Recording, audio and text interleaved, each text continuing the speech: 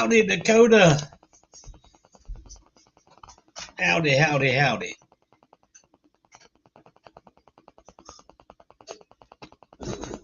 Got Dakota in the room. Justin was just here a few minutes ago and Twisted Mopar. Let's see. Let me get everything set up here. I ain't done this in a while. Let's see here. Oh, let me see. Hold on. There we go. Pin the message up there.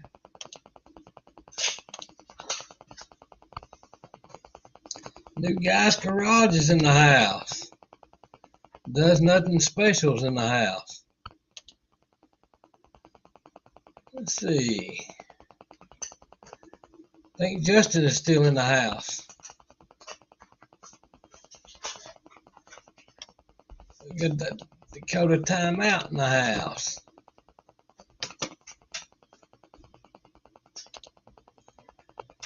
Oh, we got royalty. We got Barrows in the house.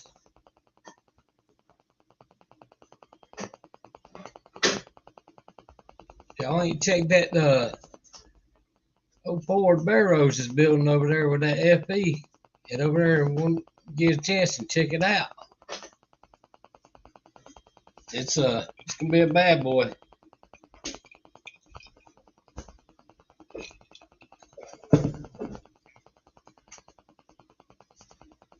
Get an old glass of tea. I'm watching Florida State. I'm gonna put a whooping on LSU.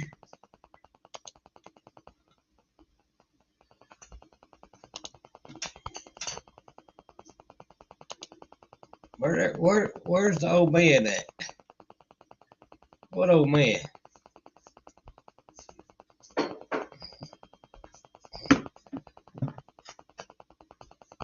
Justin had to check and see if I was old yet.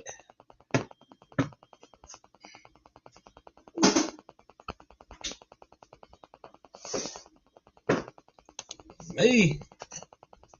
I'm not old. I'm only 19 and holding.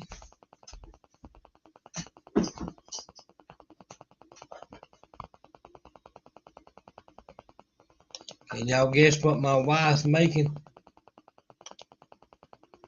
I'll let y'all guess. 38 POS Racing's in the house.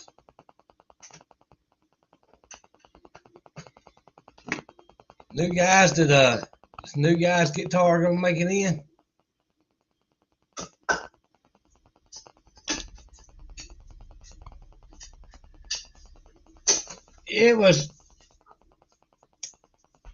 It's hot down here.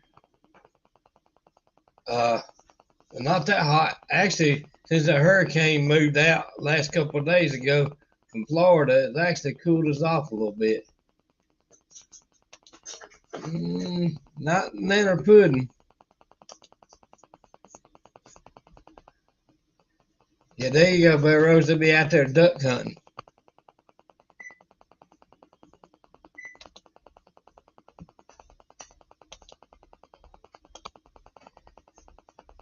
I give y'all hints. Cobbler.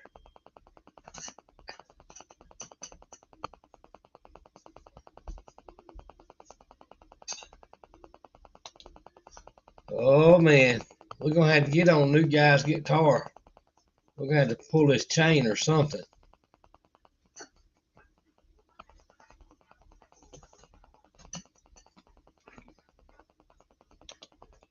Yeah, them LSU down there, they like to cheat down there, boy. They like to cheat. I'm afraid Florida's got something for them.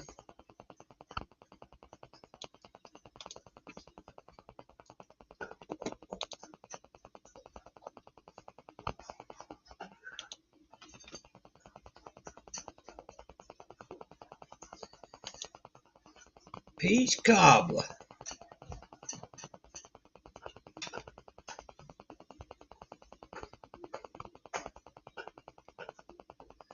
So we got 7 in the room.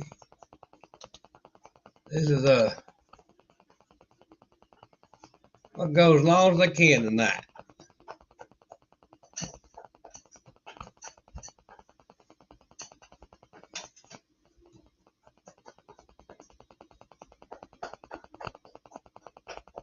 I gotta beat JB's record.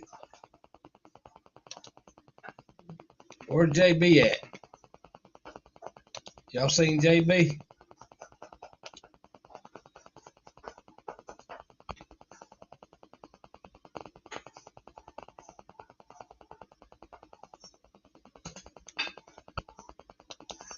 I guess if we talk about him, he'll come in. That's what usually happens.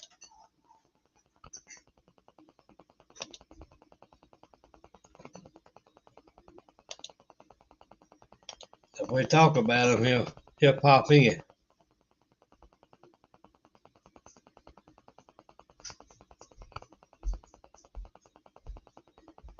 You see, LP might be popping in. We got Dizzy Easy in the house. Dizzy gonna leave me?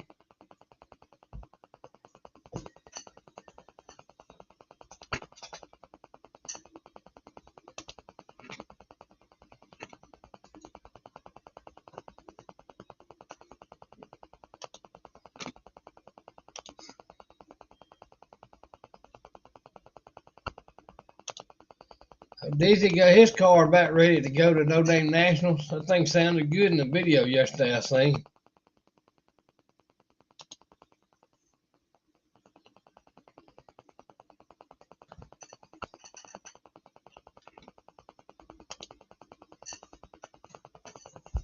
Started about 8 minutes ago, Junkyard D.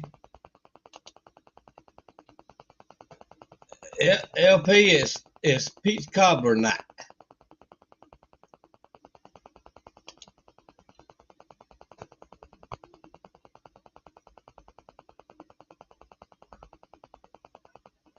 I just watched one of your shorts, Dizzy, yesterday.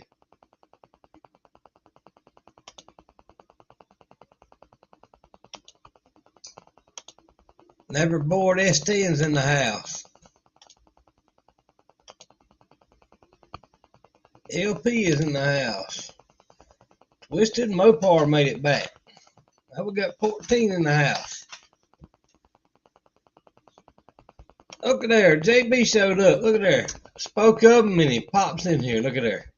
I think he's got antennas on his head.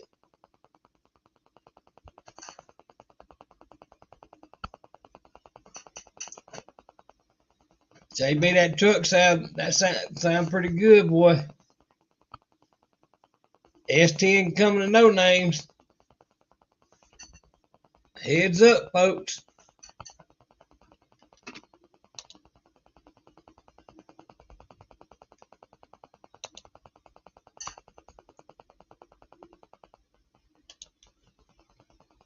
Yeah, go talk crap about you, JB. I had to call you to get you to come in.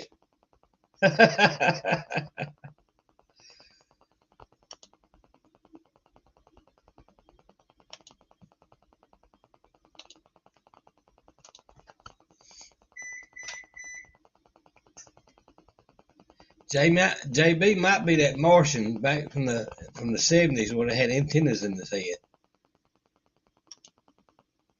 Turbo Tom is in the house. If somebody could throw some Junkyard D links in and Turbo Tom's link. Who else we got in here is on the 500? New Guy's Guitar.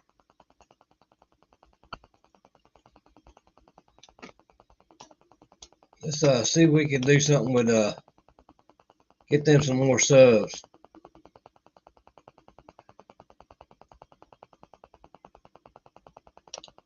24/7, Junkyard D. I'm gonna go as long as I can before I fall asleep. JB's record. I'm gonna try to beat JB's record tonight.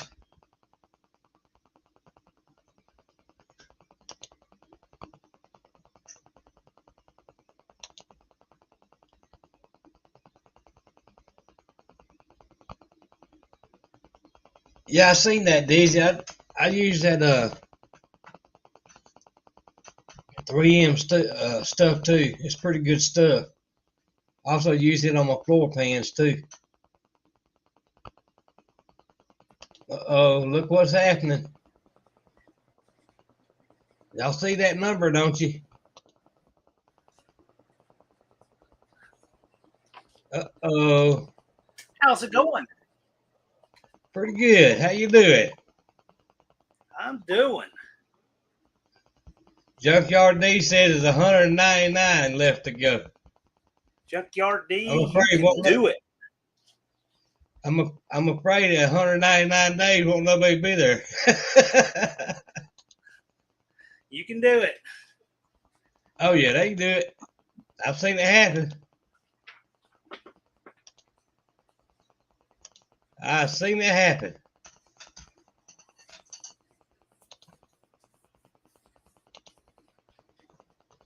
There we go. 18 more days. I just thought I'd drop in here. I saw you were going to do your 24-hour live, so I'm sure I won't be here for any 24 hours, but I figured I'd swing in. I think you'll have some rotating guests. Yeah. I'm going to go as long as I can. You never know. If you're still on and I wake up at 4:30 in the morning and can't sleep or something, you never know. I might swing back in or something. I don't know. There's New Guy's Garage. Does nothing special. Busy. Yeah, I saved up all my time on StreamYard.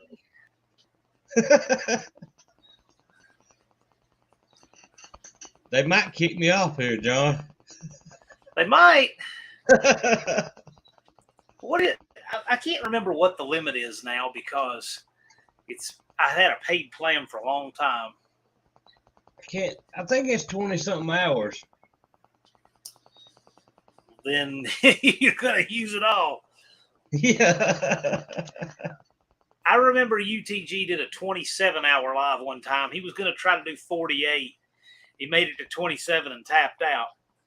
Whoa. So if you make 28 hours, you have the record that I know of for an automotive channel. The record I know of is 27. I could do it now. Yeah, I could do it. I say that, but then I wind up getting sleepy. You never know. Oh.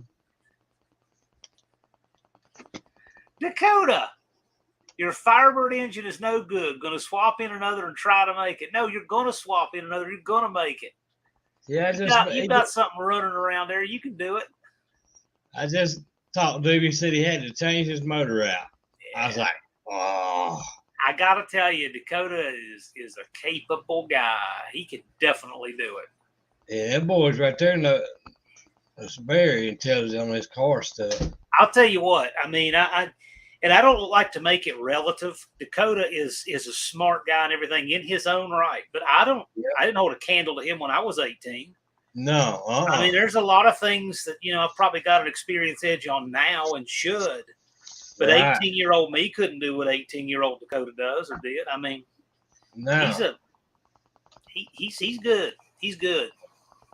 Give him about 10, 15, 20 years to get some more experience. He's going to be a hitter. Yep. Both of them. That's why I told both of them. Yeah. Both of them need to make a YouTube channel together, and I guarantee you it'll be blown off. I can see him seasoned to be really exceptional. There's New Guy's Guitar. New Guy's Guitar. What's happening? Word on the street is there's a sub drive for you going on here on Wednesday. Uh-oh. Maybe get some more subs. It will be a great time for you to premiere a video right before that sub drive, and we'll drive everybody in the live to the video. Yeah. Yep. You remember what I suggested to you? I would love to see that. Yeah. They still can make it. They're just going to have to bumper down hard. Absolutely. Every single one of them can make it. Got to buckle quick. I was looking on a live stream, and I can't remember whose it was. It was a live stream a few days ago, and I got to thinking. I thought, wow, I'm the only one here that wasn't a no-name 500 guy at one time or another. Wow. I thought, man, that's really something. Because you realize these guys who were no-name 500 last year, they just, they've gone on and blistered past it and made serious channels and everything now. Right. Like there's another one right there, 38. He was no-name 500 this year. Right. He can register as an established channel next year. Yep. He's here to stay. He's picked up some subs quick too. He's got some good stuff. Yep. He got good stuff. So does. So, I would say for a lot of channels, one thing I learned from last year and this year just reinforced it is really hard to look at a channel and tell which ones are going to make it, which ones won't, which ones will take. You just never know. Now some of them, like I'm not, picking anybody specific over anyone, but like one that jumps to mind is Blue Collar Performance. Now, when I saw Nate last year, I told him last year you should get in the no-name 500. Right. And this year he did, but what I saw last year, I'm like, oh man, this guy right here, he's got the bundle of qualities. He's a rock star. He just doesn't know it yet. And of course, this year he found out. Yeah. I found him last year, and I commented on one of the videos about that Pinto. I said, we need to have you at No Name Nationals. Yes. I watch his videos and the way he presents and what he knows and the way he builds his stuff and the way he talks to people.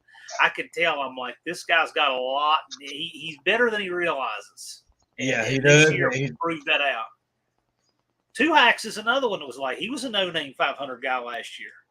Yeah. I knew instantly that guy was exceptional. Oh yeah, he's just standing in front of the camera. He's a natural. Yeah, you can tell he's good at presenting things like that, and it was, but he took off. I was his first subscriber back in January of 2022. Wow! But it's been fun watching these guys because if the No Name Nationals was in 2019, you'd have me and Just Mopar Joe and the Bad Tree guys and Unity Motorsports Garage. We'd all been in the No Name 500. Right.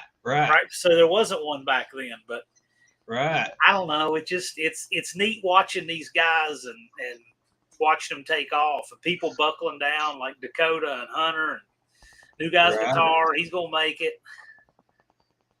38 POS Racing made it. It's so much fun to watch these guys make it happen.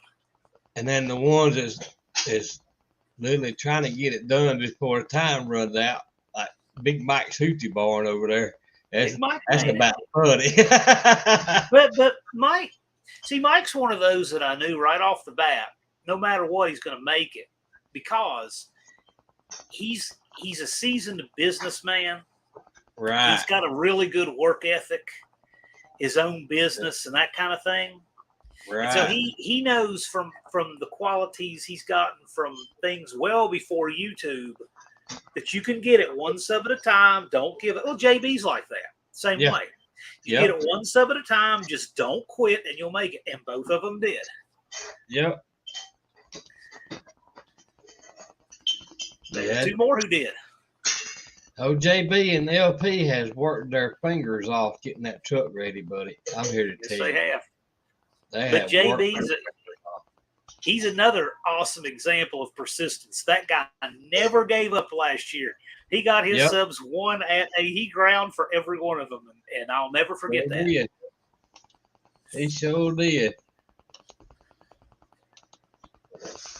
JB's the one I like it when people complain and say that 500 is too hard to get. I like it when they say that when he's around. Yeah. He sets them straight.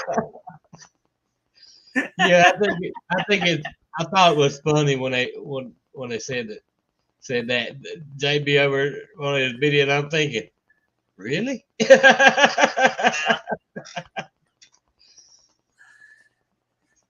But it's really, you know what? Right now on the screen, everybody on this screen is a No Name 500 contender, past or present. Yep. That's awesome. That just shows you what community that you and everybody else you went to No Name Nationals has built up. You know. Yeah. And it's truly one of the best communities on YouTube. Period. Yeah. Hands down.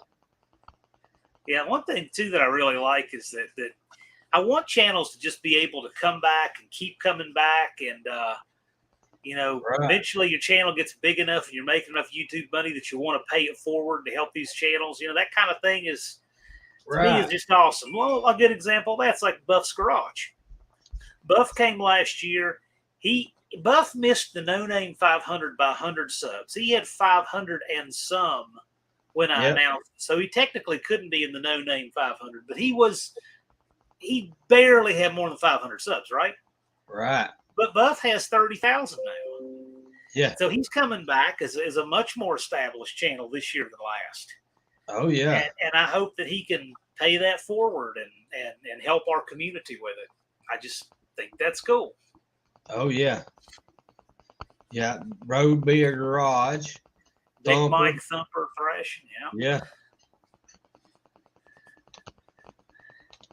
Yeah.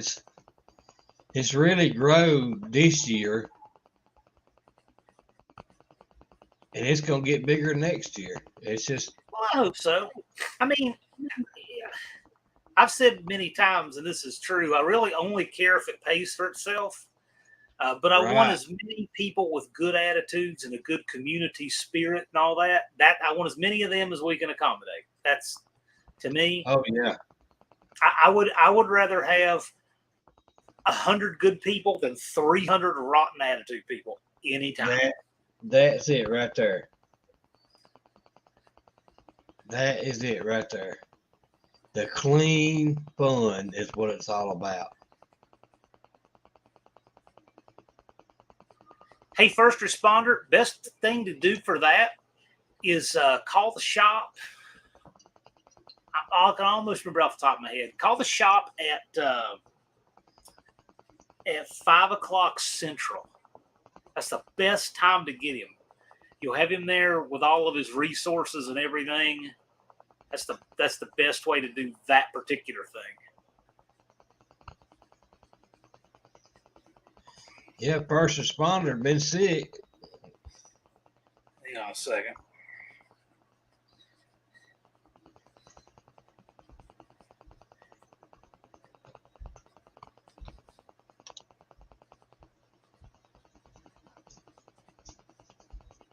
Is that right?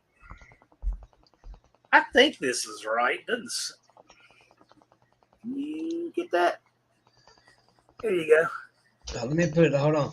I'll put you on. There you go, Damien. That should be the shop.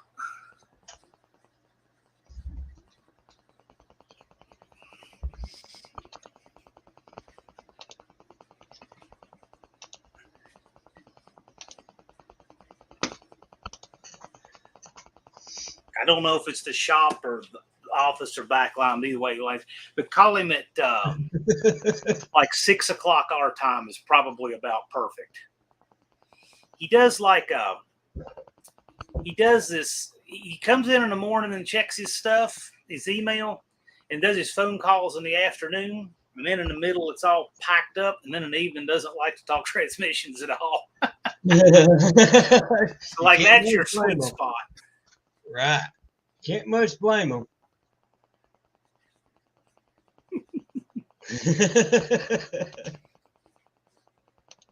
Smart guy to do what he does in them transmissions, to build a valve body. That's pretty intelligent. I was actually talking with him about that. I said, there are more people who literally do brain surgery than do what you're doing with that valve body.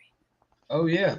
There truly are. There are more brain surgeons than there are people designing transmission valve bodies from billet. Yeah. Very true. Very, very true.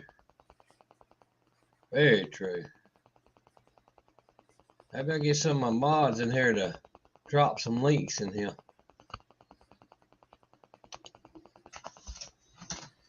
Stephen Paul's in the house.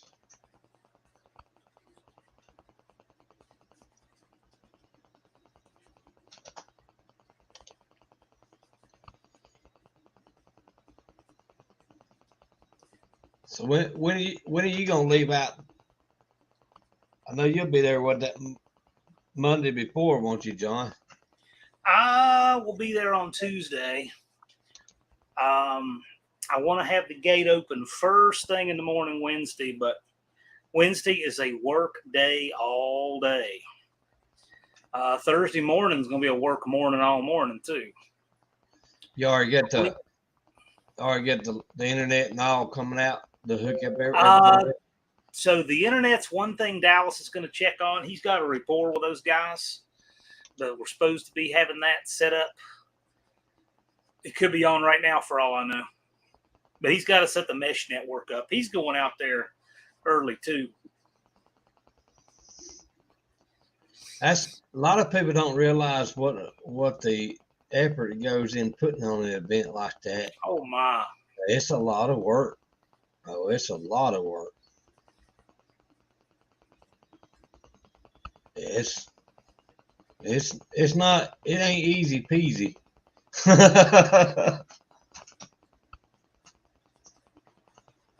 It literally takes some time.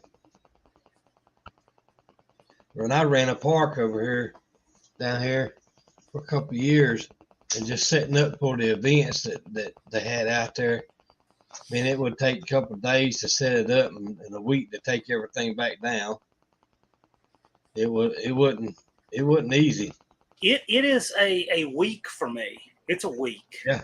It truly is a week. It's about Tuesday to Tuesday because it's a lot more than that too. So you go out there, it takes a whole day for me to get there. Right. Then it takes a day and a half, about a day and a half to set up, because people think setup and they go there, they think, okay, you put your banners up. Well, okay, true. Some of the banners are pretty easy, but then, those little small banners are easy, but the signage can be tricky. Like that 20-foot sign in the front takes fence posts. It takes some effort. Then you have to do things like coordinate sand deliveries, the water for the water barriers, the water barrier deliveries. So you always have to constantly coordinate deliveries while you're working, right? Right. You have to test the timing equipment, which the timing equipment needs a tune-up right now. I got to follow up with Lynn on that. So it's just, there's just a lot of little things, and you got to make a list so that nothing falls through the cracks. It's a big job, and if this was just a track rental for people to go run times, you wouldn't have all this. It's because of the event around the racing. Right. I mean, it's just there's a lot of little things. And them little things takes time. I got a handicap accessible portable toilet coming for the back of the pits and a hand wash station, right? Some people don't think about those things. We want to make sure that we have a little bit better accommodations for the people that are out in the pits and to be ADA friendly, right? Right. It's just, that's the kind of thing. Yeah, it's just so many little things like that. Oh yeah. The light plants. At some point on Friday afternoon, we got to sneak out and get light plants. Right. So it's just stuff like that. Yeah, it's a lot of work goes in setting up any event like that, and it's a lot of people don't realize what it really takes. It takes some time. It does. It's time, and then you got little things you got to work through. Like last year, we had a reservation on light plants, and the company, it's a different company last year than this year, but the company who had the reservation through just didn't honor it. Oh. We just show up and they said, oh, we just don't have them. And Dallas was like, what do you mean you don't have them? We had a reservation. So anyway, had to run up to Cape Girardeau to get a light plant. Well, you adapt and you overcome. But this year I'm renting from a different company, and you got to find these things out and work through them. And that's just like one of 100 things on that long list. Oh, yeah. I mean, the movie, there are so many things like not just, renting a screen and having a screen set up and the time and what you put it on and how you tie into sound, et cetera, et cetera, et cetera. And the projector. People think all that stuff. Here's the other one. It's not it can be, depending on who you're working with, a challenge just to get a license to show the movie. Right. You have to have a license to show that movie in public, outside your home. Well, it's just, and it's expensive. That license is expensive. Oh, yeah. So, and plus too, they have the moratoriums on what you can show. So not everything is available. And I don't care how old it is, they can put a moratorium on it at any time because let's say they're working on a new DVD to sell to the public or something. They'll put a moratorium on public showings like what we're doing, which doesn't make any sense. But these are the things you have to know. So anyway, it's just there's a long list of things. And I guess like anything, it gets easier the more you do it. It definitely is a little smoother this year, you're not having to figure out as many things from scratch. Right. We've also added some things. So I expect it will always be a new and cool challenge. And I hope I am up for it for many, many, many years to come. But to do it and do it right, it takes some doing. And I love it, or I wouldn't do it. Oh, yeah, definitely. And the payoff for me is when you guys come and are safe and have fun. That is all I give. I make no money from it. That's what I get, is just the joy of you guys coming and having a good and safe time. And that to me is what it's all about. And majority of the drag strips you go to is especially down here, I don't know about anywhere else, you'll have 900 people right there at the staging area. Yeah. Bunch of acting like a bunch of idiots. No, we won't have that. And we got Lathan in the house. Ow. Yeah, that's what I like about it, because it's done right. Lathan is in the house. Hold on. Car's beeping at me. What y'all up to? Car's hungry. You got to feed it. Yeah. It needs a couple of that gallons of that high octane in it. Not this one. No, I just picked this car up today. So just kind of looking it over, seeing what all I got to do. What is it? It's a 05 Hyundai Tucson. Nothing cool at all. It's just cheap old gas. Yeah, just a little daily. Well, I got a little Cavalier, but I've given that to my wife's little brother. He turned 18, got out of high school, and got a driver's license. So, well, I'll give you this car. And I went and picked this one up from my mother-in-law today. So, needs a battery and some door handles. I think it's got a crank or a cam sensor bad in it. Ain't too bad. Nah, nothing major. The air conditioner's the biggest thing. So you could drive that to no names. It won't cost you that much. Well, I'm not gonna get to come. I heard.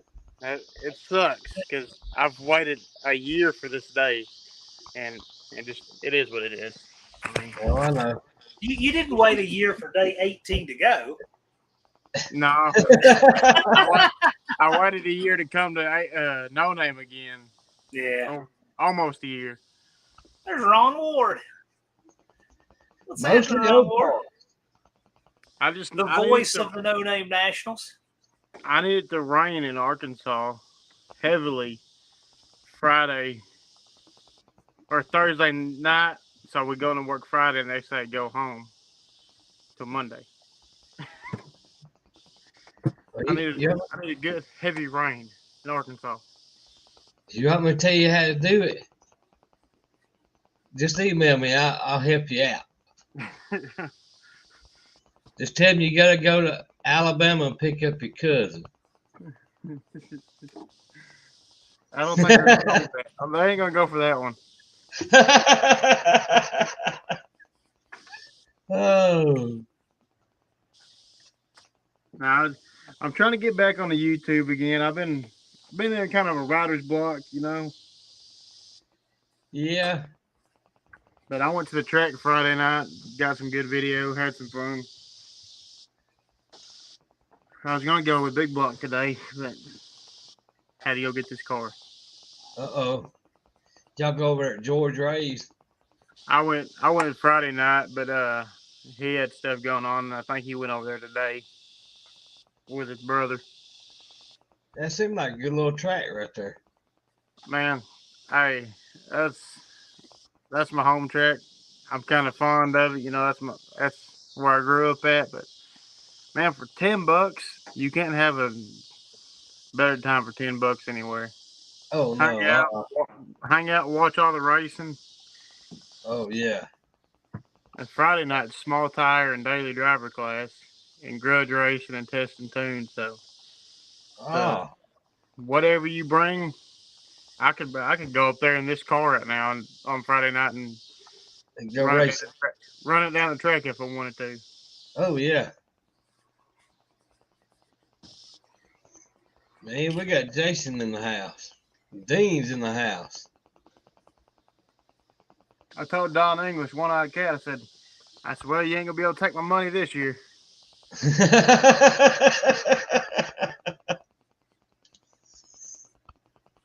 Boy, he has been busting his tail on getting that car ready. You see this? You see this behind me? This look familiar? Well, yep, sure right there. Yeah. So you guys that don't know what the story is with this, it's been on my bucket list forever to go to George Ray's. George Ray's Wildcat Drag Strip, Paragould, Arkansas, right? And they don't do trophies anymore. But between Layton and Big Block 402 Steven, they had a few of these, and they gave one to me and to Dallas and the Two Hacks, I remember. I just thought that was so freaking cool. Wow. So that's what the story is on this in my office. And it's the only trophy I have that I didn't win. But that's the story. I don't have my name on or anything. So I don't do any stolen valor, but it's a really cool piece of George Ray's memorabilia. So that's why I have it here in the office. I just thought it was really freaking cool. In my next office expansion, I'll have a shelf where it displays a little better. But for now, it's tall enough. You see it sticking up, by my sticker wall. But anyway, that's the deal on this. Sometimes I mention things in here. People don't know what they are. My racing career there started at a super young age. I started racing there when I was 11. And people threw a fit because my dad was riding in the car. And George said, come out here Saturday. I'm going to watch you make about 20, 30 passes. And we'll go from there. Well, I made them passes. He said, if anyone says anything to you, he said, you go tell them to come see me. I said, yes, sir. And no one said a word after that. And my short, like I started out in trophy class back then, and my dad had a 92 Buick LeSabre. I ran that for a year. Then we bought my 86 Monte Carlo. I ran that for a couple of years. But just a short time there when I was younger, I collected 53 of those trophies. Yeah. And it even has, just like you see in the really old school time, they abbreviate the name like they did way back there. See that? Yeah, sure do.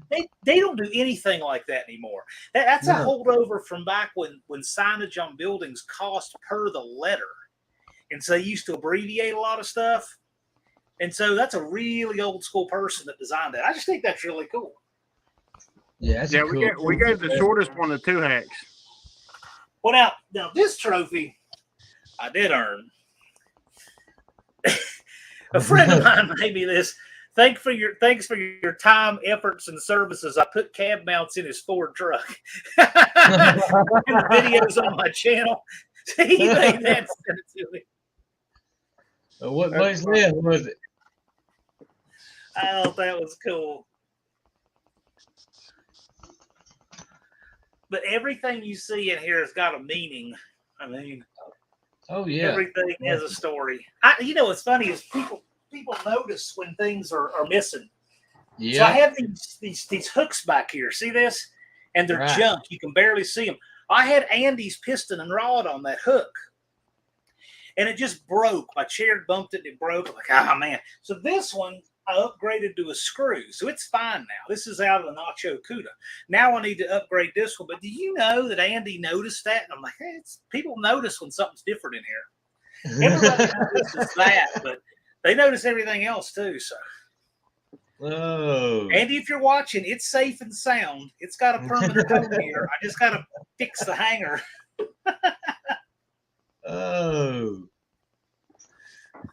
Pulled this transmission dipstick out, and I can't remember where I pulled it from. It's in the front on them right there, ain't it? Yeah, but I can't see the tube. And I ain't got a light out here. That means you need glasses, Lathan. It's called old age is catching up to you.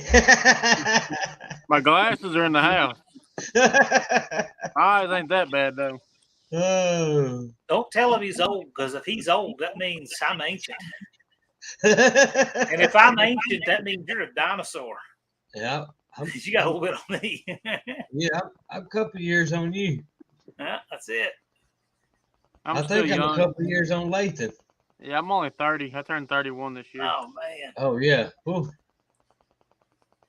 Dang, Lathan. He's 20 years younger than I am. I got more back problems than an Egyptian slave. Oh. 3 year in trying to fix my back, and I wasted my money.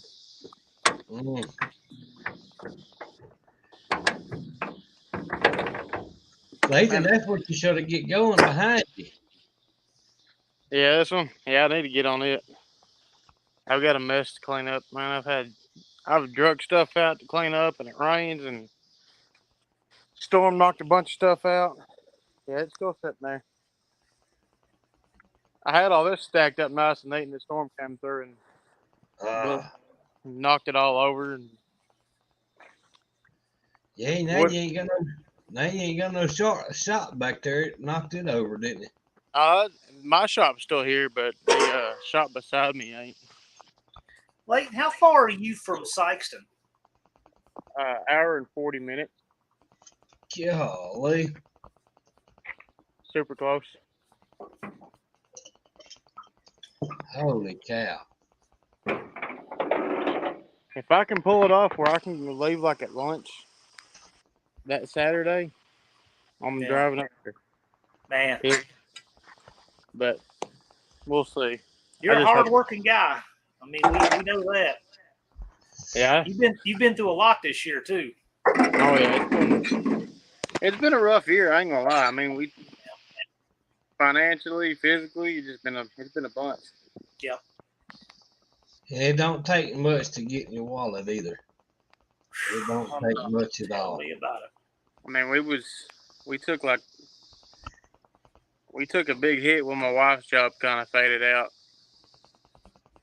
She was making a bunch of money, so that kind of ruined some plans I had going. So yeah, it is what it is. But I'm back working 6/12, so I'm bringing the money in. Ooh. I'm trying to get through this year, and man, the light at the end of the tunnel is there on this old house. It has taken everything I have getting this house done. Man, get through that. You know, then I got another one I got to get turned over and rented, and I'll make it through it. Man, it's like the bottom of the valley, right?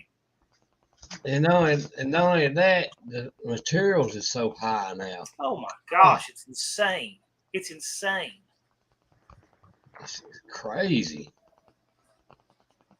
crazy. I think I spent right at $300 to run me a power wire from my That's boss. the shop that got blew down. Wow. So when I see that, I mean, I see that wall is down, the roof came down. How much? See, now I guess you've been in there and kind of surveyed the damage. No. I mean, what's salvageable? Everything. I mean, it just all the thing in there was just like bolts and power units and stuff like that. Yeah. But my shop's still good. Are you gonna rebuild that shop? Now that's my father-in-law's shop there. Okay. Mine's still standing. I've got to get a little bolt for my ground wire because I lost it. So I don't have power in my shop right now. That's why I've not been welding. Because I put a new air conditioner in when I wired it up outside. I was trying to put my shop ground and that AC ground together. And I took another one out and lost the bolt or the hex bolt, whatever it is. And you can't find that little bitty screw anywhere. I went to Lowe's, Home Depot. Big Block said he's going to look for me, though. He said he's got some stuff.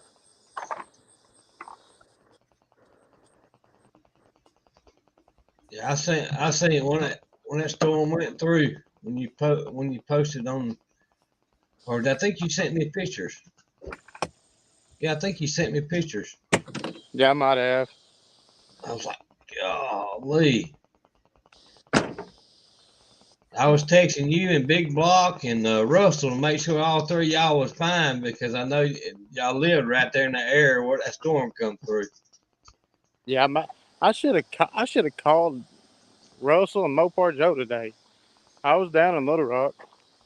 Ah. I could have hollered at him. The Little Rock, Arkansas. Yeah, I drove down there, pulled up to my mother-in-law's place, loaded this car, and jumped right back in the truck and took off. Wow. How far are you from Little Rock? It's a couple hours. Joe's halfway between Memphis and Little Rock.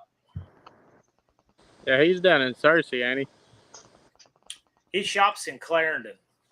So if you take the interstate across, I think you get to Brinkley and then go south to Clarendon. I think that's how he went. Yeah. Russell's lives in Searcy, Russell, I think. Yeah, Russell lives in Searcy. Yeah, Russell's got some kinfolks down here in Alabama.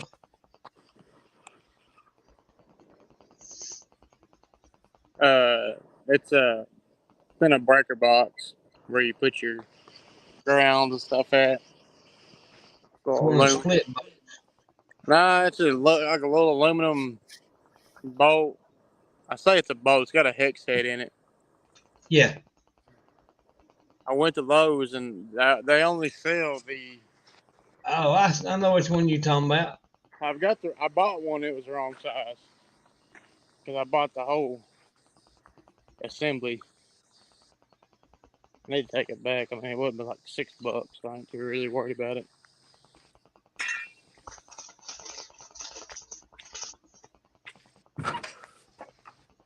It's somewhere here. There it is.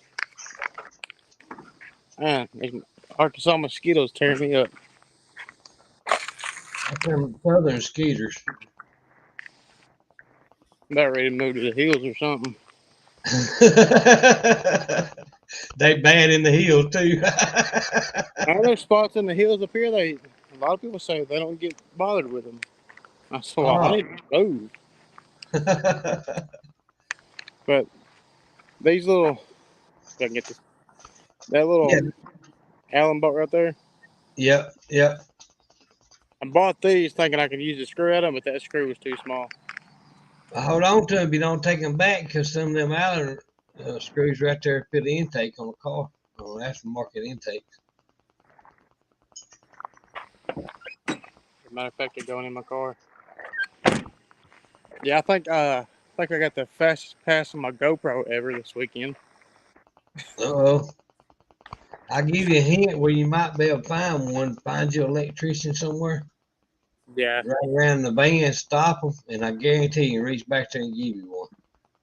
Yeah, my phone got a bunch of electrical stuff that I forgot about, so I'm gonna go ask him about one this week. Yeah. But I went over to Paragould and a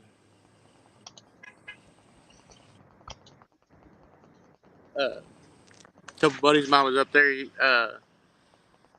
Jay Longtime 20 on YouTube. Him and his dad's got a big Hemi dart, bright orange, and I put it on top of his dart, and I know that thing was flying. Whoa. And Whoa. the purple scamp on my page that I post a bunch of videos about. We didn't have a good night with him. I put the GoPro on. He did a bunch of changes to the car and made one test pass. And at the finish line, he head gasket and blew the radiator hose off. So he said, "Man, I hope your GoPro's waterproof." I said, "Oh, it's waterproof." Because in the video, all you see is a big bunch of smoke and water everywhere. Man, everyone tells me the sunset's nice here. I said, "Yeah." That's about the only thing we get. We get a nice sunset and can't enjoy it though because the mosquitoes are eating you up. Right. Yeah, they bad down here too. I gotta figure out how to hold my phone again. Well, that is pretty. That'd be a good desktop for your computer. Yeah. Yeah, we've had some good ones here lately. Yeah, we had tried to get some the other day when that hurricane coming through Florida. You know, you see the clouds up here, and they look funky. Yeah, I've got some family down in Tampa, and I checked on them. I was checking on them, make sure they's all right. Yeah, I got a daughter that lives just outside of Tampa, and then the grandson that lives with the other grandparents. They live probably within 10 miles of where that hurricane hit. And we was up till 4 o'clock calling and checking on them the other morning. Yeah, them hurricanes don't play. No. You just along for the ride. That's it. That's the reason why I don't live in Florida. I lived outside of Orlando for like 4 or 5 years. I lived down in Panama City for about a year. And I was ready to come home. NSB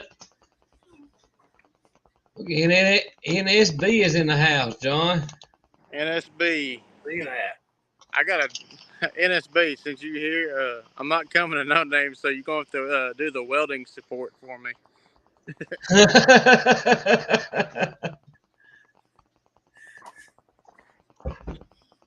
I'm sure if 323 Fabrication, I ain't talked to him, but if he makes it, he had a beautiful welding rig out there last time too. So I know NSB's coming. He's got that welder generator in the back. So the reason you bring welders is so that nobody will break drive shafts. Yeah. Square body.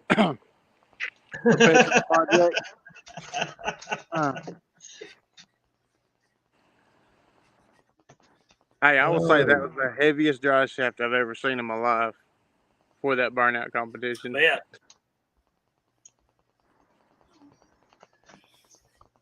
Yeah, it looked like they had a lot of fun, especially with DZ Easy coming in there. I thought DZ was going to go around the burnout pit. Yeah, I had to back up a couple times. I was getting a little worried. Dizzy created a couple new rules this year. I'm serious. You'll see them. Oh. That was funny video right there. That was funny right there. Yeah, we got some skaters down here called Asian Tigers. We got the alligator skaters. I call them pterodactyls because, man, they will light you up. Something flying in the sky. I can't tell if it's a hawk or a mosquito. Right. Well, I'm gonna go inside, guys. I'm getting ate up out here. All right, Nathan. Get out of the bed. Tomorrow's my last day off, and I gotta do yard work. Uh-oh. Good seeing you, brother. All right, we'll see y'all. All right, well, big yeah. I like old Lathan. He's a good dude. Yeah, he is. Him no big block. Dakota is in a time to get his motor in. I don't have a list of the call outs because they change all the time. People keep making new ones. What I would say is you can look at the hashtag videos, hashtag nonamenationals, and just look at the latest ones. You'll see them all there. Surely people will tag their videos. And call outs too don't always happen because someone will call someone out, the car doesn't show up, they don't show up, something like that. So I don't try to keep up with all of them. I leave it up to them. I mean, whatever happens to the track, it just happens, and it works. Yeah, that's right.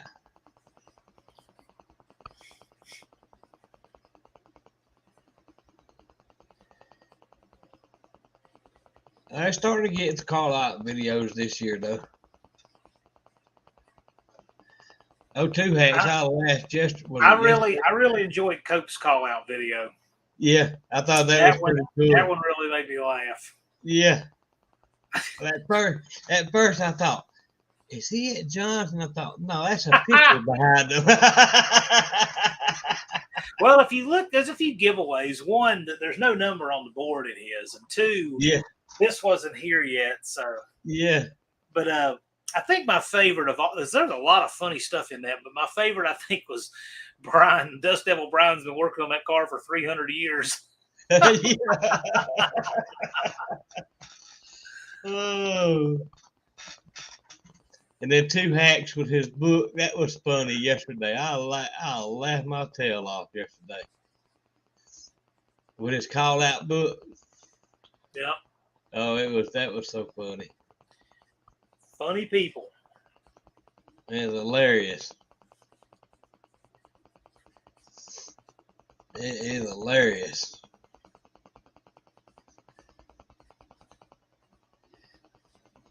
JB got that trash truck going, boy. That thing sounded pretty good.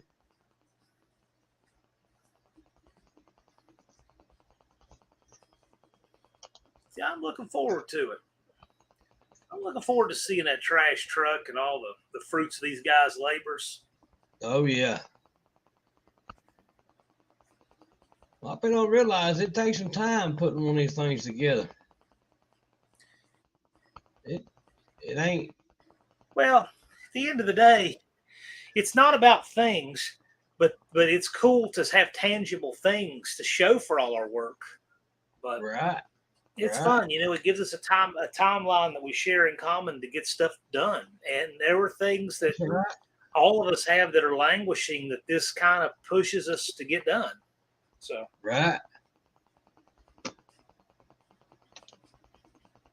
Yeah, like who you never know what entry we're going to see next year from Auto Salvage Outlaws.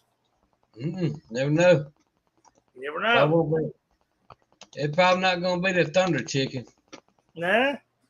If you had to say right now, what do you think you'd do?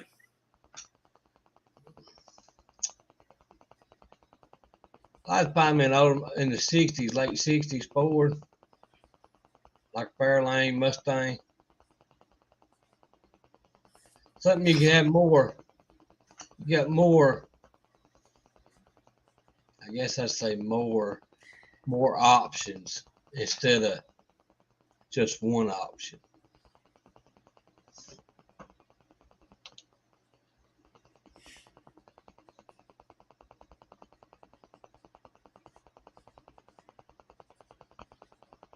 Well, as the house, I don't put any money on anything. I mean, yeah, last year people made call outs, a lot of them right at the beginning of the year, and a lot of them happened. Some of them didn't, just because things changed over the course of 9 months. Oh yeah. But yeah, it's just you never know. You know, things happen. You know. yeah, it's just good fun. Oh yeah. I think that doing the call out videos is and it's clean, it's classy. Yes. It's not trash. Yeah. That's the best. That's what I like about it. 38 VO says it took him 40 years to get his on the track. Yeah, I tell you one thing. A lot of people don't realize them Corvairs, the way they set up and then put one of them V6s in that Corvair, that's not an easy task. Let alone take the original motor and transmission out of one of them. Them things right there is not easy. There's a lot of talent in this community doing cool things like that. Yeah. Like Big Mike's what is he calling that thing? The Blue Goose? Mm-hmm. Man, he has come a long way on that car. Yeah, he's come a long way on that car.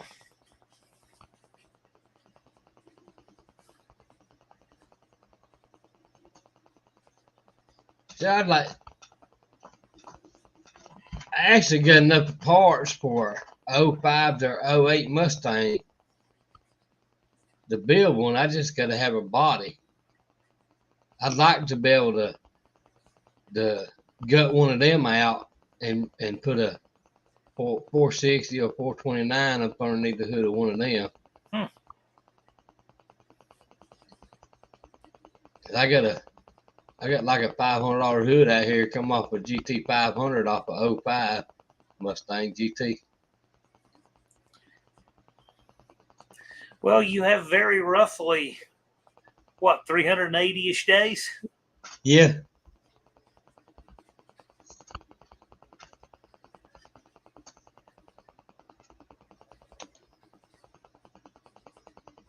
At least the U.S. transmissions can be made to fit. So 38, you bring in the 59 again? The 59, the Impala. That's sweet. You know, he's putting a Dodge 46 RE transmission in that car, right? In that 69? That 59 Chevrolet? Yeah. Really? Yeah. How's he doing that? With a plate? Probably with a strong back and into the trunk.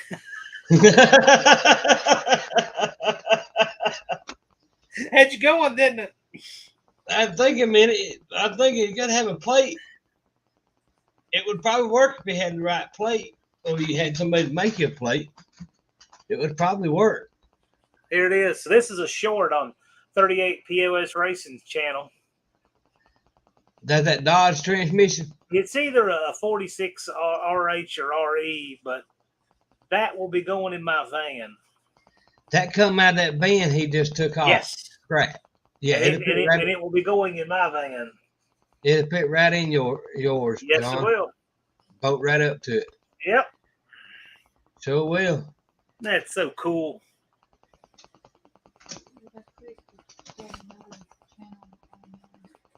Yeah. See it, Clint. Ugly but free.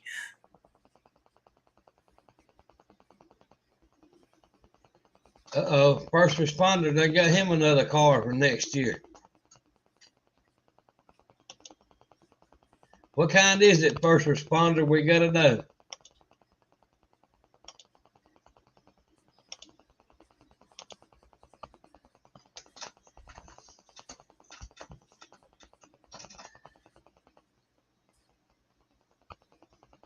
I wouldn't mind finding me a Duster and build me a Duster. But all Dodge people would be mad at me because it would have the 460s or 429 Ford under the hood. Why slow it down like that? It would be inbred. Unless I find the 440 Hemi, then, of course, then that's what would be up underneath the hood of it. Just put a small block in it. That's what they're made for. Yeah. So imagine this. So you could do a 302 Ford, right? Right. But imagine taking your 302 Ford and getting the good Windsor deck height, right? Right. And getting shaft mounted rockers for it, right? Right. And a long rod. Oh yeah, that's right. That's a small block Mopar. You could just go ahead and put that in there just like it is. Or you could take a 351 Windsor and really struck it to a 427, and then absolutely no reason to put a small block Ford in a. And see, that would take care of all the small block Dodges. Then that they couldn't keep up with it. Then. Oh no, your good stroker small blocks run circles around that. Oh.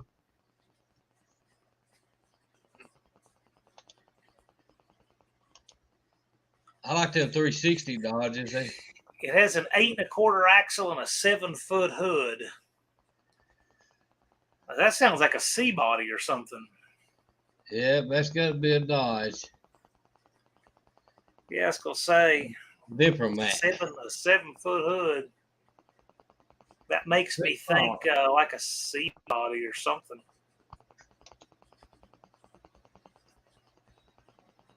Or a early 70s B body had a crazy long hood too. Didn't the Imperials or whatever, they had a big old. Well, the Imperial. I don't think any Imperial had an 8 1/4 axle though. They not only did not have an 8 1/4, they actually had a truck pattern. It was a 5-on-5-inch truck pattern wheel. Right.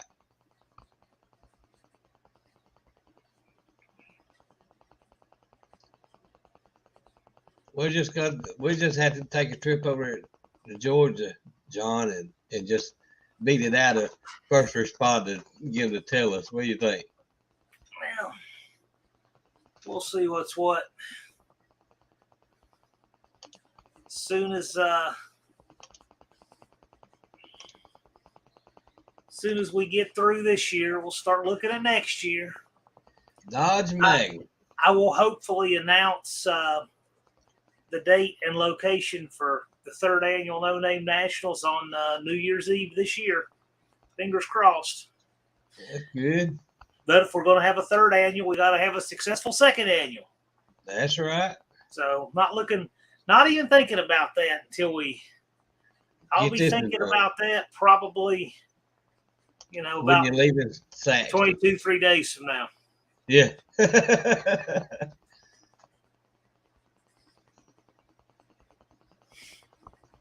A 7-foot hood. Dizzy's guess is good. A Magnum or Murata or something like that could be. Hey, them Dodge wagon Magnums, buddy, them things are sharp. Well, he said an 8 1/4. Of course, they made the 8 1/4 a long time too. Yeah, that's gonna be in the 60s or 70s, ain't it? You could get an 8 1/4 in a Jeep Cherokee up through 2004. I have an 8 1/4 out of a 2002 Cherokee right there next to the shop. It's gonna need a reverse manual pattern valve body, yeah. Of course.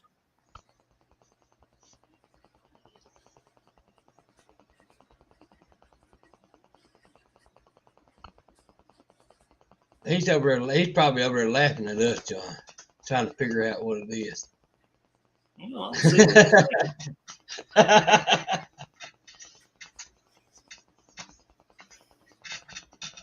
8 1/4.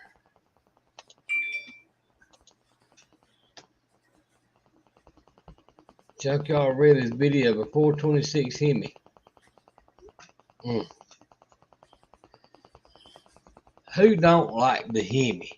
I don't care if you like Chevrolets, Dodges, or whatever. But when you say 426 Hemi, I don't care what kind of person you are. If you're a car guy, everybody wants that 426 Hemi. That's a legendary engine. Yep.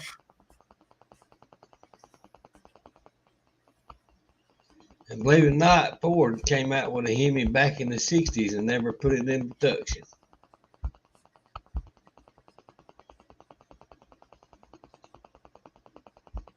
You know, all the stuff that they invented back in the 60s and 70s.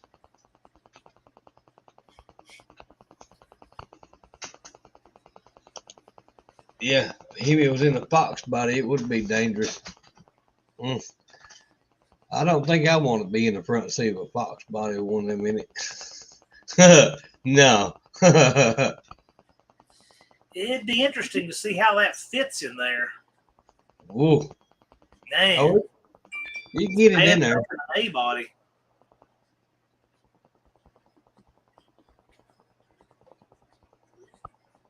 Yeah, it had to do something with the frame.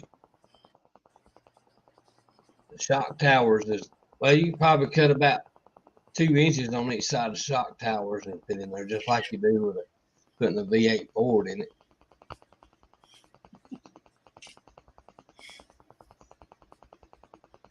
See, now they says you can get in a book in order to already cut down shock towers and bolt them right on now. Used to, you had to cut them. Yeah, you do without a frame. I guess you have to get rid of the shock towers though, and just put your strut tubes off the roll cage down to it. Yeah.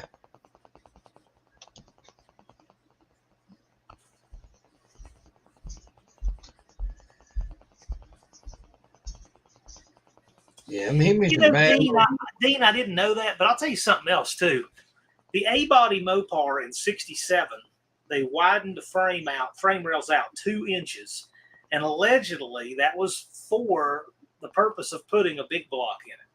Because in 67, 8, 9, maybe not 67, I know 68, 9 for sure, you could get a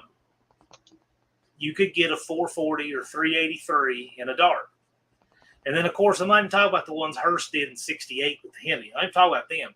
But from the factory, you can get a 383 or 440 in a Dart, and they didn't fit good at all. I mean, they fit, but they didn't fit well. And so, I don't know. I see that Fox design for 460, but I wonder how well it actually fits, because all the ones I've ever seen have been race cars. That's just like the Mustang 2s with the small block 302s in them. There's no room between the manifold and the firewall. I'm talking about none. Fords are not my favorite to work on. They will make you cuss.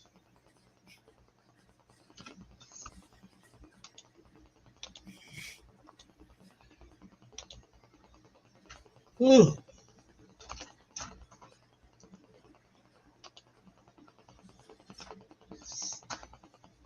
I like Dodges. I like the late '60s, early '70s Dodges. My dad had a few of those from growing up.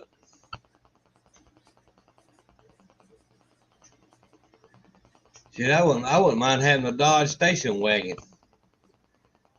Tub that thing out. Put a big block in that thing. You know, it's funny you say that. As cool as it'd be to have a Dodge station wagon, I'm intrigued by the Mexican Dart station. I don't know if it's called a Dart or not, but they made a 67, 8, 9 style of Dart and standing with a long roof station wagon, and it was for the Mexican market only. Right.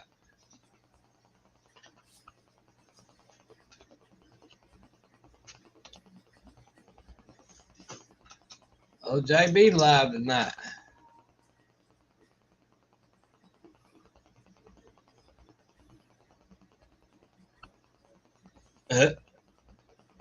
Well, I'm curious. So you're an hour 15 down. You've got 22 hours and 45 minutes to go. Yep.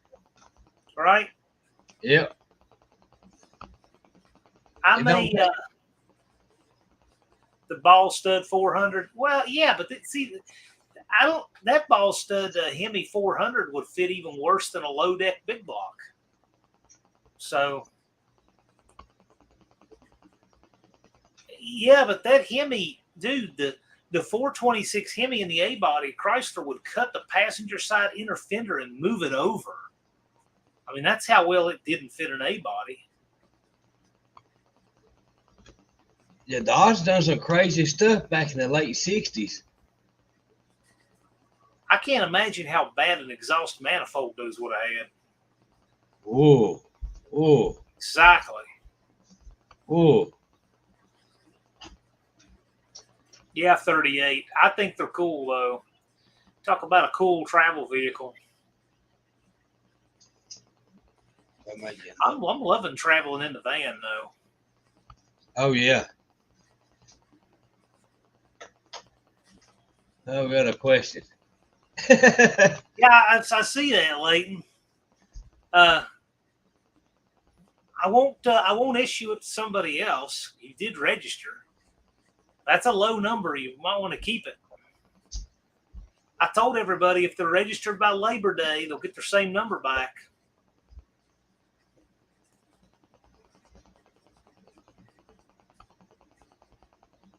He worried about his number. Oh, Lathan.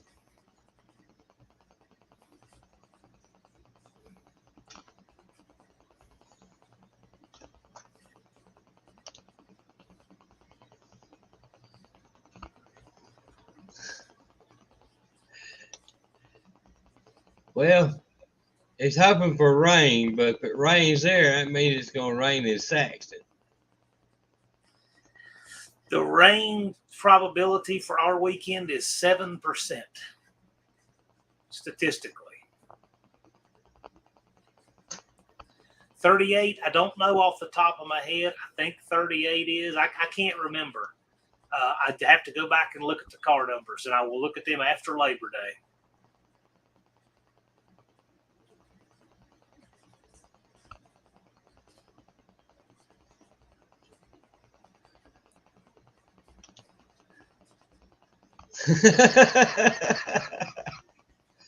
Lathan wants it to rain. Lathan, go out there and do your rain dance.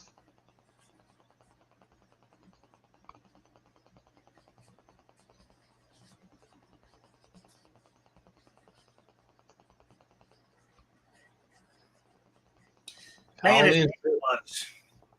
18 days. Gosh. This year has went by so quick. Flown. Ooh. Mm.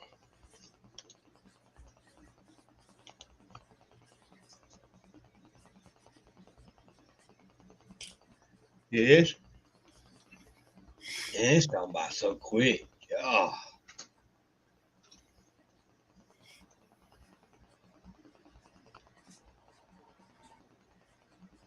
It's just unreal.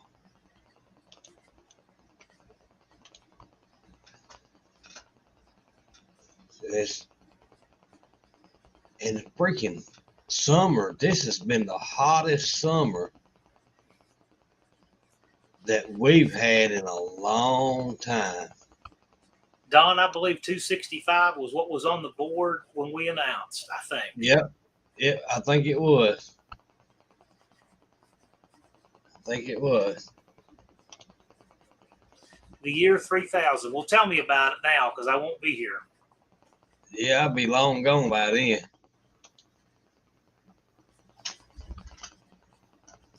Four weeks old. Oh, Lee.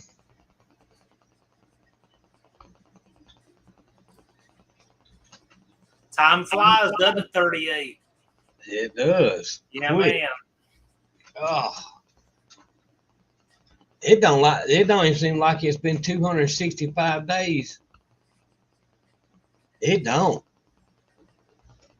I remember super clearly when I announced the first one. I mean, time flies. Yeah, I found No Name Nationals back. It was in toward the end of March last year.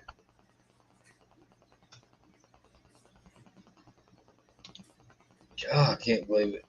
God.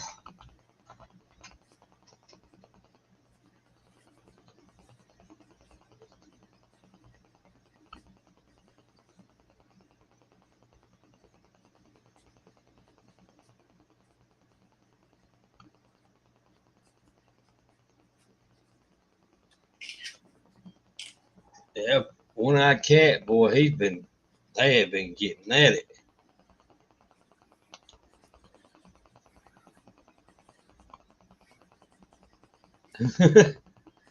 Well, I got to tell you, I'm going to honor whoever pre-registers and has the numbers from last year.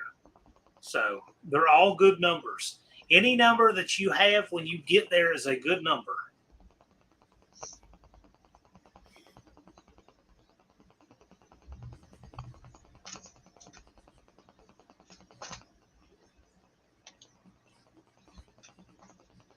Jan Russell's been having it rough too.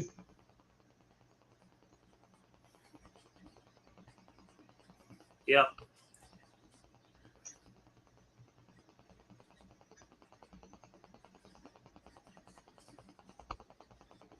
It's just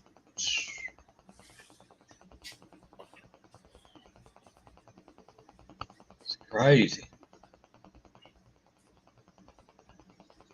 Yeah, one-eyed cat painted his floorboards pink. I've been messing with it with his pink floorboards. They should just put Pink Floyd outside of it. Why not? We'll call it Pink Floyd. Dean, you mean like Han Solo?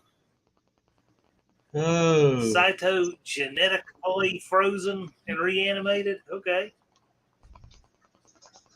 Yeah, Don, I just don't know who has. That's a number I don't keep in my mind is who had what car numbers. I just don't know. That ain't no way. John, if you remember all that. There's a lot of stuff I keep in my head, but that's not one of them.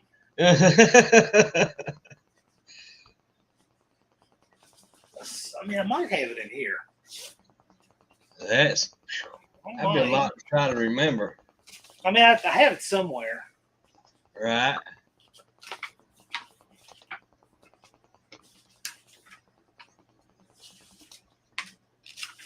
I need to keep that out anyway.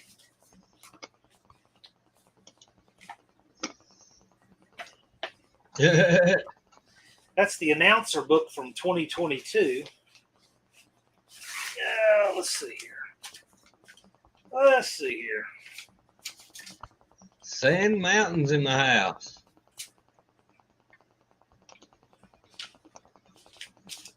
Hunter done snuck in here. Hunter, you got your car ready to go?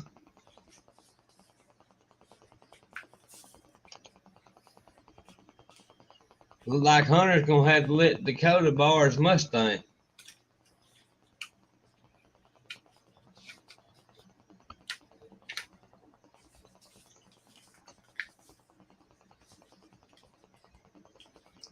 That's a lot to keep up with, John. It is. Let's see here. There's that. There's.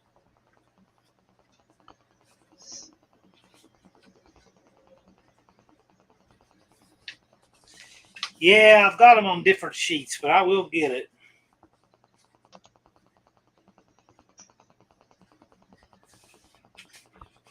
Oh, a lot of old paperwork here.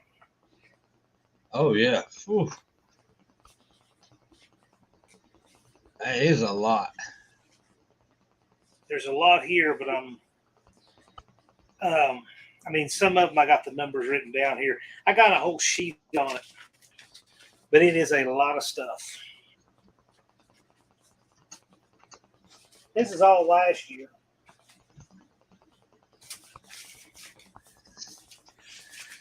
Lots and lots and lots and lots of last year.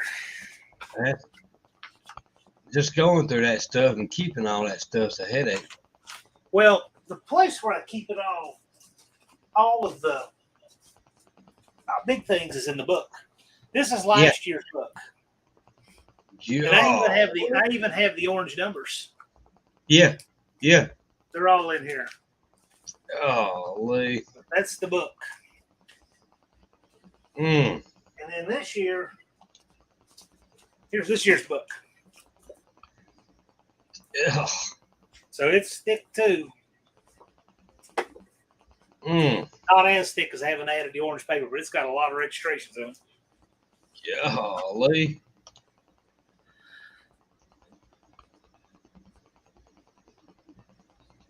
Sam Mountain Ballistic says he still needs to get his tires balanced, but he'll be ready. He needs to help his brother put an engine in. Yeah. If not, he's gonna have to go out there and get Hunter's Mustang. Paint or no paint.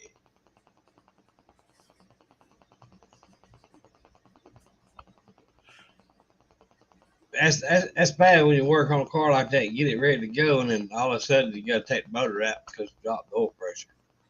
That right there is frustrating.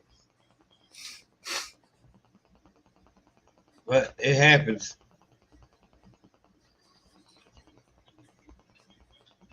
If anything's gonna happen, it's gonna happen when you're in a rush to get it done too.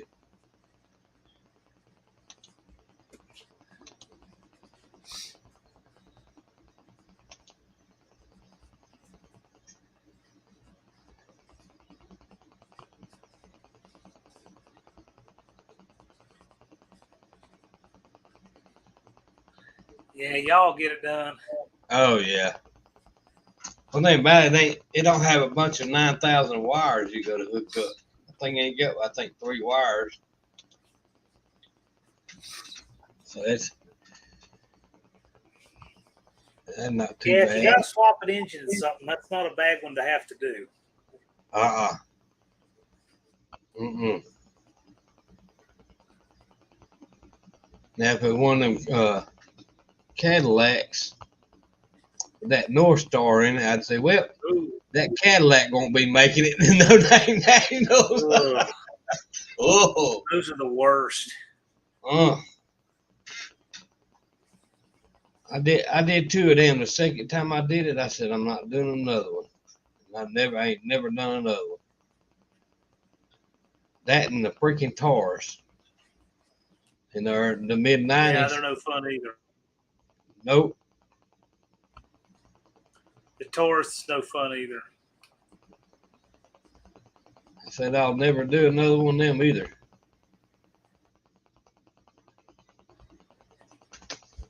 And most of the trucks, it ain't too bad. Like your Dodge trucks, the Dodge engines is about the easiest thing to change. That's the way they run their the wiring harness. It's pretty easy. Just set the whole wiring harness over to the side.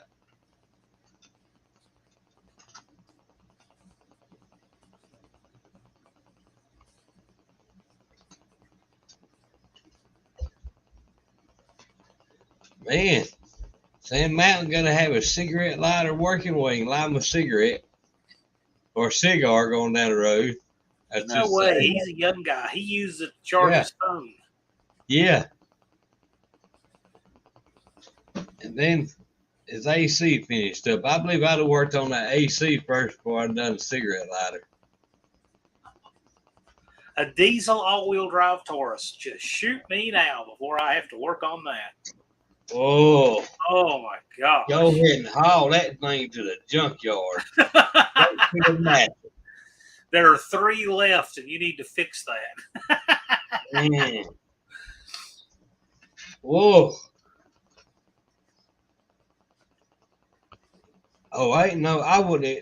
If I raised the hood up on that thing, I'd just slam it back down and tell them to take it somewhere else. I wouldn't even want to look at it no more. Whoa. I knew a guy that had a diesel Escort, an 80s diesel Escort, and he loved it. I've seen them.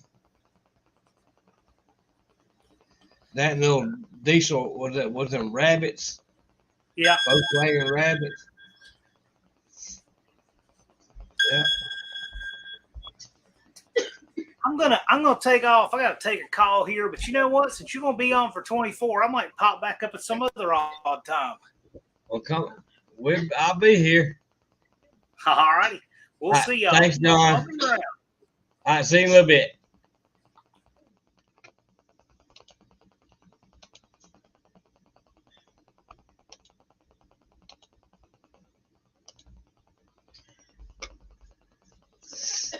I think I still got the link on the top.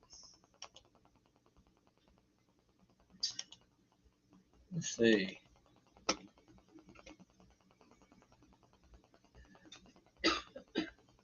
Oh, Lord. All right, one-eyed cat, I'll be here. Holy cow. I didn't know if they made a Corvette with a diesel in it or not. Lord have mercy, Hunter. Give me just a few minutes. I'll be right back.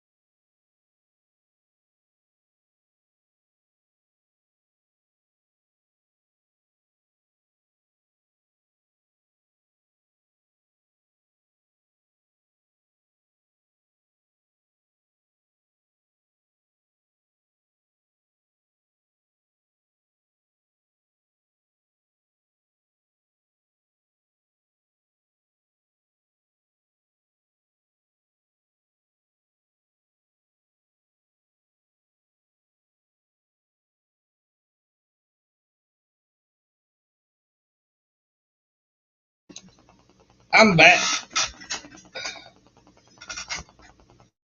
Let's see.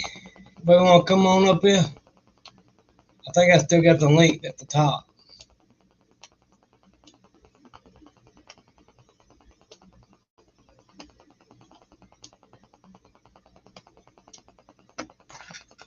It's good to see old Lathan again.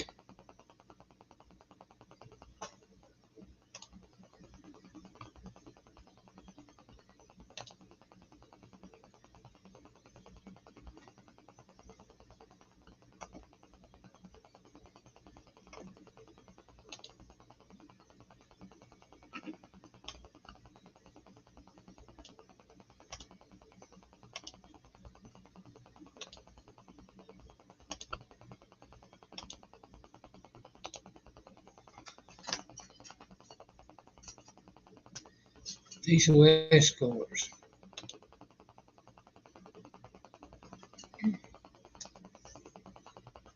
Yeah, I had one of those Escort GTs. They were pretty good, 5-speed. Them things right there tear the ground up.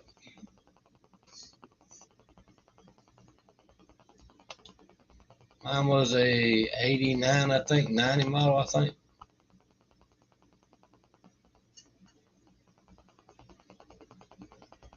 Time slip. Let's do a time warp again. Dane, I just need that lottery numbers. I heard get me a ticket. I'm waiting on to get the numbers.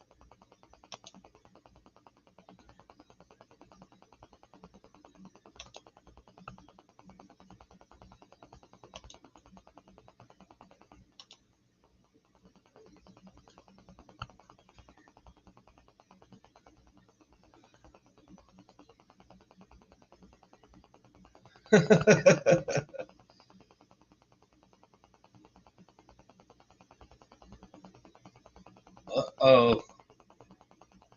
They ain't done got in trouble. They know you walking home yet, or you still at work?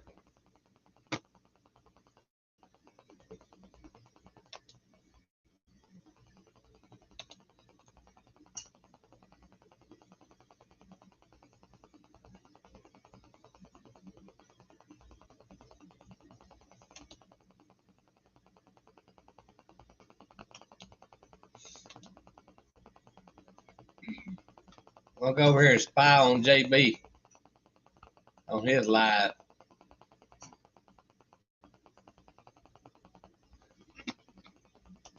My computer slowed down.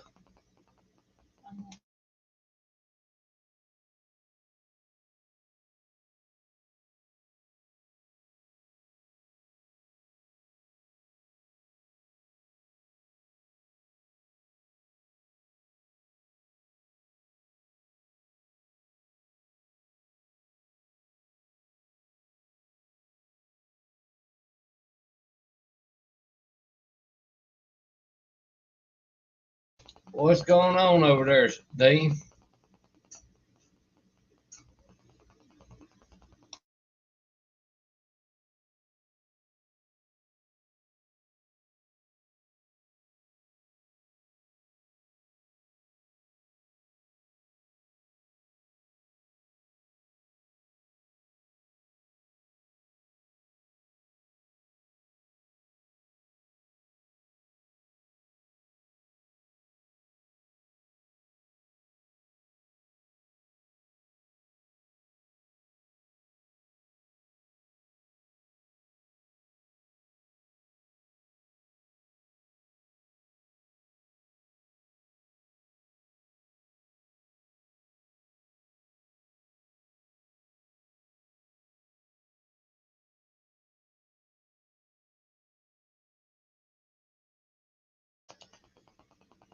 Yeah, that's what I need.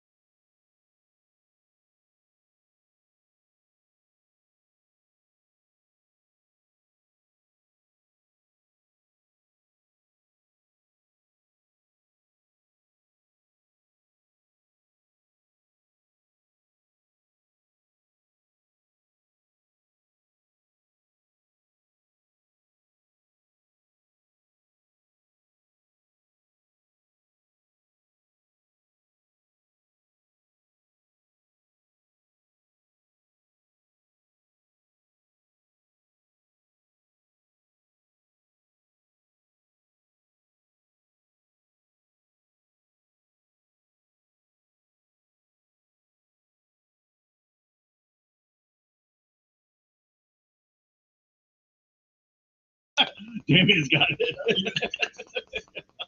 Now he's on our live. Oh. There you go. I had the bike on mute a minute, said Mountain. Going over to JB and spying on JB. Who is that? Yeah. Good to meet you, man.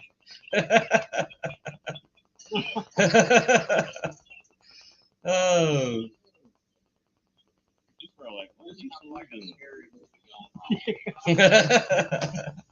Please don't hide behind the chainsaw. About that time of year. Are you crazy? Oh. With all these knives and stuff. Wait a second. Let me leave the flashlight here. And the keys to the car. Don't forget that. Yeah. Oh, yeah, I went over to JB's to spy on him. I didn't want it to squeal. Actually, I don't think it was squealing, was it? All right, how can I calm that law? Am I squealing now? Sand Mountain? Yeah, you're going to have to get a big stick and knock the shit out of it. That's what we're going to have to do. This is JB's little shop. Let's see.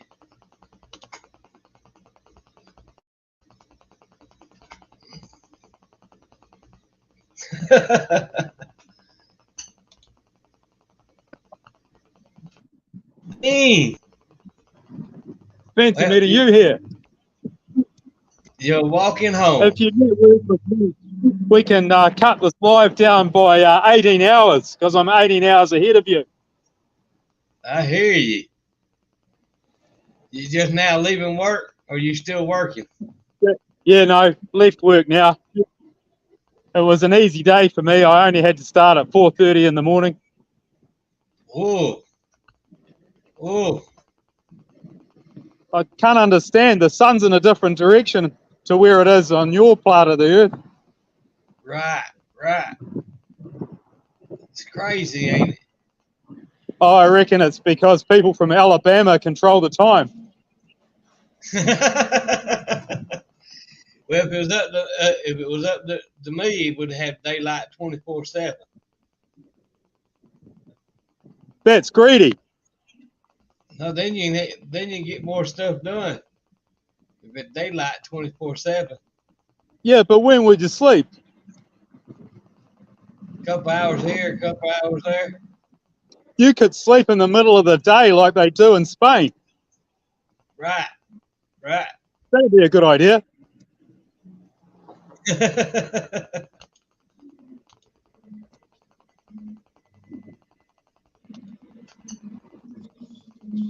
Sand Mountain says some folks got oceanfront property. He said what?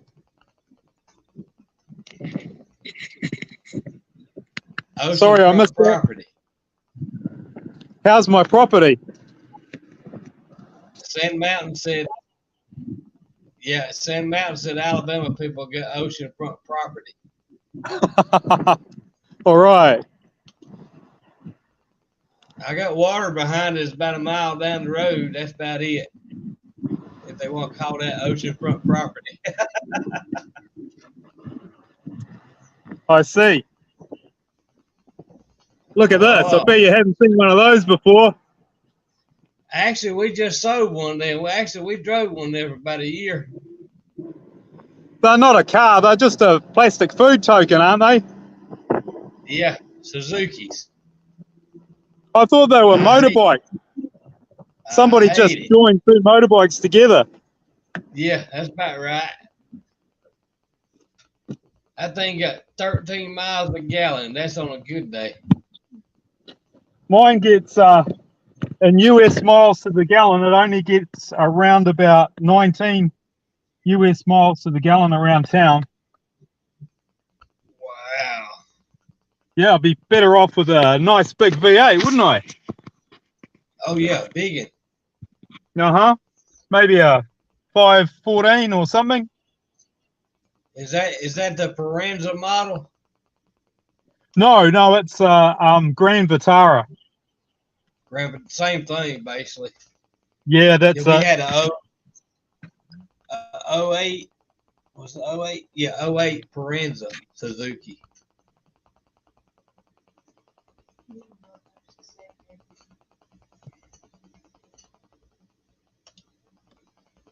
Oh, Stephen Paul wants to know if that's a safe neighborhood you're walking in.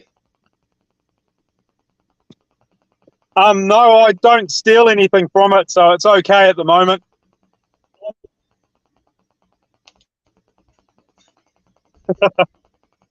I'm not a thief yet.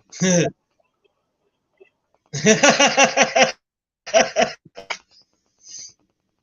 that little Suzuki we had, that thing would get it. It was a 5-speed. Yeah, ours has got one of these funny things. It's got no clutch. I don't know why. And there's another problem too. The steering wheel's on the wrong side. So it's got numerous quality control problems that the Japanese just haven't sorted out. Yeah. This was not an anti-Japanese rant. Yeah, one thing is they couldn't figure out the gas mileage on them things. Yeah, so it's here. It's in kilometers per litre because that's what the Japanese use. And then it converts over to imperial miles to the gallon. Right. So once it's driving, it gives you instantaneous miles per gallon, but it doesn't give you the average except when it's turned on or off. Right. That's how it works. They're good little cars. I just don't like the small cars. Sounds good.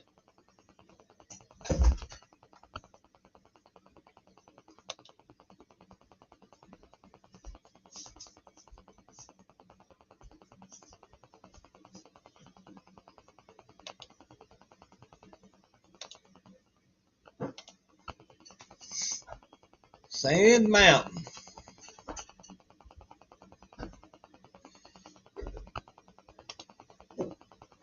Yep.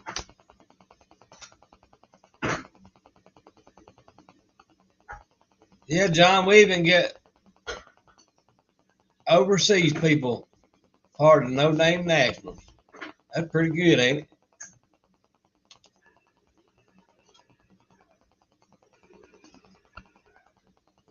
The whole entire time we had our Suzuki 38. We drove it. It was a 08. We drove it. It had like, I think 100,000 miles on it when we got it. Yeah, ours is an 08 as well, and it's on 75,000 miles. Yep. Ours had like 100,000 miles on it. I actually brought the car. I brought it and 6 other cars at one time, and those was the cars I was fixing and selling. And we had a tornado come over the house, and tree landed on our Ford Fusion, our best car, our personal car, and then it landed on the trunk of our Lumina, and then I had to wind up. Cause I already had one of the cars sold, and then the other 3 was just basic parts cars, and the little Suzuki, we wound up just taking it and putting a fender and a hood on it and just driving it instead of buying something else. And we drove it about, I guess, I'd say about a year. Certainly put some miles on it.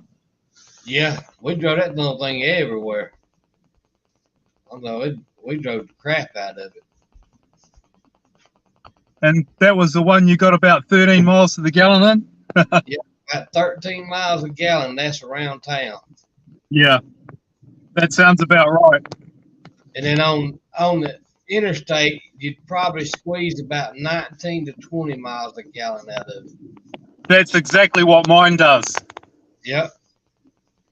Yeah, that because everything's run at 14-1 or 15-1 fuel air ratio. You don't really get any good economy. It's designed for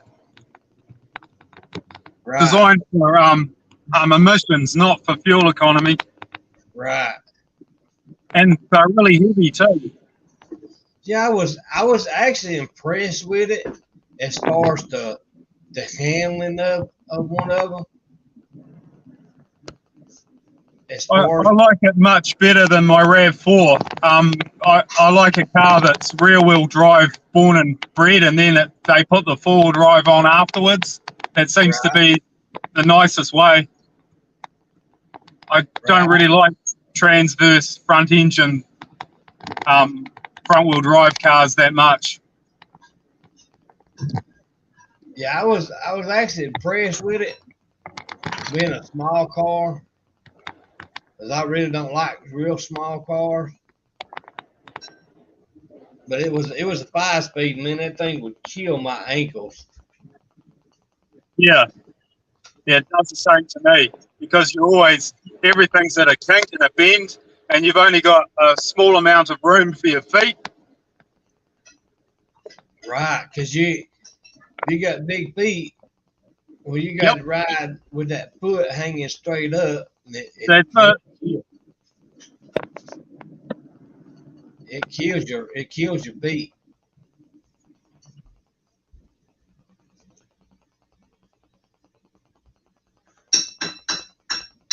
How are you enjoying me driving on the wrong side of the road? It's pretty cool to see. I thought you'd like it. That's pretty cool right there. We have lots of hills here, so I'll take you up and down some hills. That's pretty cool. You can see why there's so many accidents here, the way Kiwis drive. Yeah, I see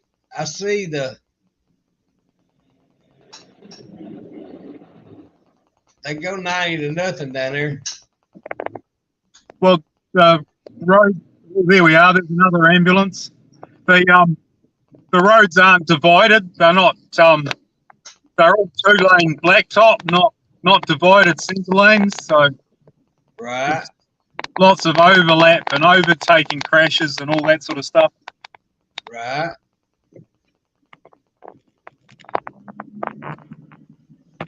Y'all's secondary road like that is thin. Yep, everything in New Zealand is a secondary road.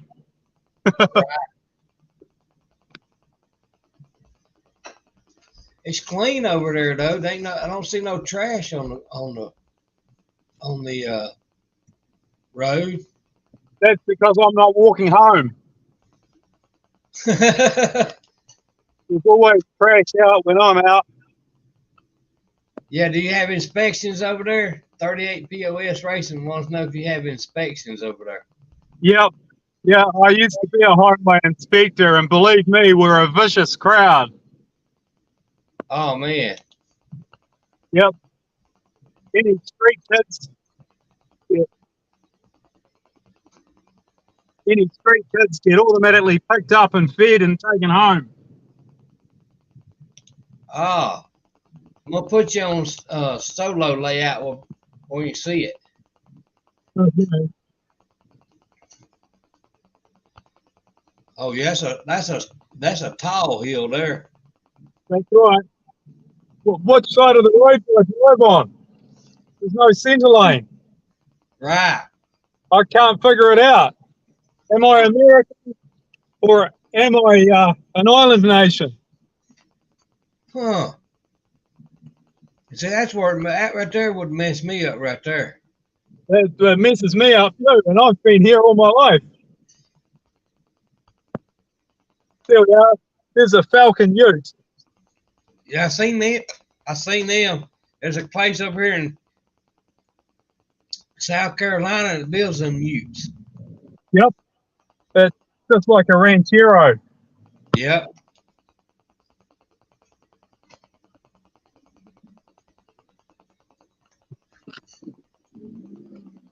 They pretty cool.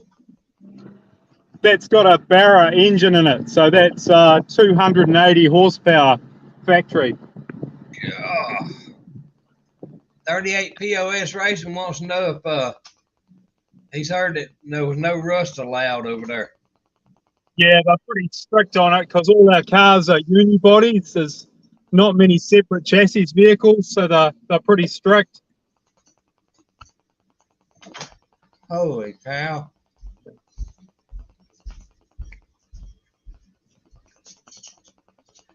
I bet you had to give up your Mustang when you wrecked it, wouldn't you? Oh, yeah. I replaced it with a four-wheel drive car so I could do my road inspection work. I didn't want to get stuck anywhere, so I didn't really miss out much. I replaced it with a Nissan Stagia.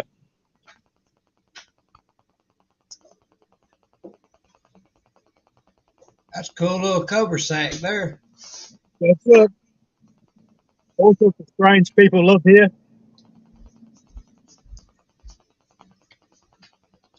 I know they like them little Nissan Versas over there. They're pretty cool.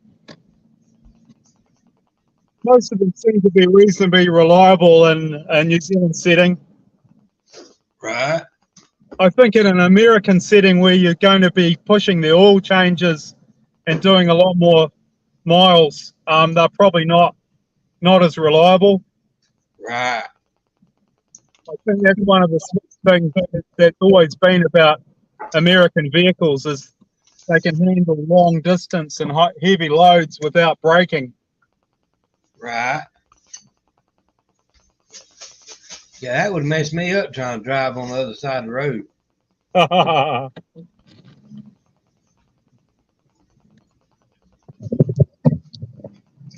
I don't see no police cars though.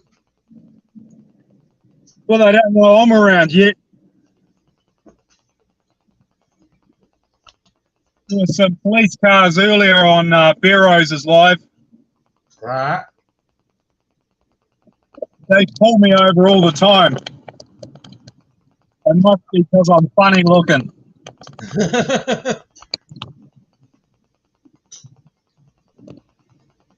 A bus. There goes a bus.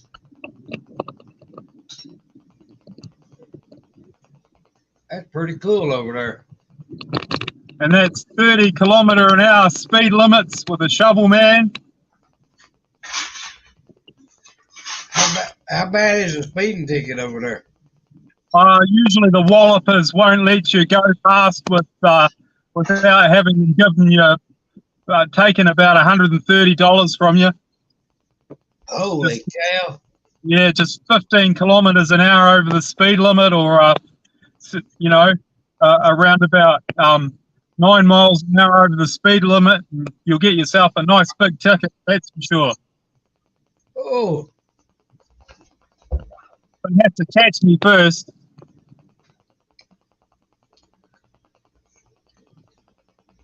that mountain looks like what's the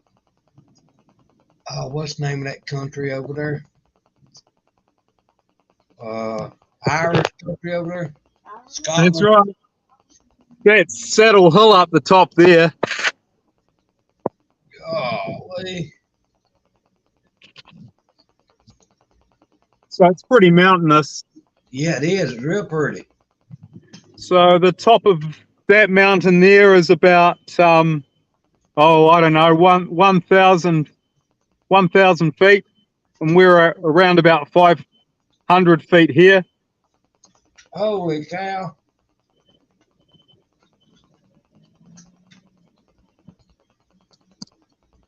I like y'all's power poles over there. Yeah, power poles are bad. A lot of Kiwi drivers end up crashing in them. We had a politician that was going to remove all the power poles. Ah. But like most politicians' promises, that one didn't work out. Yeah. Yeah, it's the way that politicians do.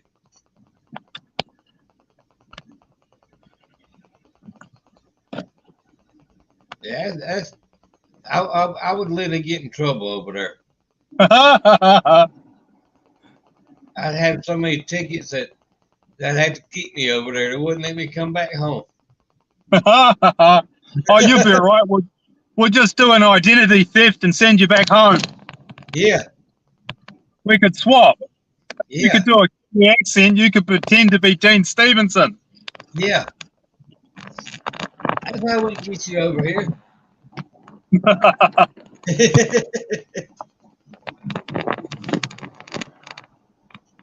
That's a pretty place over there, though. Real pretty. Man, that guy's flying. Yep, they all do. They take no prisoners. Looks like it. That looked like some of that Atlanta, Georgia traffic. That's right. Probably the same kind of people. Yeah.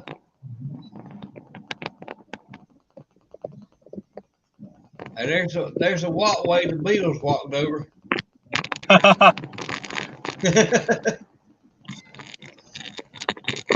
They've got these yellow lines, which means we're not supposed to overtake people.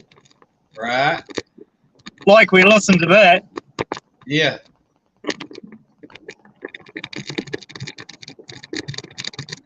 Yeah, over here when they got that double lines like that, they just makes you want to pass somebody. I thought it was so you could walk down the middle of the road and not get hit. Yeah. I'm afraid you'd get run over there, Dean, if you walk in the middle of that road.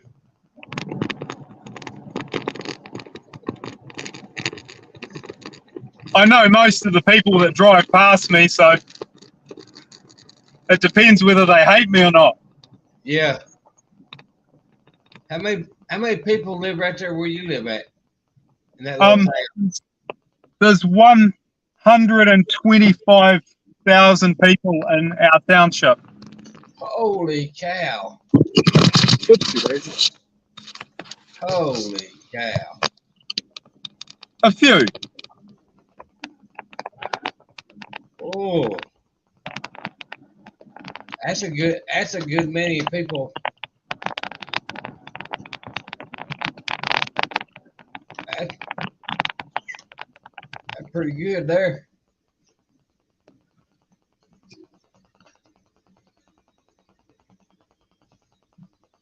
I was over here earlier spying on JB. Is he behaving himself? Yeah, he's on a live over there.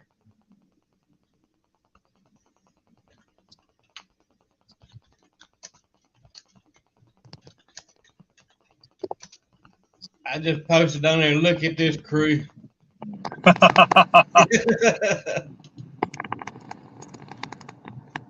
I think he'd be okay if you gave him some free peaches.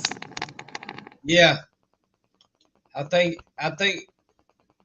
he's wants some peach cobbler.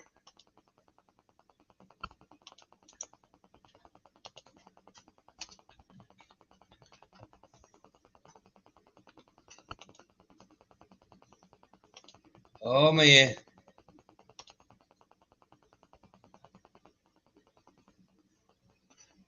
Yeah, 38 POS. I'd be lost too. I think Dean froze up on us.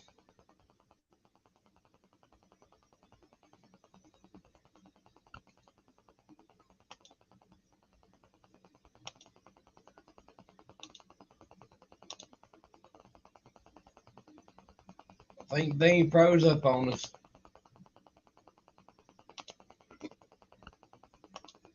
There he is. He's back. Dean is back.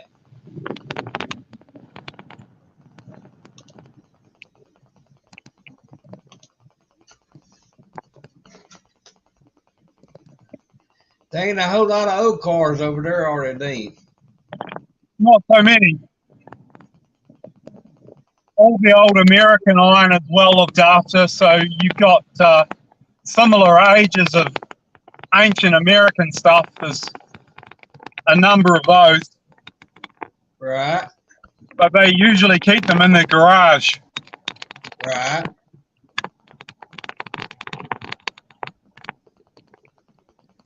So that basically makes you buy another car every couple of years then. To a degree, but New Zealanders are different because they don't like to spend a lot of money. Right. So if you like the car you've got, it's easy to keep it. Right.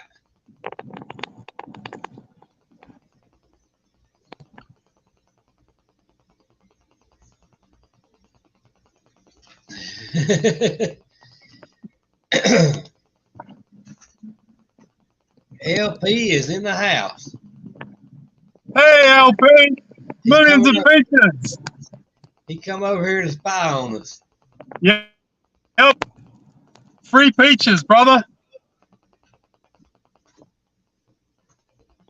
So wait a few minutes when he sees what I got over here.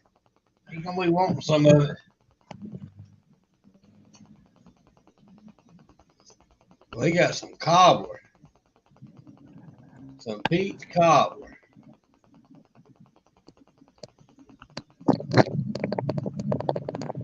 That's pretty cool little road right there, Dean. I thought you'd like it. I'm gonna take you for a seaside view. That's pretty cool right there.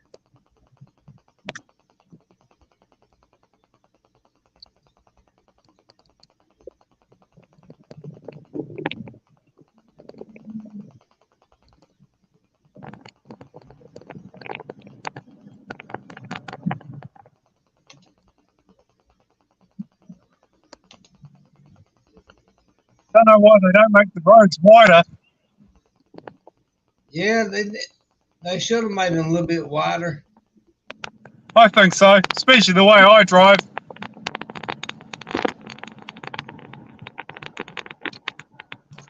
It almost looks like California with the roads like that. With the cars. Yeah, there's quite a lot of similarities with the way the buildings are down in the city area. It does look like it's gene spliced California. Yep, it sure does. Almost like going toward Hollywood. I'd like to think I was that famous, but no. Have a look at that. Yeah, that's pretty right there. Oh, yeah, that's pretty right there, buddy. They haven't had beaches here. You at the beach? That sort of. About 2 miles away from it, maybe 3. Holy cow.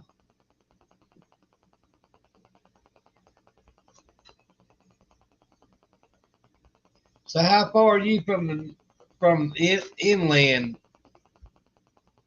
My house is around about 4 miles inland. 4 miles? Well, that's not too bad. And at the moment, we're about 2 miles away, I suppose. Golly. Oh, yeah, I see the ocean now. All downhill. Holy moly. Hey, no left turn. Which way do I go? I'm all confused. I can't get this driving thing together.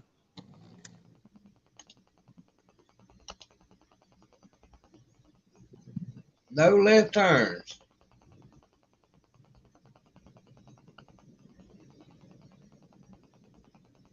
Well, I've done been in trouble right there.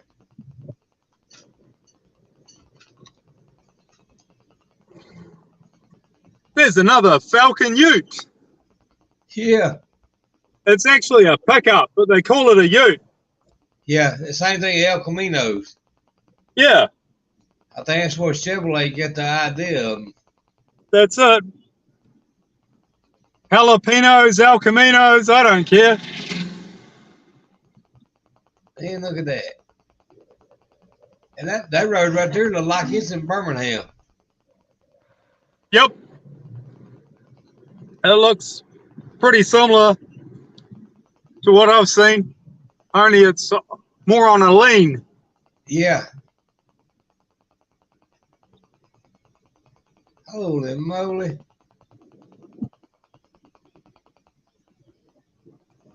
Oh, you was born there, wasn't you, Dean? What's that? You was born there, wasn't you? Yeah, not so far away from here.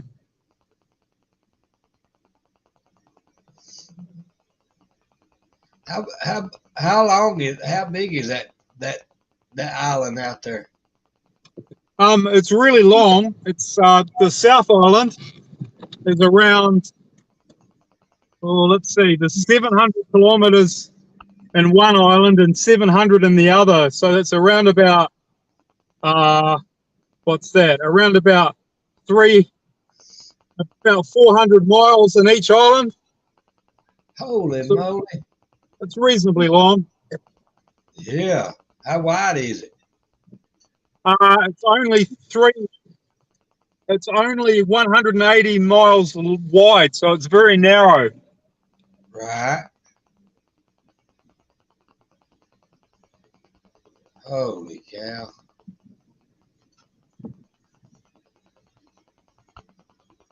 Well, at the beach now. That's it. Holy cow. Do you ever get to come over this way, Dean?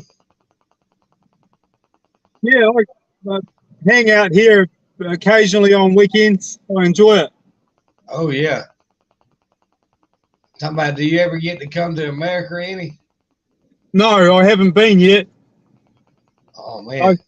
spend all my time on chat rooms, Oh Lord. American ones, because I love American cars. Right. If you got over here, you wouldn't want to go back home then. Well, that's right. It's the same when I go to Australia. If I stay there long enough, I might never come back. Right.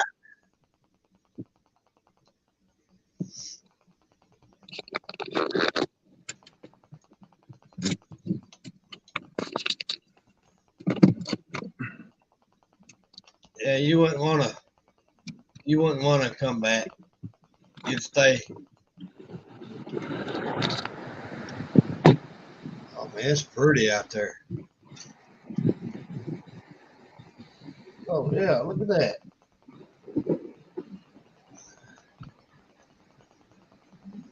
Yeah, that's nice over there.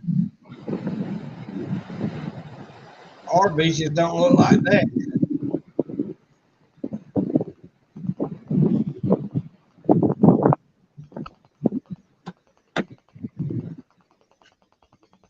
Oh, I suppose I better lock my car, otherwise it'll get carjacked. Oh man, y'all don't have carjackers over there, do you? Oh, of course.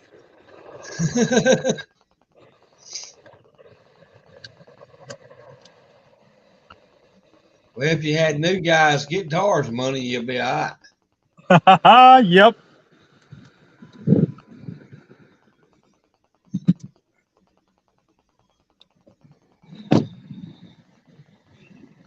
They say he's a millionaire.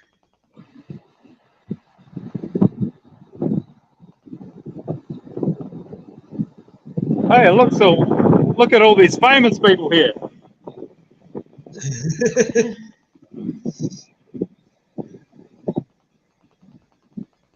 That's a pretty cool little place right there. Seems pretty good. Yeah.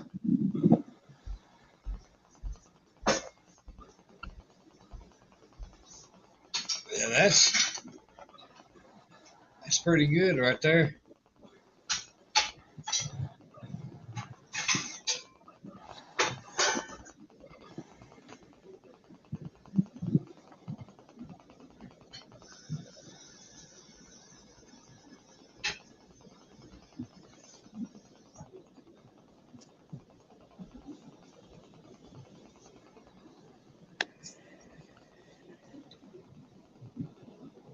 Is Lars still on? Yeah, still going. That's a high Lars. Huh? Looks like the ocean's coming in though. High tide's coming. Yep. Oh. And y'all's waters over there is pretty.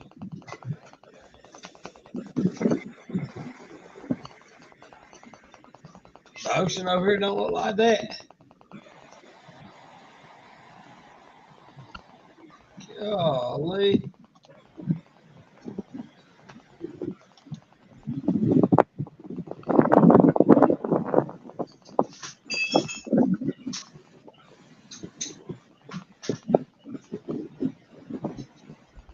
Yeah, that's pretty right there. Dang.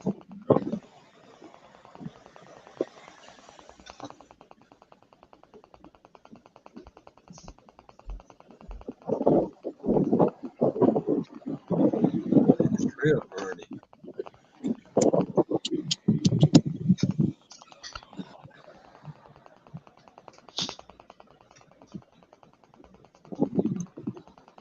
Oh, look, I've got dessert. Do you want a mussel? Yeah. I think I might just put it back out.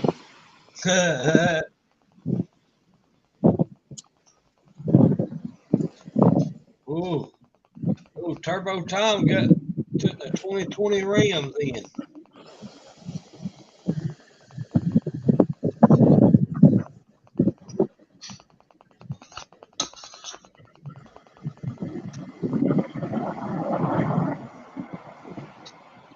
I bet you those are high.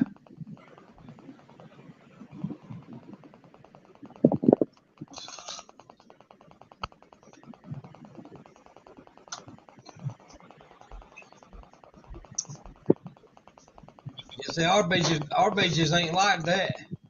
Haha. No.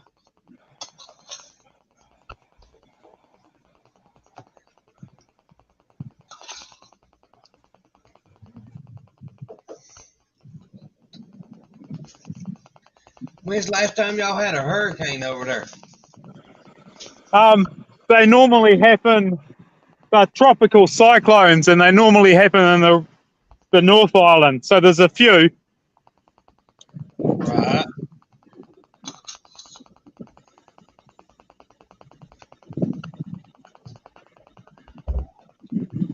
They've got to have signs for people. I reckon I breach all three. That one, that one, that one, and that one. Yeah. Maybe all four.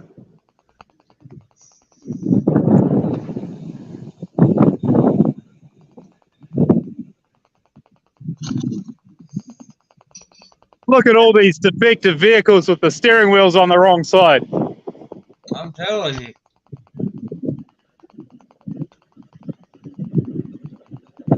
I think we can get rich right there. There's a Mitsubishi. Look at that. Must be a Holden. Yep.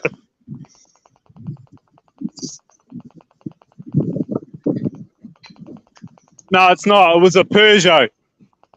Yeah, I was sitting there trying to think what they call them things. They got little 3 cylinders in them. That's true. Pretty easy engines to work on too. You betcha.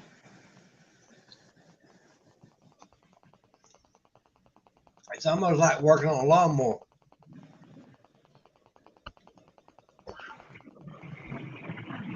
It depends what sort of lawnmower you've got, really. Yeah. There's another Suzuki.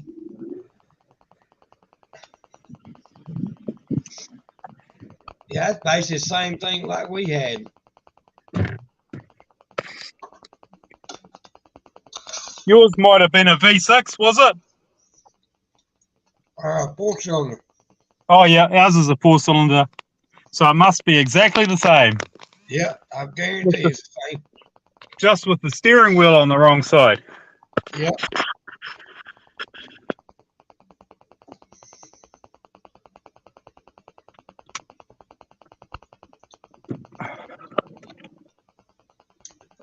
Did you see how much a new Dodge Ram costs over here? For us, it's not that. Oh, yeah, you're 125 for the top model, aren't you? Yeah, starting out $74,000. I can't remember what it is here. I haven't checked. I could go down to the Mercedes Dodge dealer at Armstrong and take some photos of it if you like. I'll tell you exactly how much it is. They probably are they cheaper? Are they cheaper over there? No, the dollar value is higher. I think the the US to New Zealand dollar parity makes it about 1.5 times more. Right. But they have an international pricing rate, so I'm not quite sure how it works out. Holy moly.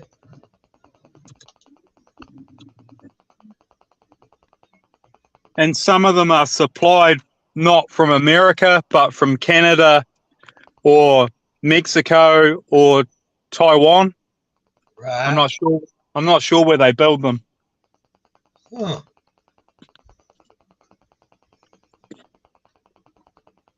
Ooh, you'd think they'd have a plant over there close by where it wouldn't be that high. Yeah.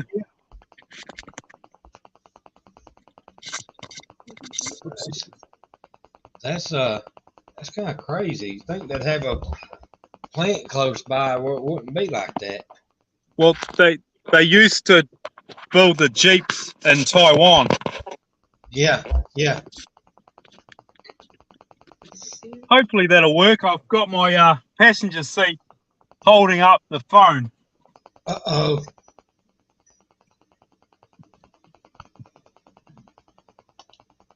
There we are. That might almost be like driving in the driver's seat in America. Yeah. That's pretty cool.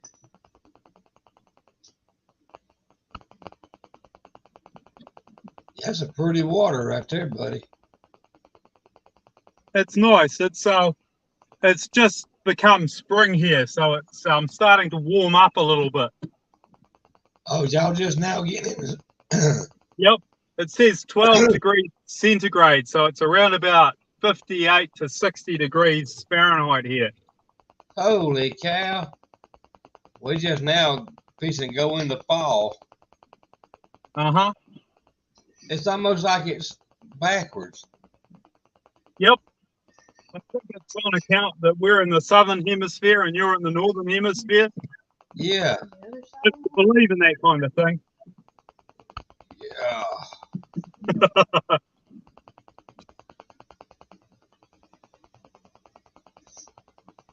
Holy moly.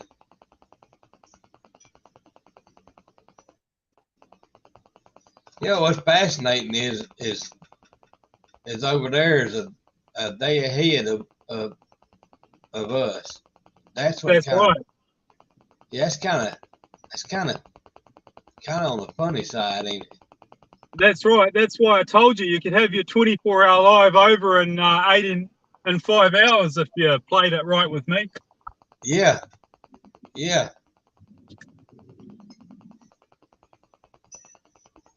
Yeah, that's crazy, ain't it?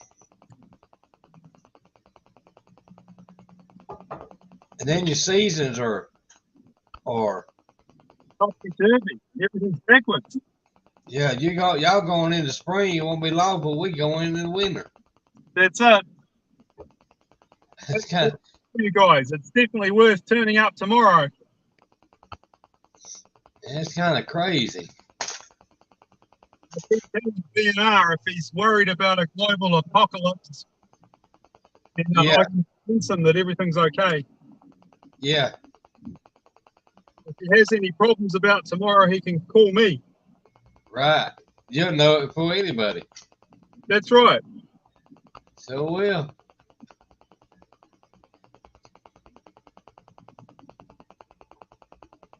Well, y'all part of England, ain't you? Kind of. We're still a member of the Commonwealth, so our jurisdiction is King Charles. Right.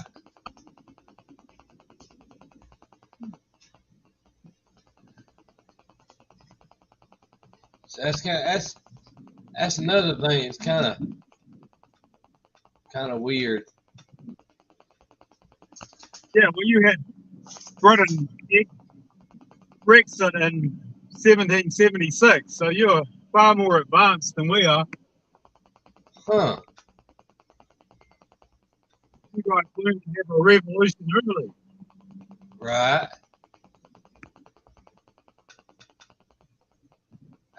I guess if it was his own country, it would be kind of hard to defend against another country coming in and taking over. I guess so, but there's a long coastline, so Right. it's not the same as like Taiwan would be a very hard place to have an insurrection in because any invasion would have to be a full force invasion, whereas New Zealand, it's got a longer coastline. It's very, very long and narrow, so it would probably be easier to invade than a country like Taiwan would be. Right. So many people in Taiwan. Oh yeah, they've put up one hang of a fight. Yeah, they've overpopulated over there.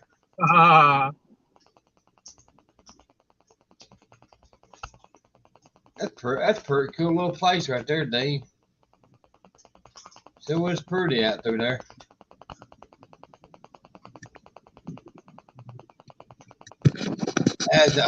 Is it hard to buy houses stuff over there?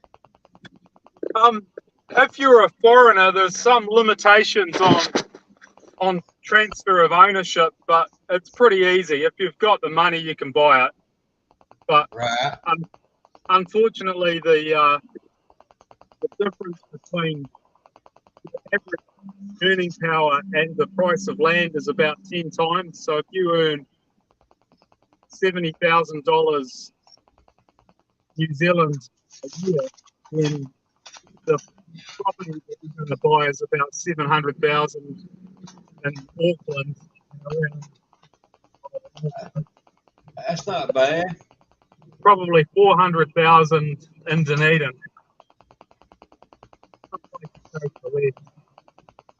BNR says Google says New Zealand is the only country safe from nuclear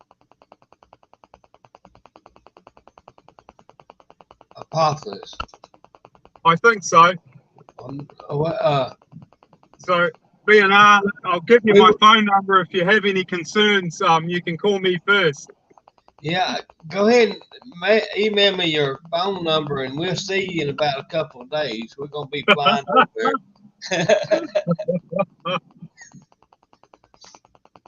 We'll stay in your basement for a little while. Or your carport one.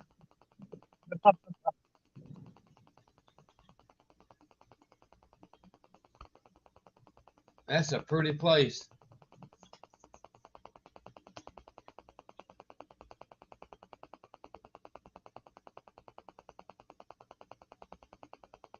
I couldn't get used to the roads over there like that. Well, the big problem is they have gutter bars all over the place, so you can only do standing 8 mile, and then you hit a jutta bar, and the jutta bar usually occurs at about 150 miles an hour on a good vehicle. Golly. It's pretty hard to do a drag race. Right.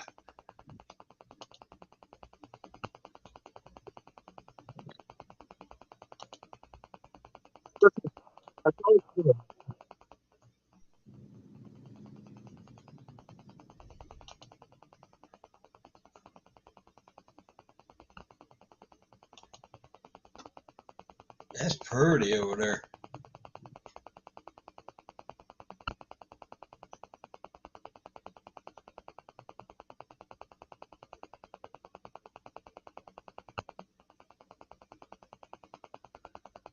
Free scooter.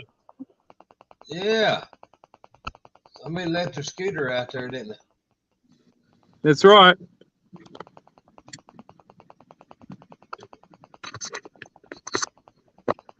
Hey, Dean, I'll see that cloud right here tomorrow when it goes overhead. I guess you don't want any rain. You've had enough. That's about right. And you could hop on that cloud right there and ride it over here without being detected. Again, the men in black have said no cloud hopping, no lotto numbers. Yeah.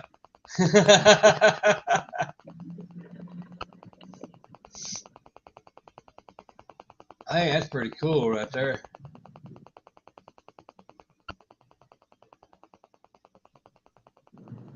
I think that's pretty cool.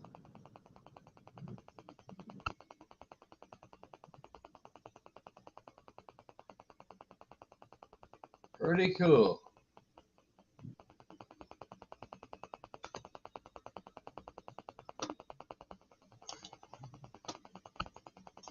Yeah, it would be hard for me to learn how to drive over there.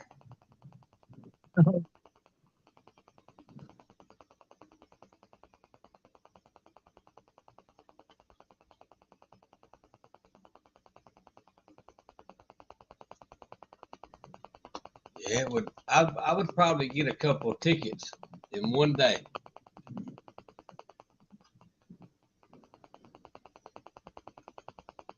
I've got twin brothers, and they used to swap driver's licenses. Uh-oh. Yep. So both of them ended up with $16,000 worth of debt, and the other $8,000. One went to prison to pay off his Oh. debt to Her Majesty, and Golly. I think he froze up on us, Dean.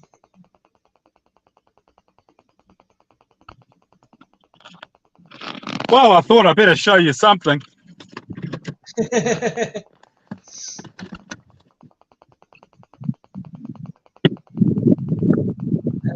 pretty sharp right there. Oh, you on top of the mountain. That's right. Oh, yeah.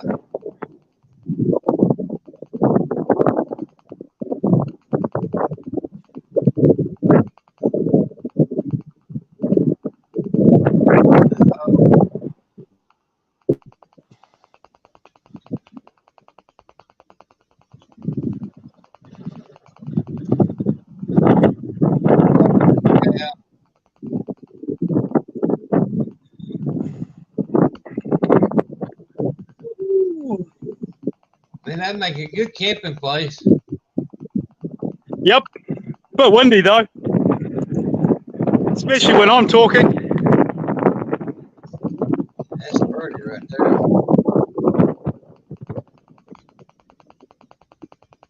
Holy moly. I hope you're not feeling dizzy. Now, they sure keep that place up over there.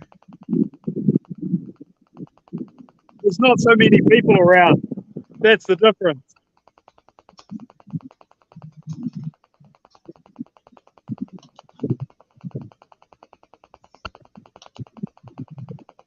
Yeah, it's pretty over there.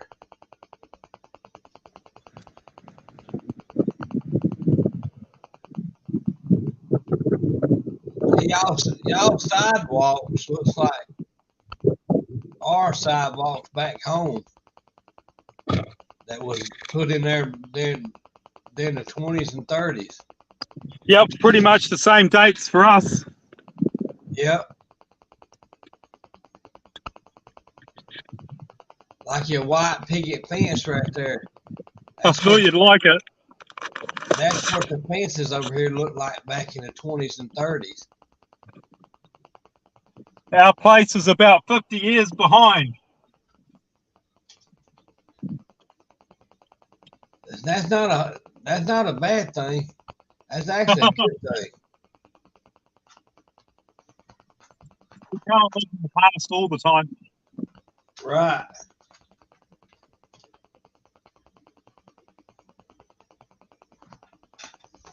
This road shuts at about 3 o'clock, so it's 20 minutes to 3 at the moment. So Holy cow! they lock it, so you can't get your cars out. Whoa! So if you're stuck there, you get stuck there. That's right. That's all right. I'll just sleep here. Well, that means Dean will be in trouble and can't get on the internet for a week. That's it. Oh, no, as long as we've got power supply in the motor vehicle and a good call plan, we'll be all right. Whoa! Did your wife get her another car? No, this is her car. I'm stealing her vehicle. She'd have to walk to work. Uh-huh. There'd be a couple of phone calls. Uh-huh.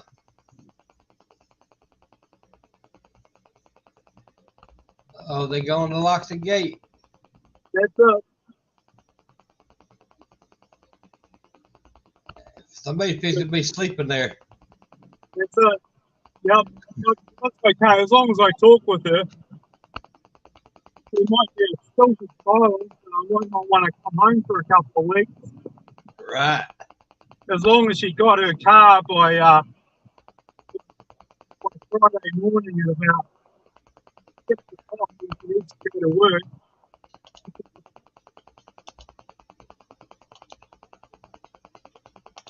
That's right. That's a pretty cool little place right there, Dean.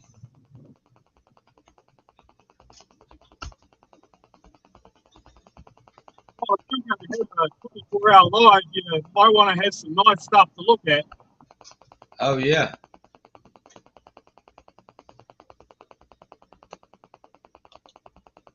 That's pretty cool. Google says New Zealand is a part of NATO. You're getting drafted, Dean, for the World War III. That's right. I've just changed my citizenship. Yeah. Cards going, haven't you? I can come and work for you, BNR.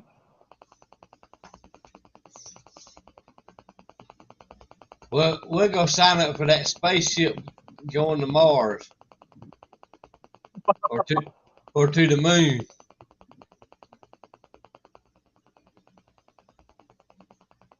It's a great place for people that have problems with hot air. Yeah. You think they really landed on the moon? Yeah, I'm certain of it. You think so? Publicly, but yes. I've always questioned that, whether they really landed on the moon or not. Well, there's a whole lot of rocks that prove that we did. Yeah. All the rocks are regolith based, so there's fingerprint on it that proves that they're definitely not from not mortal coil.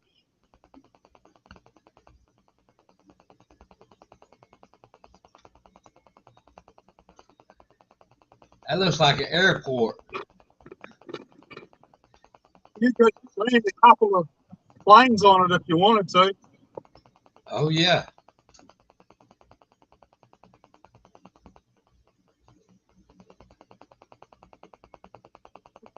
Just by driving, they're all in day-glow suits. Uh-oh. Said he's a decent mechanic and you the head auto restoration mechanic now. You the engineer of both of us, drafted.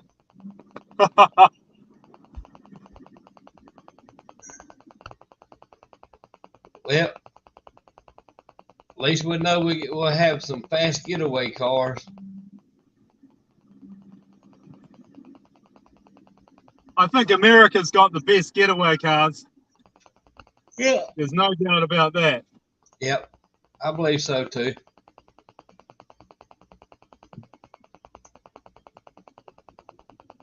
Just if we had a government that would do right, it'd be all right.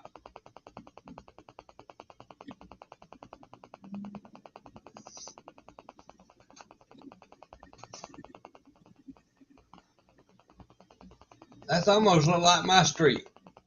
Uh-huh.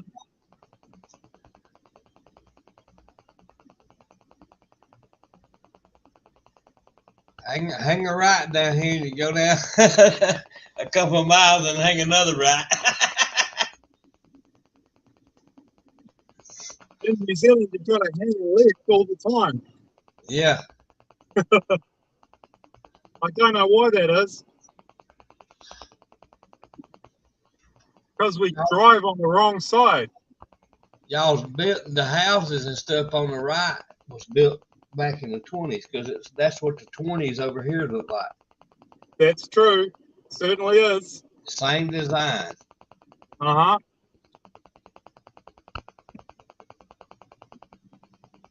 Even y'all's stores look like the stores over here back home. They do, don't they? I guarantee you that's probably built about the same time. Yep. The same type of labor and the same type of building methods. Yep. Probably from the same exact design, layout and stuff too. Yep.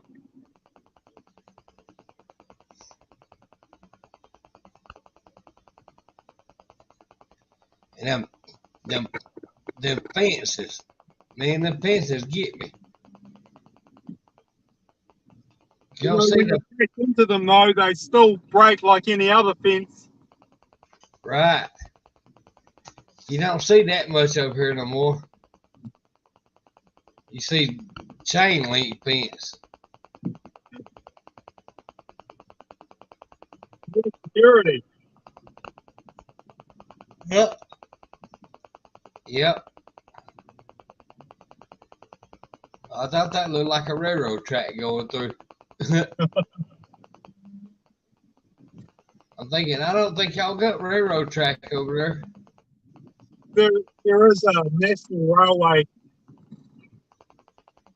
Oh, is there? Yep. Oh. So.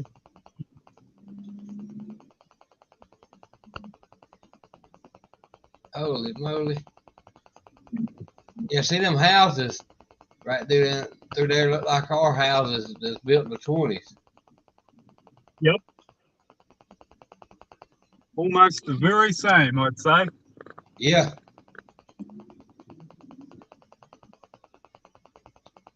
I think it's a hill I've travelled over before to get down to the seaside. Yeah.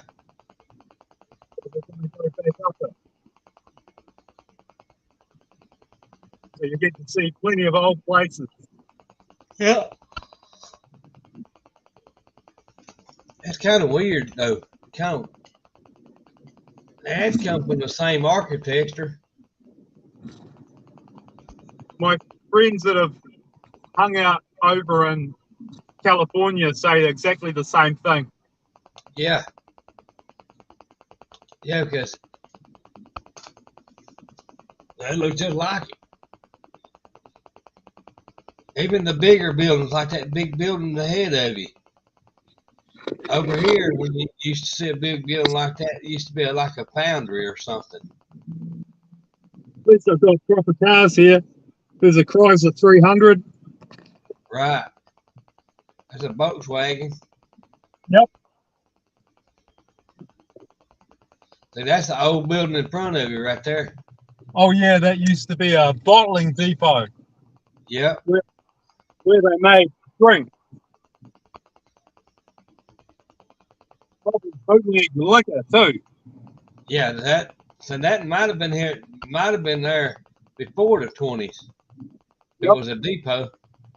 1841 when the first Europeans first arrived here. Yeah.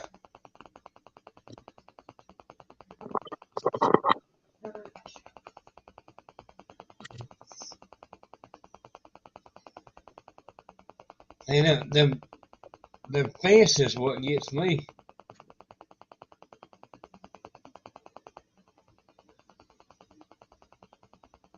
And that red brick.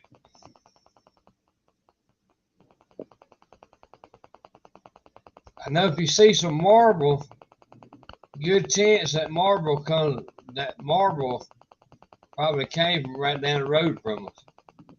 Yeah. You think? That's pretty cool right there. See the telephone poles, man. Y'all got the best telephone poles. Oh, great. They burn for ages. I guess the problem's finding firewood. There's plenty around. Yeah.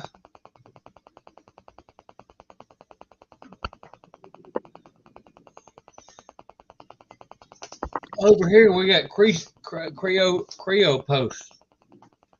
Oh, yeah. Creosote posts. Yep. So they're treated with creosote? Yeah, and then they sit there and they're rot, and they'll be leaning about a couple of years. These ones lean too. But they only lean because they're made out of concrete. Yeah. Yeah, but those are good ones.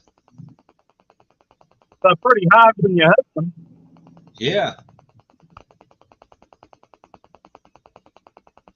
They ain't going nowhere. It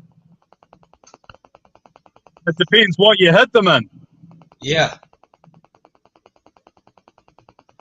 And the houses look pretty cool built on the side of that mountain. Well, they don't let no land go to waste over there, do they? There you go. You can have this if you like. Whoa. Just What's check that? it out on the website and it'll tell you. 27 Ravenwood Road, Sinclair. Holy cow. You could have that one if you like. You just have to put a house on it. Holy moly.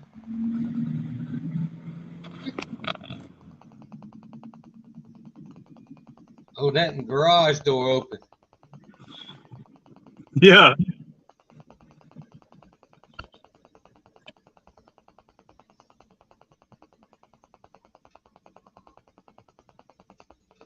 Oh.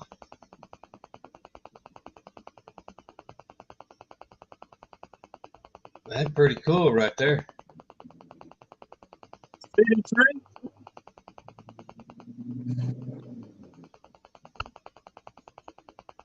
Yeah, that's pretty cool. You know, I'm actually surprised to see so many newer model cars over there. Well, they had a big clean out in about 1986 and then again in 1996. They had two things that went on. First, they had stronger warrant of fitnesses that were sometimes an annual inspection, which was pretty tough. Right. And then they moved to unleaded fuel, which was universal in 1996. But that destroyed most of the old cars in one go.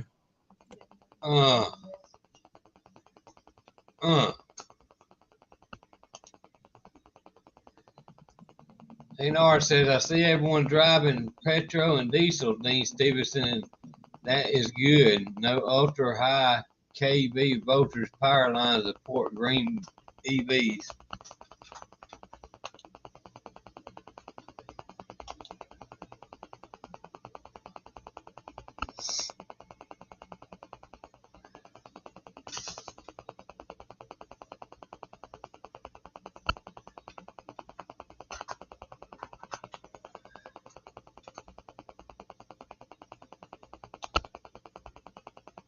I think I lost you, Dean.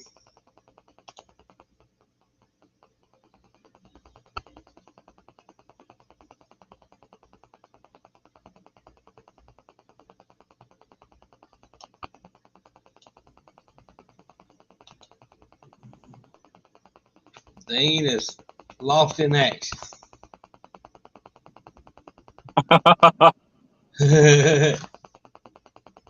You hit a dead spot.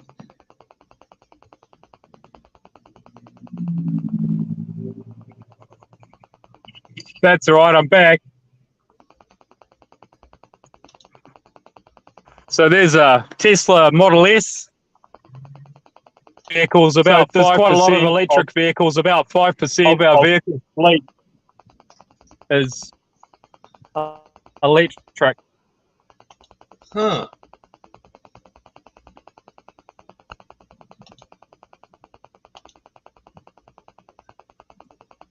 There we go.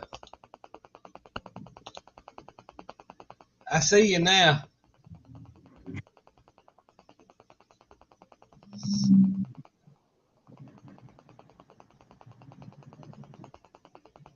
I bet you some people hated to see the old cars go, didn't they?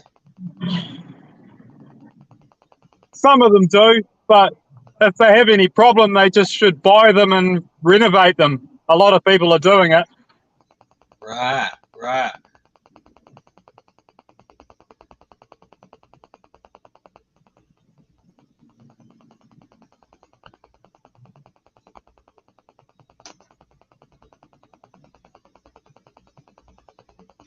People take care of their stuff over there, though.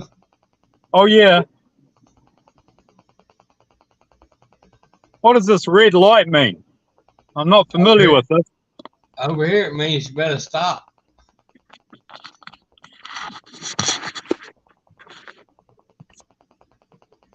Oh, maybe I better too.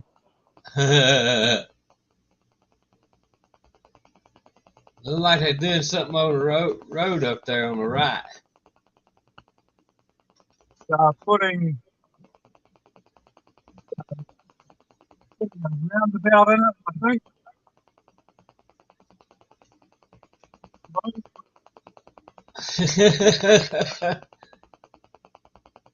A roundy thing.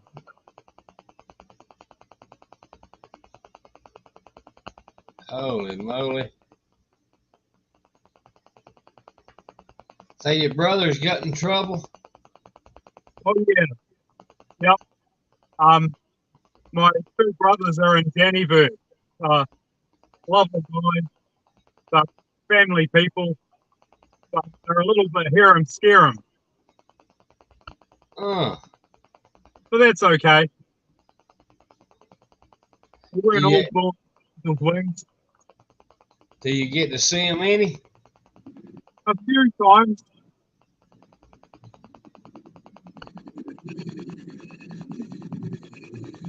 Every now and then. Right.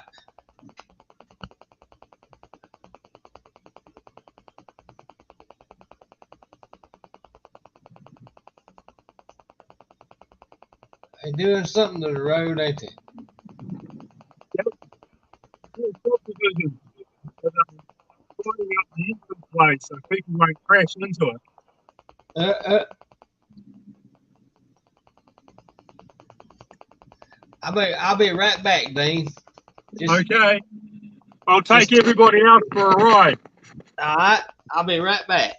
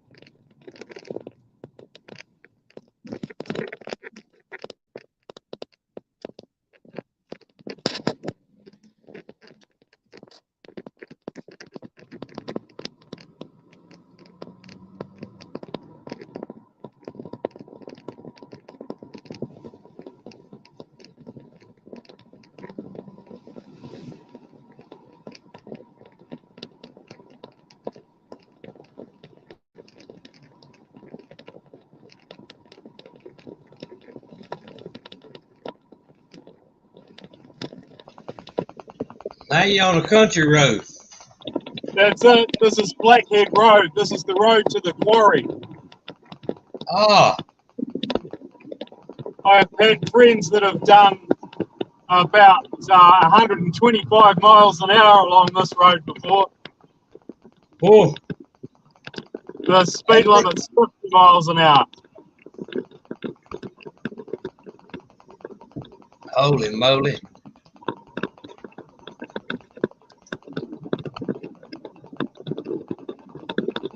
You get airborne at about this point here at 120 miles an hour.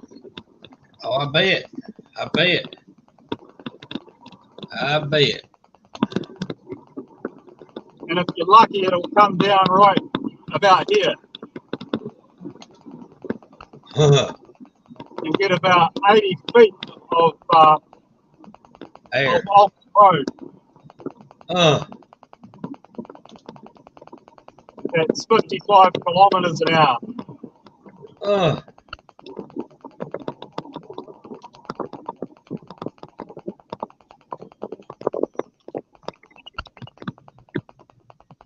That's pretty neat right there, though. This is the old quarry here. Golly.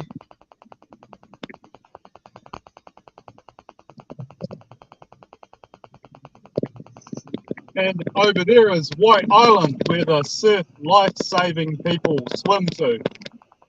Huh. What's that off in the distance over there?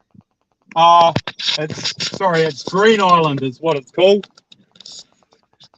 It's just a small basaltic intrusion where a few years ago, before I was born, the volcano came up and formed some hard rock. Oh.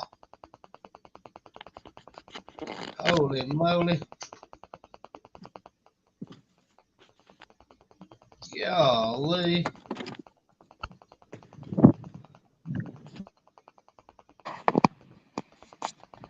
These rocks here.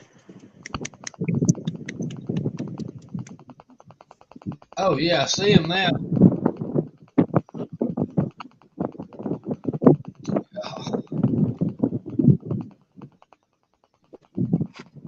Golly.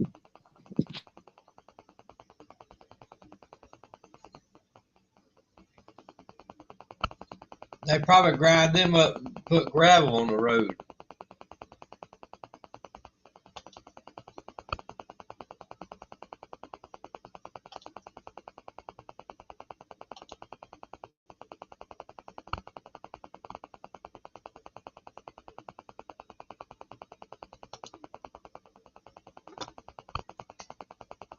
Oh, we lost Dean.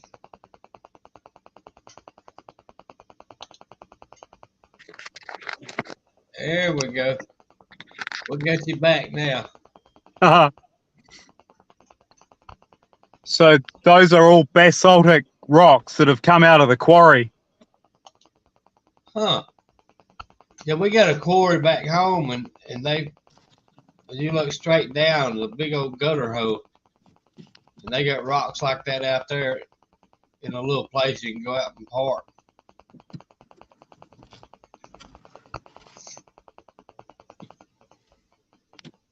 They have a lot of sinkholes on kind of the quarry out there blasting.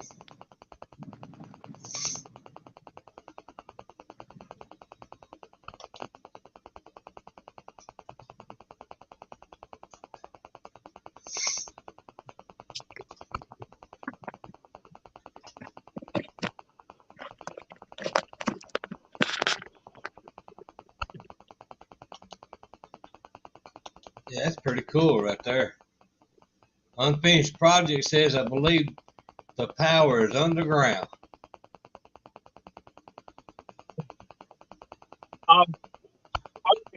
Power lines here. Yep.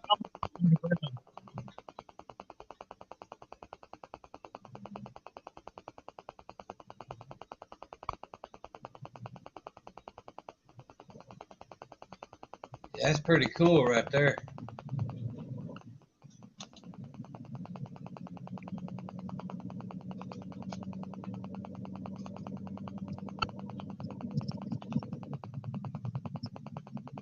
So the power here is over here.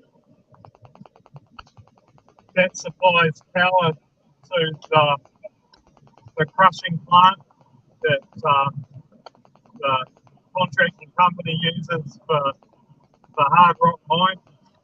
Right. So power poles are still a thing in New Zealand. Oh. That's almost like it's out in the country, don't it? Yeah, this is about 4 miles out of town. We're going back into town now. Oh. Unfinished project says I saw is actually I can't pronounce that word. Exclusive indigenous rock formed from the rapid cooling and low porosity lava, rich as magnesium and iron exposed very near the surface at 90% of all volcanic rock. That's right. That's what it is. Huh. If you have trouble remembering igneous rock, just remember ignoramus rock. Yeah. Yeah. That's how I remember it.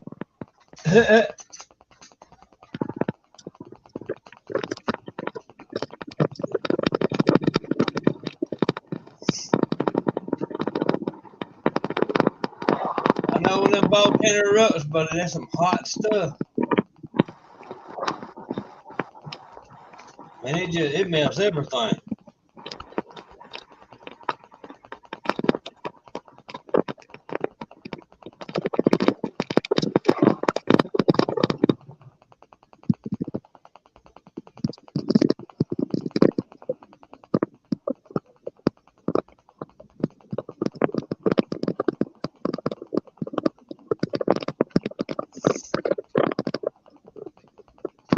Look at all these possums on the wrong side of the road.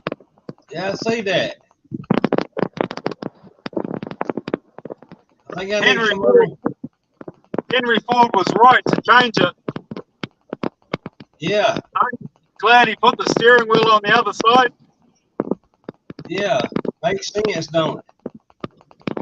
I think so. I need to come over and make me.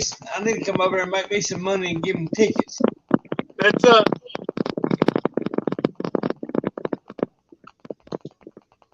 You'd have to practice your Sheriff Burford voice though. Yeah. Because they might not listen otherwise. I probably wouldn't last one day over there. Somebody probably be done shot me. You'd be fine.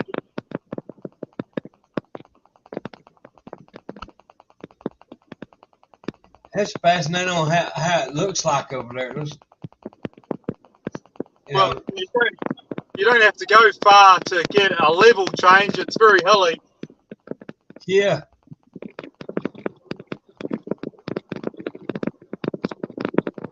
It's pretty country over there. I like it. I'm biased. I was born here. Oh, yeah.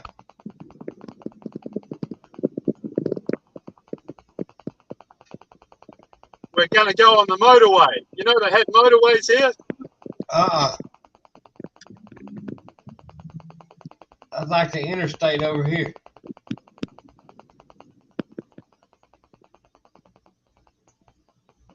Oh, yeah, we got them roundabouts here. I just like to stay on them and go round and round and round and round and round. Yeah, we got them over here now.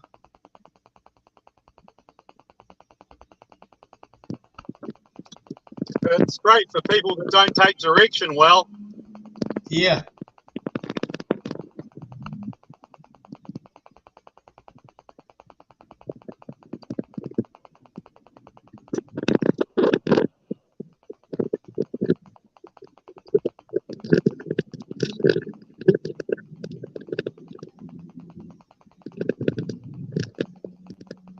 That's pretty right there.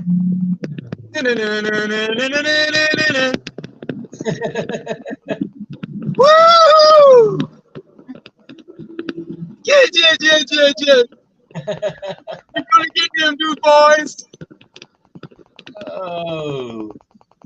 Look at that! I'm doing 100. Yeah. 62 miles an hour. Oh man, you flying, ain't you? That's it.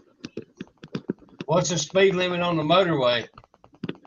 100 kilometers an hour, which is 62 miles an hour. And if you do 70 miles an hour, you'll get a $135 ticket. Whoa. Oh. Oh. Well, do y'all have driver's license over there? What's that? Driver's license. What's that? Do you have to have one here as well? Yeah, that's what I'm talking about. Oh, yeah, they'd let you drive. I'm not sure about me, though. Y'all don't have to have driver's license? Yeah, you do.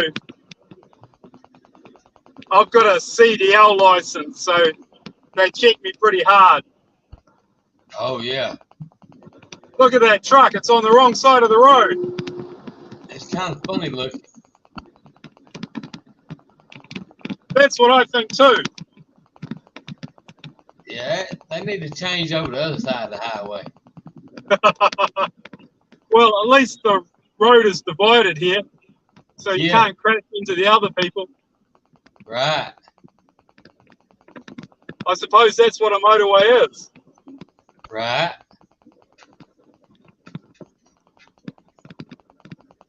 I'm gonna send the president of New Zealand a letter tomorrow.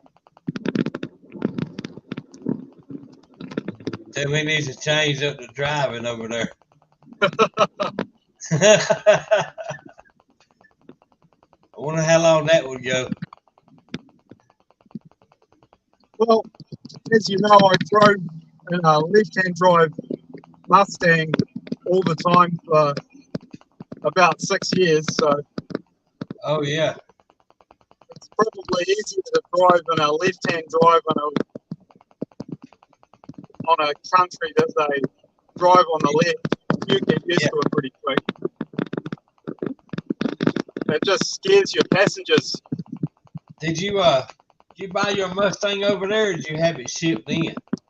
It was shipped in from Japan. From Japan? Yep. Holy It's moly. a Japanese domestic market Mustang. One of about 150 that they make. Holy moly. A specific model for the Japanese market. Holy moly. So they didn't convert it to right-hand drive in America. In Japan, is kind of a romantic attachment to left-hand drive vehicles. They're very popular over there, and you're legally allowed to drive left-hand drive cars. What'd you give for your Mustang? $10,000 was what I paid for and what I got for it. Holy moly.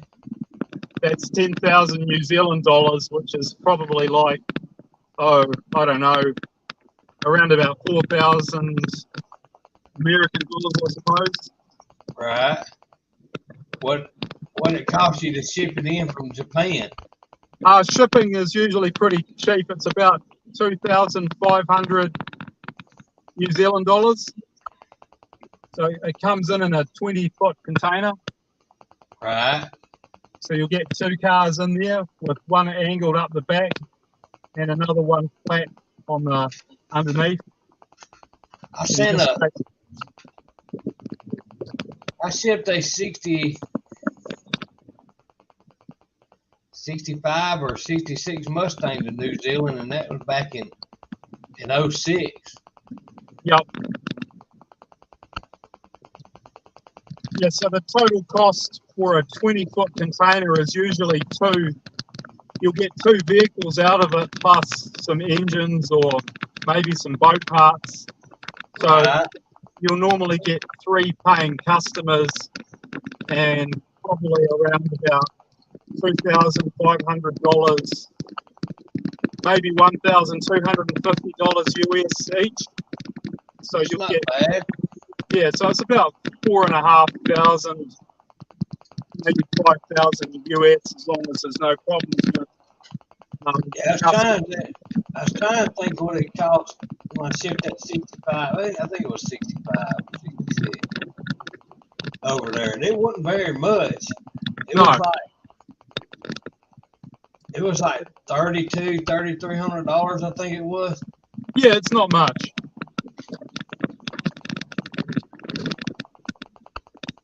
And it stayed in customs for 3 months.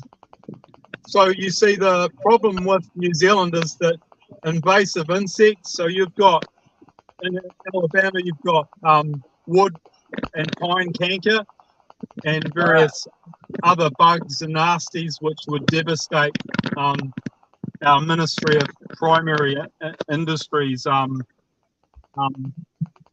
farming and economics, because just one bug like that, pine canker or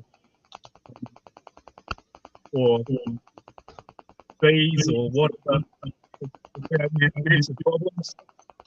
Right.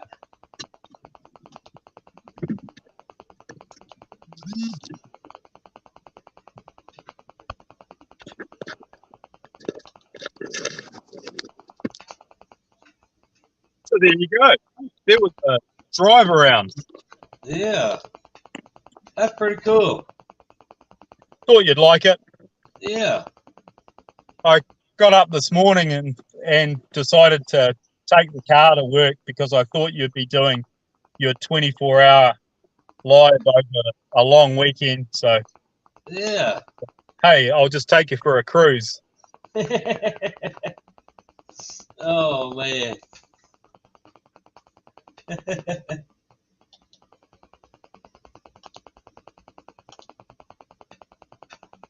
Unfinished Project said it wouldn't hurt, it would take 2.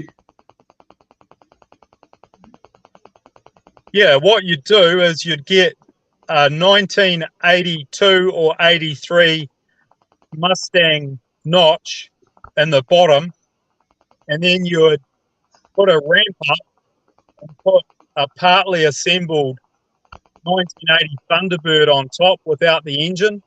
Yeah. And then 2 vehicles in a 20-foot container. Yep. Yep. That's how you do it. And then uh-oh, done lost you. He'll be back. There he is. So you'd have to get it fumigated so that there's no black widow spiders in it or pine canker, and then you'd have to get every vehicle cleaned. So it would have to be completely opened up. All the plastic guards would have to be exposed and all the pine needles taken out of it, and any maize or other things would have to be cleaned out. Right. So that's pretty much how it goes. Yeah, no, when I shipped that car over there, it stayed in customs. Here it was like a month and a half, and I'm thinking it stayed in customs another month and a half, 2 months over there before it was released. What happens is it takes 6 weeks to go through. If it's going through Compton, it takes about 6 weeks to get to New Zealand, and then it has a compulsory stand down of 1 month where you might not have access to the container, and then another. Then MPI has to go through it to make sure that everything's paid for and that there's no financial issues, and then they get permission to open it up after MPI have inspected the container.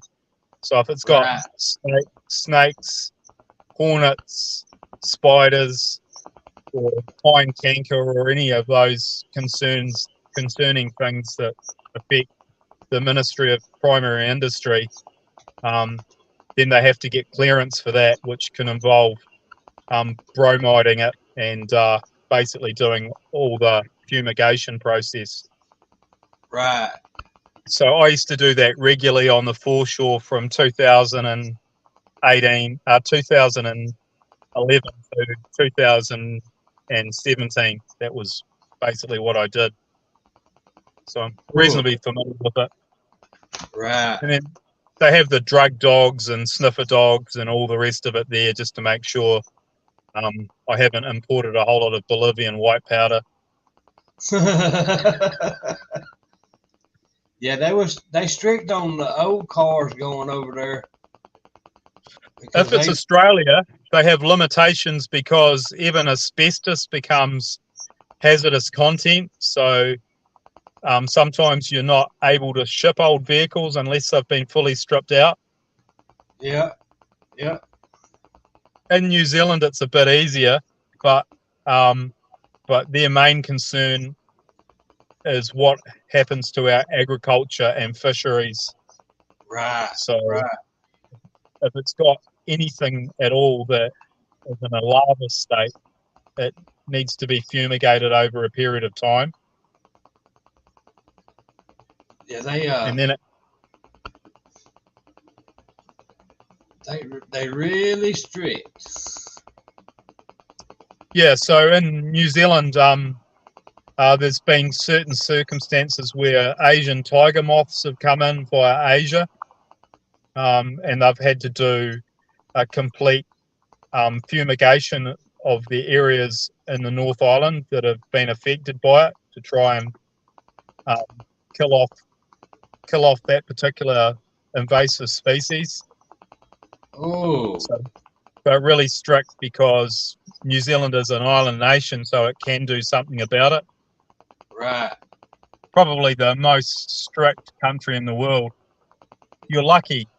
From an American point of view, you can export everything because nobody's going to say no to American goods if they're buying it. But right. the responsibility is for New Zealand, Australia, or whatever other country to clean up everything before it comes in. Right. Yes, I imagine it's different in every country too. Well, New Zealand has only 2 snake species, and they're both water snakes, which are endemic. So it really has no snakes. Right. And it has a couple of venomous spiders, the karapo and another kind. Pretty innocuous. They're a member of the redback species. And so there's really nothing else. And they've got flightless birds, which don't take very nice to rats and mice and other bits and pieces, which right. Did y'all go on lockdown over there with COVID? Yeah, pretty much as bad as the worst country in the world. It was pretty hardcore. So the lockdown for us occurred in late February in 2020, and then we had about 3 or 4 other lockdowns. Holy cow. Did y'all have to take the vaccination? People could get away without doing it, but usually for them it meant loss of employment. Right. Although there were certain legal processes that people could do. I was vaccinated twice.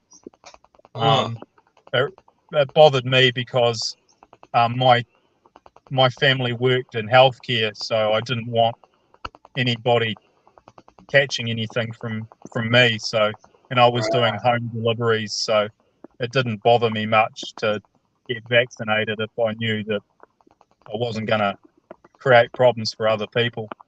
Right.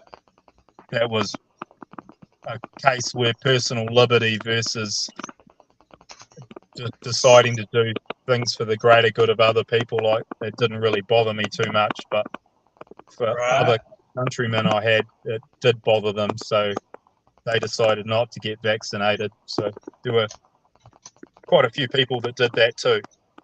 Oh yeah. So it's no different to what you had in America, where if people felt strongly enough, they decided not to do it. Yeah. Yeah, we didn't take it. Yeah, we didn't take it. I had 3 friends who I worked with that lost their work because they decided not to get vaccinated, but they had like small children, and so they decided not to do that and found other employment elsewhere because there were other people that felt strongly and would look after them. Right. That was an interesting time in New Zealand, where again personal freedom versus what the government told you were personal responsibility were two different things.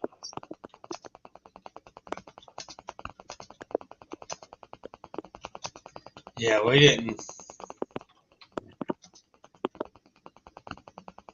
take it. Well, I've had COVID 2 times, so obviously the inoculation from it isn't inoculation from COVID, is it, if you catch it? Yeah, yeah. I'm not trying to be unfavourable to those people that get vaccinations at all. I'm just saying that people that have been vaccinated, it didn't guarantee that they didn't get it. So you can take that the way you want.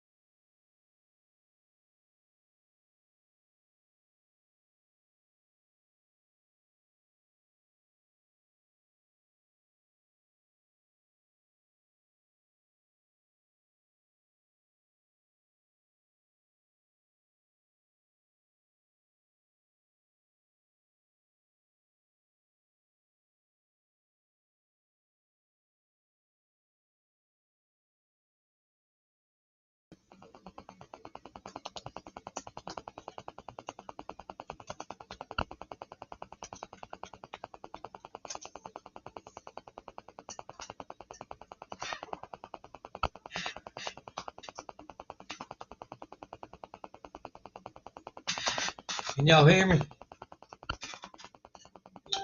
John, Stephen, Wendy, Stephen, Dean, and Bad Attitude.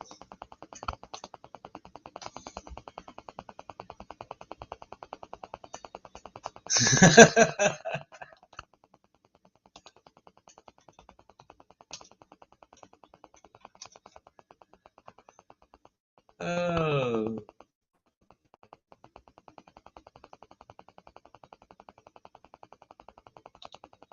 Yeah, my internet went down. Sometimes it does, every day about this time. My internet goes down.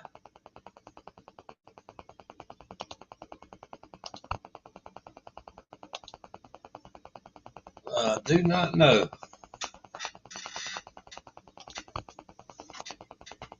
There we go. Can you hear me?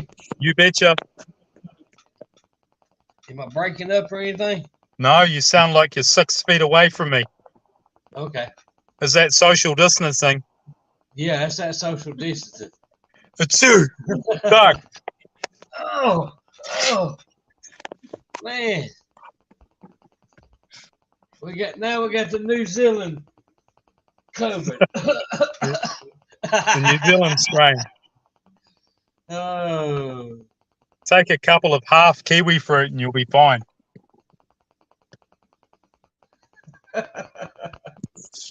Oh. Oh, man.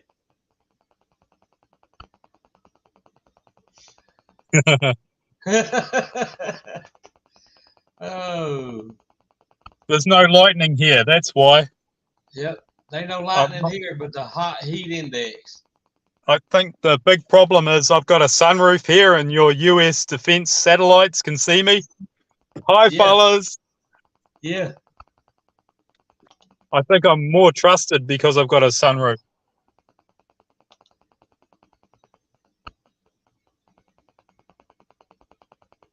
The Alabama fiber optic cables. Well, we on wireless, but the optic cable ain't been run through here since let's see, 92 or 93. Because I work with a cable company running that optic cable. All the tree roots must have got through onto it. Yeah. That's how old the optic cable is. We've got door-to-door fiber optic everywhere, pretty much in the main centers. When did y'all start getting it over there? I worked with Downer, and our finish up date was 2020, I think. Yeah, so we spent about 5 years rolling out ultra-fast broadband. Holy cow. Yeah, we've had optic cable here in Alabama since 92, 93, somewhere around in there. That's pretty good. No, it might be. Hold on. No, it wasn't 93, it was 94. No, I take that back. It was 96, 97. Yeah, 96 or 97. This stuff sure is funny when you put a grater blade through it and you see this white light coming out and somebody charges you $1,600 per hour to fix it. Oh. It wasn't me. I wasn't driving the grader. Oh. Well, I'm going to New Zealand to fix cable lines. You could damage the cable lines and we could create good business. Yeah. We'd have to work 24/7 then. Yeah, but then people would know it was me that instigated it. Oh. We'd have to make sure it was in a good spot. Yeah, a nice seaside spot would be good. There's plenty of them around. With some shade tree. Yep. Something that you could sling a hammock between. Yeah. We could be drinking margaritas and sing the margarita song. It's 5 o'clock somewhere. Absolutely. There's always 5 o'clock somewhere here.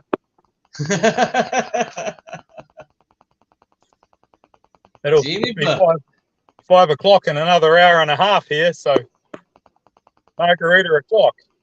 Yep. Well, it's 10:35 here. No way. At John's it's 11:35. Golly. And one The cat. more you go, the further away. Yeah. That hour ahead. And Bad Attitude, I think he's 2 hours behind us. That can make anybody grumpy. Yeah.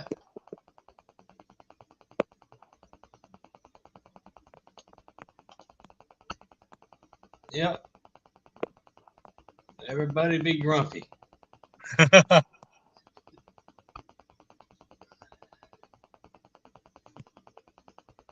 So, John Elliott, happy Labor Day, John. Happy Labor Day, John. Oh, Bad Attitude's on the same time we are. That's cool. Yep. I hope you've got an 8-hour day. Huh? I hope Bad Attitude's got an 8-hour day. We don't want him overworking himself. Yeah.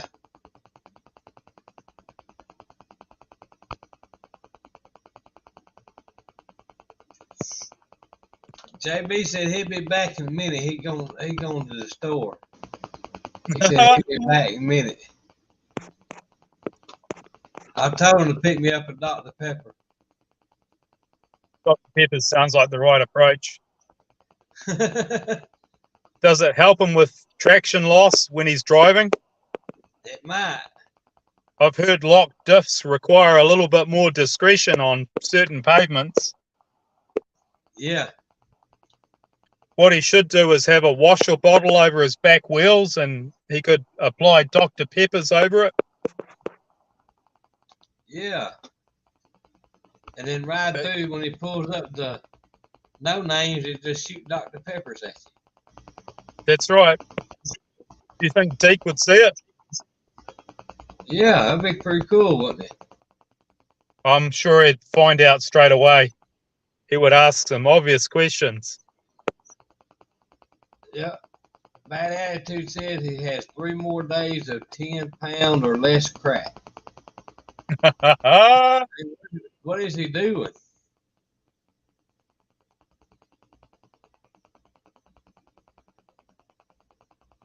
Man, oh man, oh man.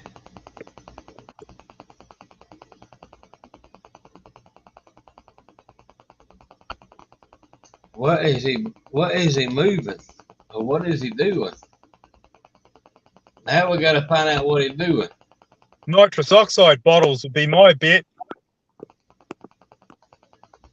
Oh yeah, them bottles. I bet he's no longer afraid of those.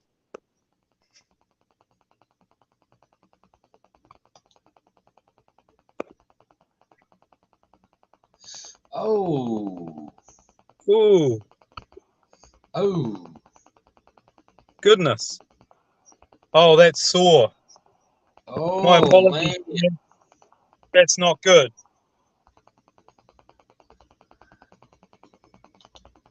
Oh yeah, that's not good there.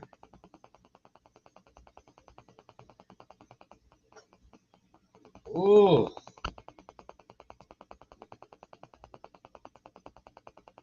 Hope everything goes great. Yeah. Mm.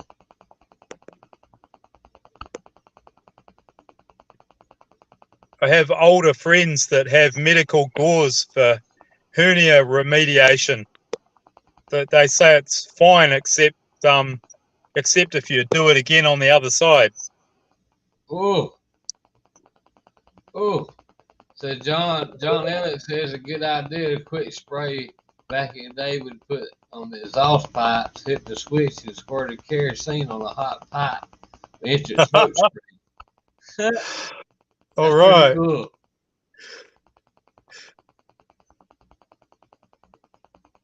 Yeah, that's some bad stuff right there. Yeah, I'm with you, John Elliott. I Yeah. hope Bad Attitude It's going to be just fine, man. Yeah, that's some rough stuff there. That is some rough stuff.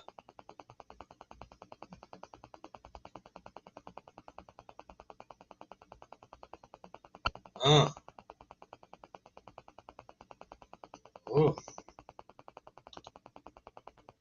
Yeah, that's bad there. Huh.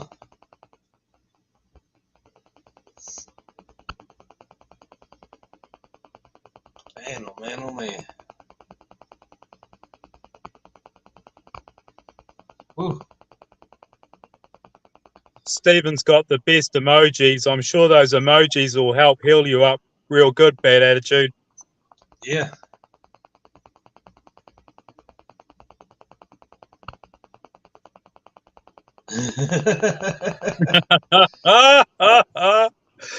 I bet you that won't work today now. Smoke screen tactic. Yeah. The Blues Brothers. Yep. Now they got helicopters now.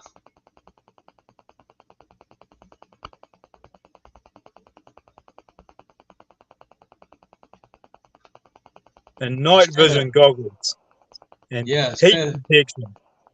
Instead of 1 or 2 police per shift, now there's 7, 8, 10 of them per shift now. But how about if you use that stuff they use for survivalists in the bush? You cover your whole car with it so that the heat wouldn't show. Yeah, that way it would be invisible like. Yeah, an invisibility cloak, just like Harry Potter. Yeah. Then we could get away with it.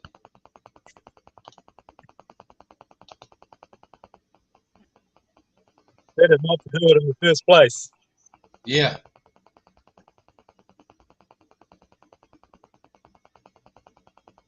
Hey, everybody's having that surgery. Yeah. Well, we're not getting younger. You're a spring chicken compared to us. Oh no, I'm not a spring chicken. Oh yeah, sure you are. You're way younger. How old are you? I'm 53. You got 3 years on me. Yeah, I'm just a lot lazier than you, so I haven't been working as hard, so my body's not suffering as much. Oh man.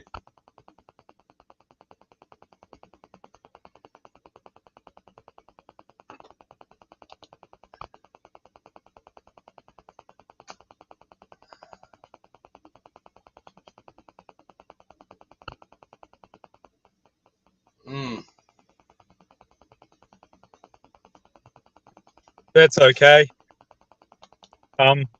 Working in the loadout bay, I worked with one guy who had a hernia. He had to push it back in every time it popped out. How awkward is that?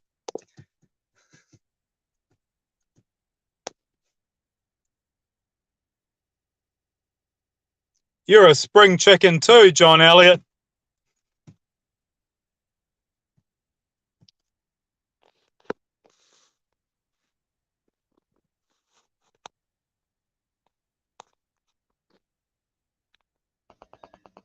Oh, there we go. See it? I told you. John's a spring chicken too. Yep. John's 56.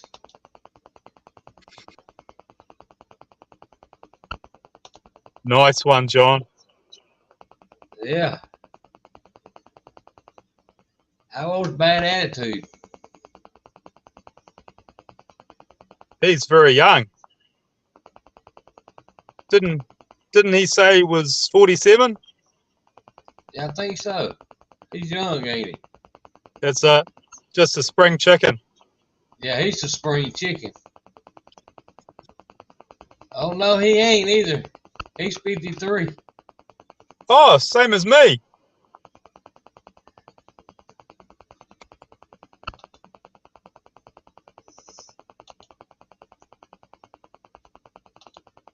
Good boy. I wonder how Stephen Paul is. How old is Stephen? I might have to go rename the live. He's from Arizona. He doesn't have age. Yeah, old timers, 24-hour live.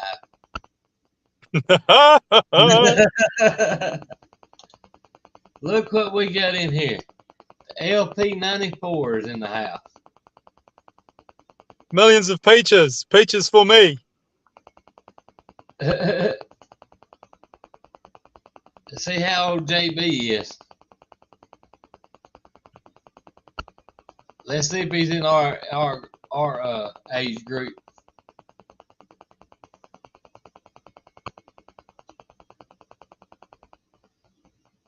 John said JB was 94. Oh,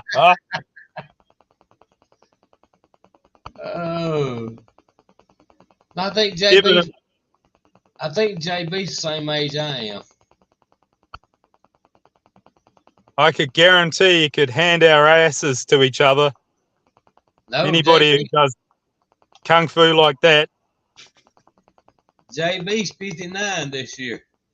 No way. Yeah. I wouldn't have thought. And Stephen Paul's 58. Y'all hold on. Let me go change this live and put the old folk hours. I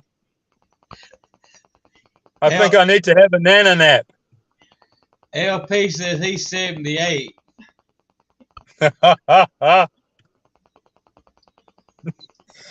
LP's in his 30s. Oh, Lord. Spring chicken. I thought nobody had aged since 1947 in Arizona. Oh. Oh.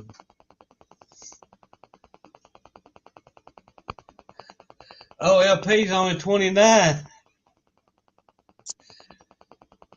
Oh, Lord. Well, you made it past the 27 club. Well done. Oh, God. Oh, man. Man, oh, man, oh, man.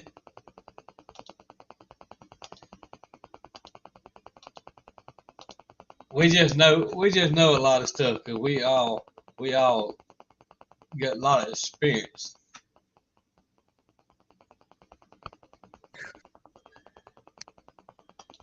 JB said LP is just a baby.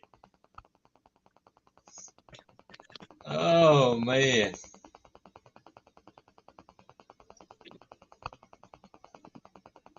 Hey, we all about the same, close to the same age then. Pretty much. I'm going to go on to chat, so I'm going to have my afternoon tea. Okie dokie. I don't want you to see what I'm eating. Oh, Lord. Oh. It might be peaches. Oh, I just ate some peach cobbler. Really? Yeah. I thought you said they set you off. I ain't supposed to eat it, but I ate me some. Oh, good on you. A little of what you like. You gotta have it. Yep. Definitely. I'll pay for it at the bar. That's all right. I'm going on to chat now. I enjoyed it.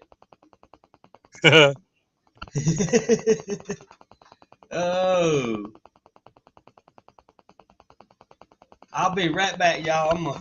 I gotta run to the men's room. Be right back.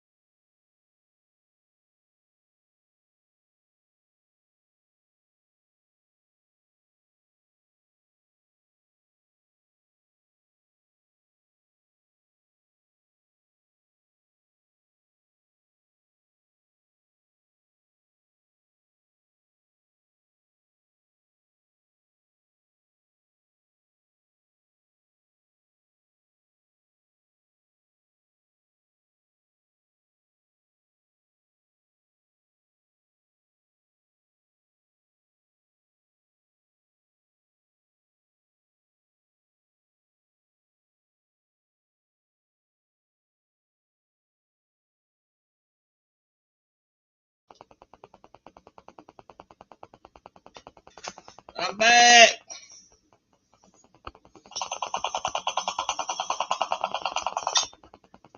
What is that?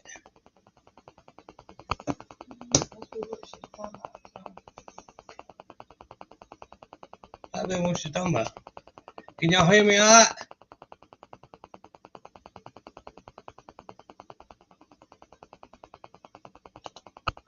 Yep, JB. She don't smoke, so I go outside and smoke.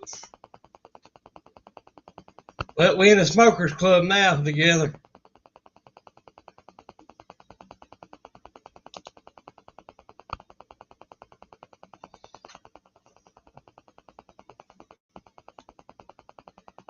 I was trying to figure out where it was coming from.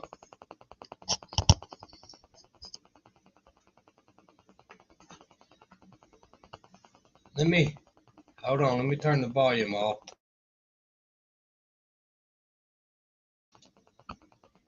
So still doing it?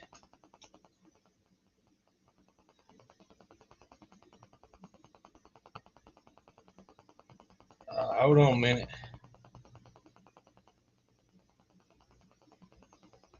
Let me see.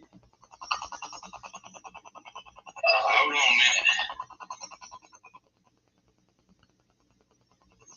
That's crazy.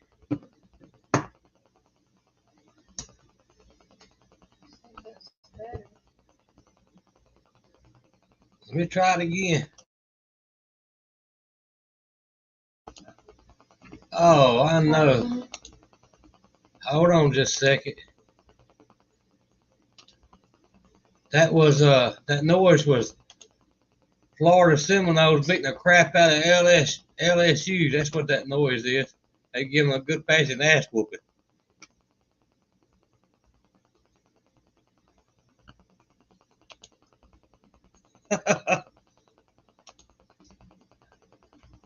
Hell, won't doubt that either. She's still doing it.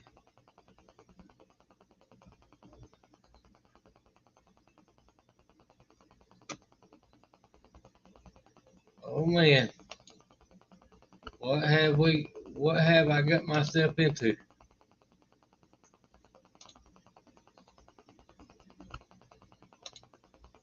Let me close out some stuff here. Hold on.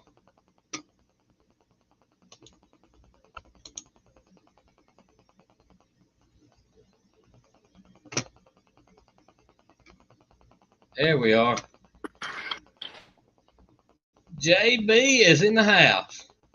Damn. I'm still.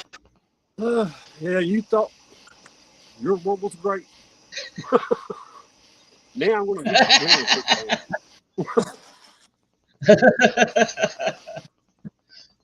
Your truck look good in the background. What's Your up, truck man? look good in the background. It's just a truck. Boy, y'all have worked y'all's fingers off on that truck, buddy. Oh, it's just a toy. It's just a toy. Always playing with it. Always playing with it. Oh yeah. I'm glad to see it go down the road the other day. Hey, you think you're glad to see it? When that thing, I popped that thing down there. Oh, I bet you was on cloud nine, wouldn't you? When that thing moved, I was like, heck yeah. Well, I know you're. I'll try to keep it kind of civil. Me and Lars got back to the store, and Lars goes, "Who's he got on that damn channel?" I said, "That's Dean, man. It's Dean." I thought that was Dean. Oh. If he'd showed up in No Name Nationals, nobody knowed who he was. Oh, I know who he is. What up, brother? LP. Doing all right, man? Yeah, doing pretty good. Yeah, we had to make a store run. I hear you. What are you drinking? Just some Coors Light. I thought it looked like one of them energy drinks. Unlike them boys that's on my channel, man, they started pulling that moonshine crap. Oh, that stuff will get you quick, boy. Took a drink of that stuff. Go, he's got a good next door neighbor, man. Damien Ooh. took a swig of But if it's anything about like the Alabama moonshine, buddy, that stuff like fire going down. Yeah. How to put hair on your chest, as they say. Most of the stuff I ever had was kind of crap. Man, just go ahead and get you a pint of paint thinner. It's about the same crap. It's about the same thing. It'll put hair on your chest and then turn around and take it off. Exactly. In the same minute. Yeah. Quicker than you can realize. Damn, that was quick. Yeah. Oh, man. So how you doing there, AS? I don't really remember your name. So how you doing, man? You gonna make it? Come on, you got to get there. It's slim. Here we go. You got to get one there. More day. You at least get there. One day down. We appreciate that, John. I don't appreciate a damn thing with them numbers. The big reveal. He's gonna come in here every hour on the hour, probably. Yeah. Don't need to now. If not, what he's going to do is pay somebody to sit there in front of the camera every hour. Yeah. Change the number. Yeah. How long you gonna be on here, ASO? You think you gonna make the 24 like you said? As long as I can. I saved up all my free minutes on StreamYard. Just to see how long I'm stay online. It said 24 hours, man. You got to go 24 hours. I'll get up in the morning, same time, then I'll jump back in here and go, how's it going, man? You drink plenty of coffee? I might make it to about 2:30. About 2:30 probably going to be my ending point. Just leave the camera going out there watching the dang Exactly. front yard. Yeah. That's what I do. I just leave it on. I just leave it going. Hell. How's Sir John doing tonight? Doing reasonably well. How about you, gentlemen? Hey, we're doing great, man. We've made progress. Yeah. So we feel real good. Yeah. This truck moves. So yeah, it goes. 16 days, 23 hours, and 59 minutes. Well, dude, don't make me come to your house. I felt better this year has flown by. So quick. Yes. Me and Lars was talking about that the other day. He's like, dude, it's like we was there like last month. I know. Man, it seems Remember like when that was 265 back there? Yeah, I do. Yeah. Yep. I remember still trying to just get the damn 500. Yeah, I remember getting 500. Yeah. And now look at you, what, 900 and something subs now? Yeah, it's all a plus after that 500. Yeah. Whatever. I just needed 500. That's it. I know. I was just sharing you out. So I get up to 500.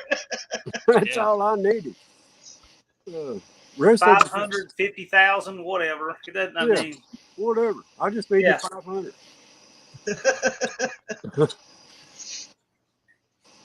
So I haven't been on a few of your lives, John, but I go back and rewatch them because we've been working on this truck so much. I just like, no, I'm done with, I got stuff to do. I hear you.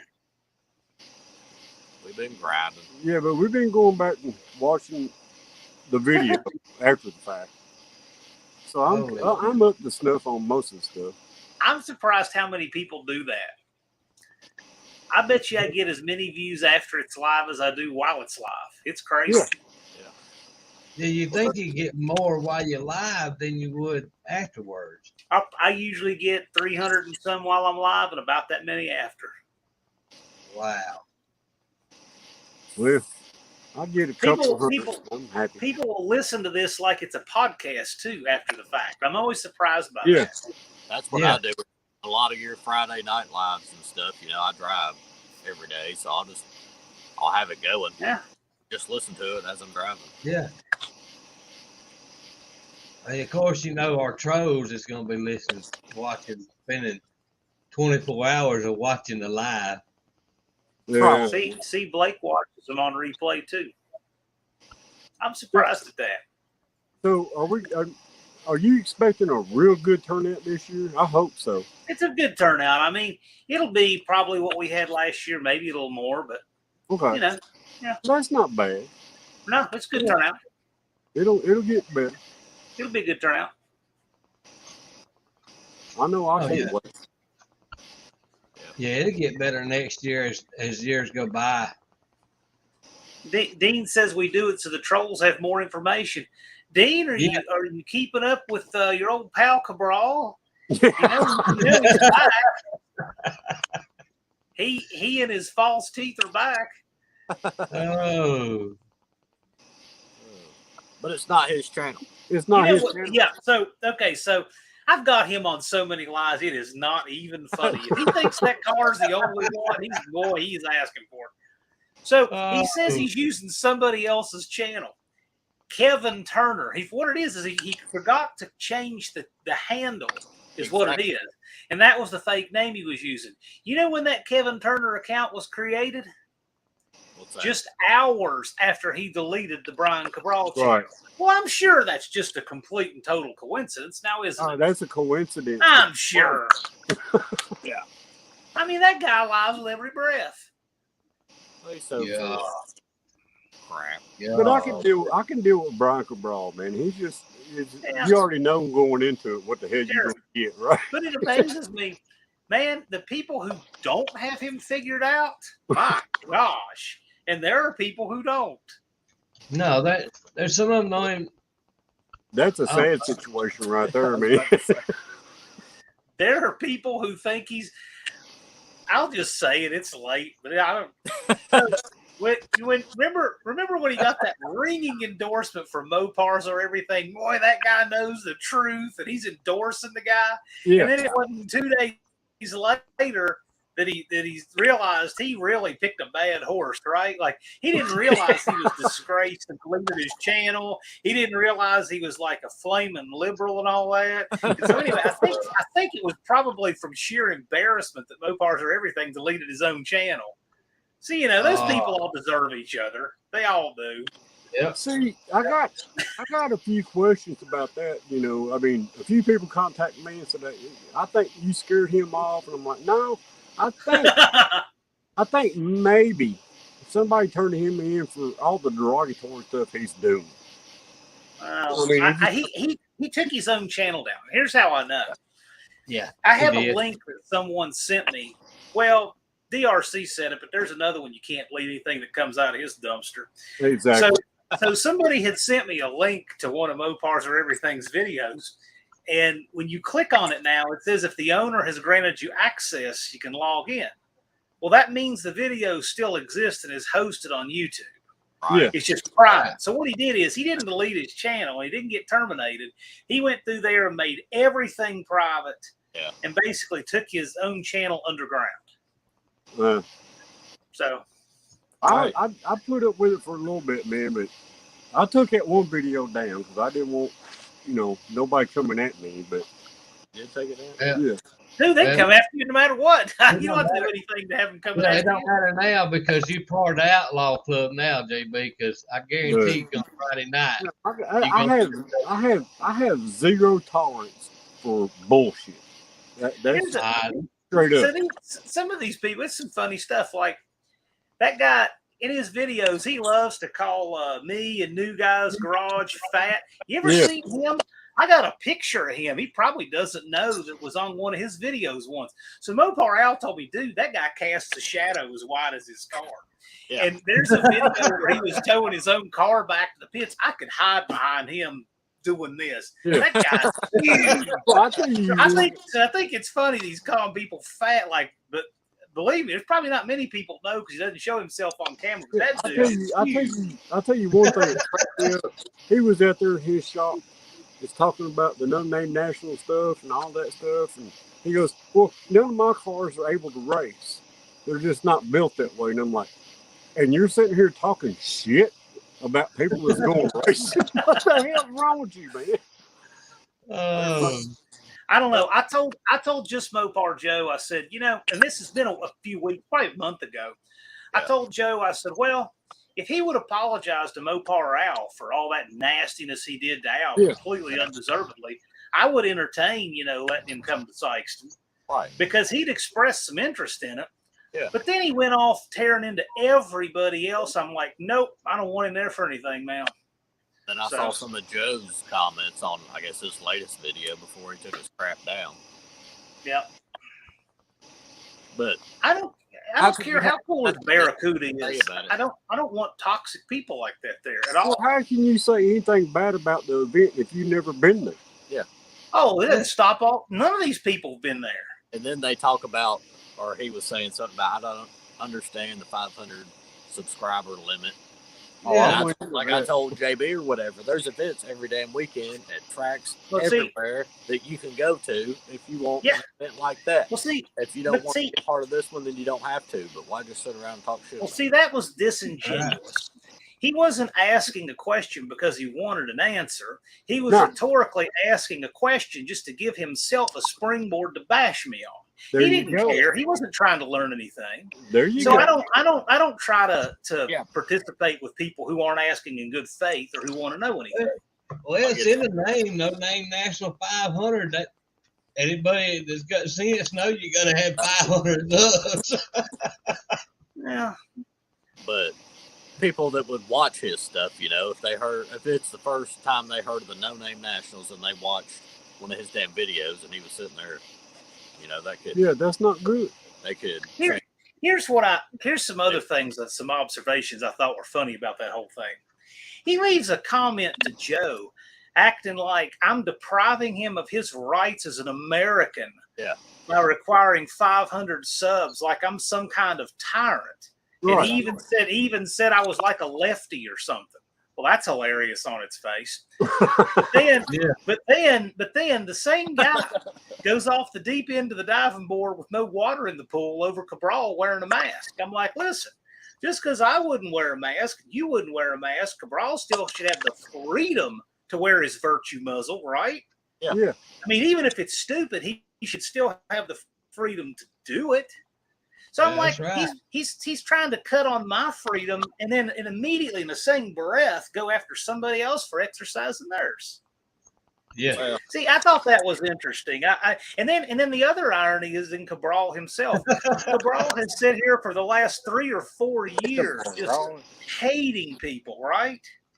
And then when somebody goes after him, Cabral cries and whines. Did you hear all that sniveling? He did 15 minutes of curling up in the fetal position and crying about no cars or everything, Mike talking bad about him, and he's just sitting there sniveling. I'm like, man, Cabral has done more for years and 1,000 videos over 3 years doing nothing but trying to stir hate and discontent and be bad for the community and stir up the trolls. And when something happens to him, listen to all that crying. Yeah. He deserved it more than anybody on all of YouTube. But these people all deserve each other. I just think it's kind of funny. Yeah, but it is kind of funny. But them kind of people, I think they're fragile, kind of obviously weak people, and they don't have nothing else, the cause trouble. To get a couple people that agree with them whenever they're spreading negative Facebook. Facebook. They're a bunch of losers. I need some friends on Facebook. Yeah. Please friend me. I don't know. I look at this stuff, and when they start cannibalizing each other, it looks like that scene at the end of Indiana Jones and the Temple of Doom with the crocodiles.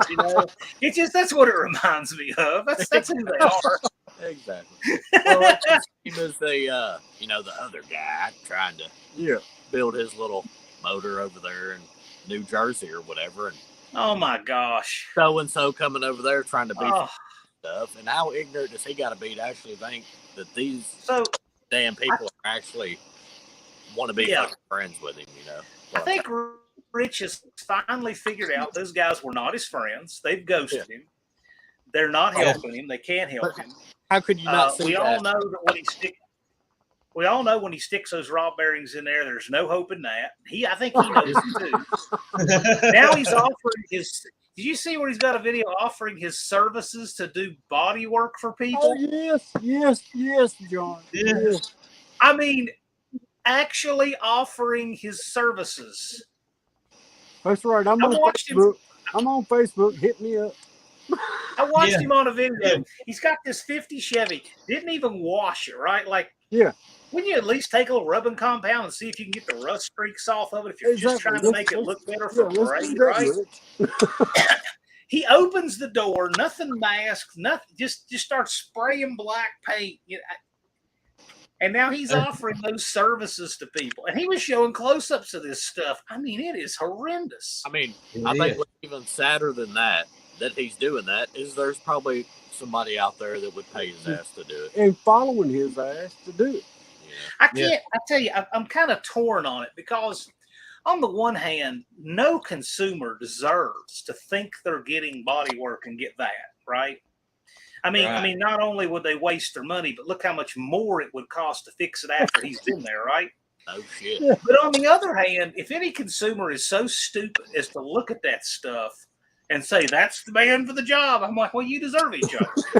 You deserve it.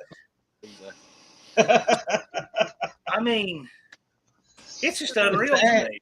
It's sad, but it's true. Oh my God. The worst person in all that whole situation there is this poor damn mailman. Yeah. Man, I want to drop this mail off and get out of here. Yeah, I don't want to talk to you for an hour and a half.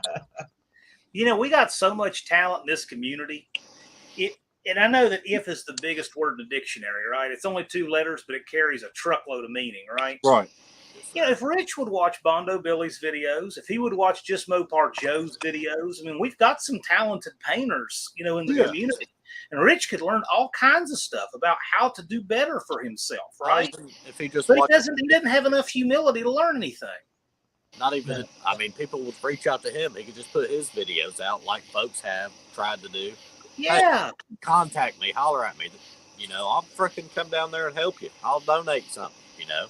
I'll bring you every time somebody offers him any criticism, he just slaps down their comment every time and just makes an excuse. Let's see, what was his comment? What was his comment that day? I didn't ask for anybody's help. Never did I ask for anybody's help. Oh, that's with that damn DRC dumbass. Then he freaking started putting out, I don't know what's going on right here. Somebody help me now. What the hell? But you know, the thing is, I totally get it. I understand that 90% of what you get from the comments is not helpful. That's just YouTube, right? Right. But there, every now and then, you see some good stuff in there, and you got to be open-minded enough to see it, and you start to figure out people who are reliable sources of information, you know, and people who are not, and you know, that's the thing. We are the publishers now. So like when we were kids, you go to the library and that book on the shelf had to go through a publisher and peer review and whatever. Well, now that you have the internet, we have to be the publisher. So it's our job to figure out in this fountain of information how much of it's sewage and what is good. It just doesn't seem like he has any interest in learning anything or any interest in humbling himself to learn or anything. And it's just sad. It's like you're 54 years old and you're doing stuff like this. It's like, you got to be kidding me.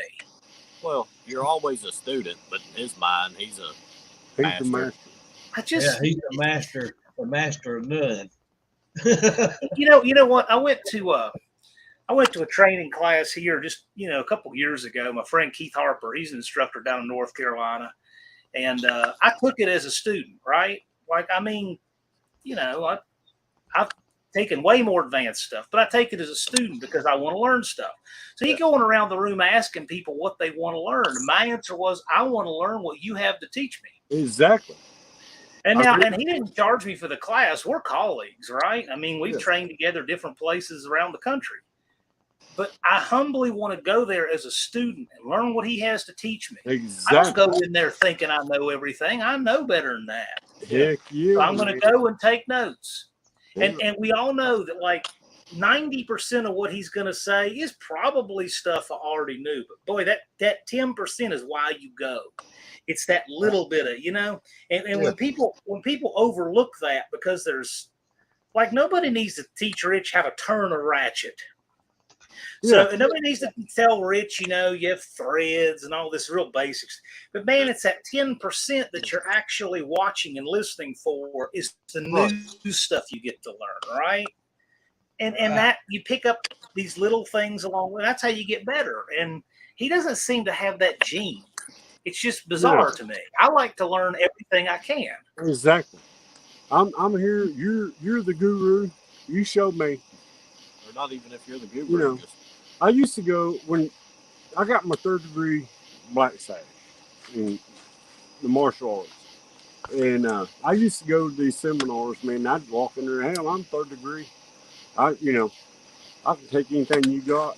And one of these guys has been studying for like 40 damn years and snatched my little butt up, turned me into a pretzel in like 5 seconds. Okay, enough of that. I'm ready to listen to whatever you got to say, man. But you ever seen the graph and read about Dunning-Kruger? It's the phenomenon how stupid people think they know more than they do. You ever seen that?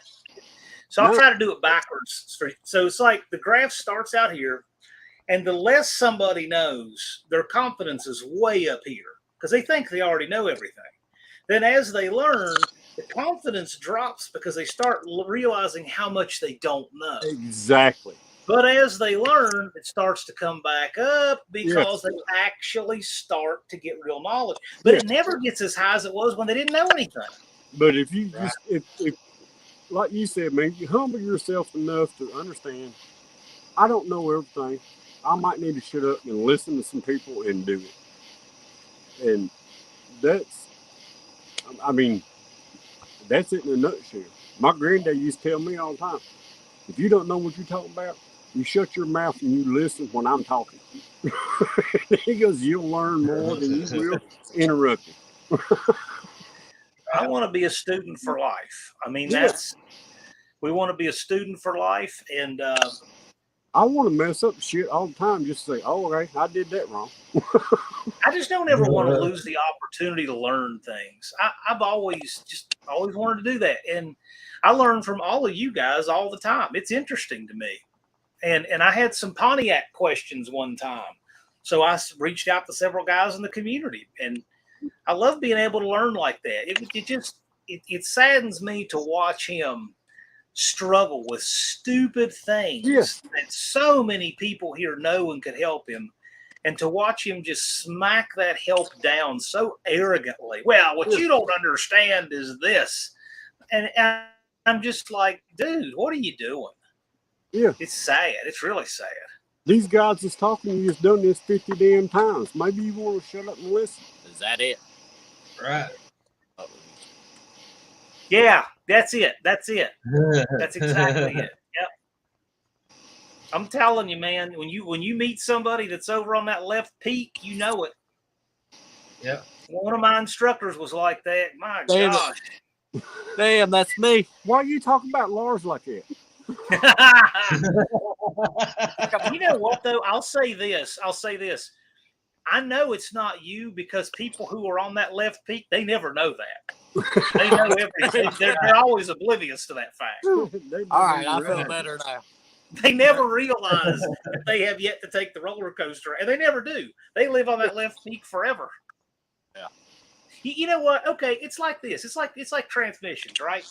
So I go to trade school and do a bunch of transmission stuff, and I learned a lot of stuff, right? I learned a lot, but I did not realize how much more there is to know until I started talking to these people, like Kevin Justice, and I've talked, of course, to Cope, and I've talked to Rick Allison, and some of these people that have built hundreds and hundreds and hundreds of these things, and Jabo, right? Yeah.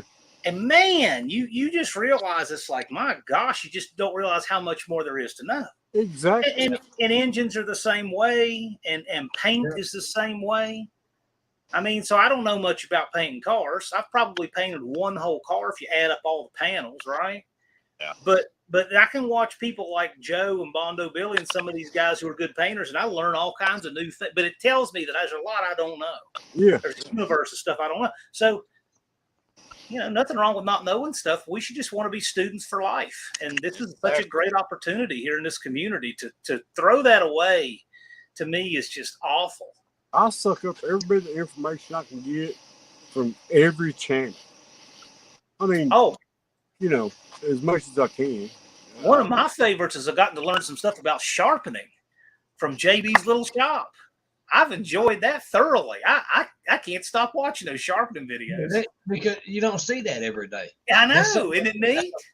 Right, that's I've been trying to tell him. I love it.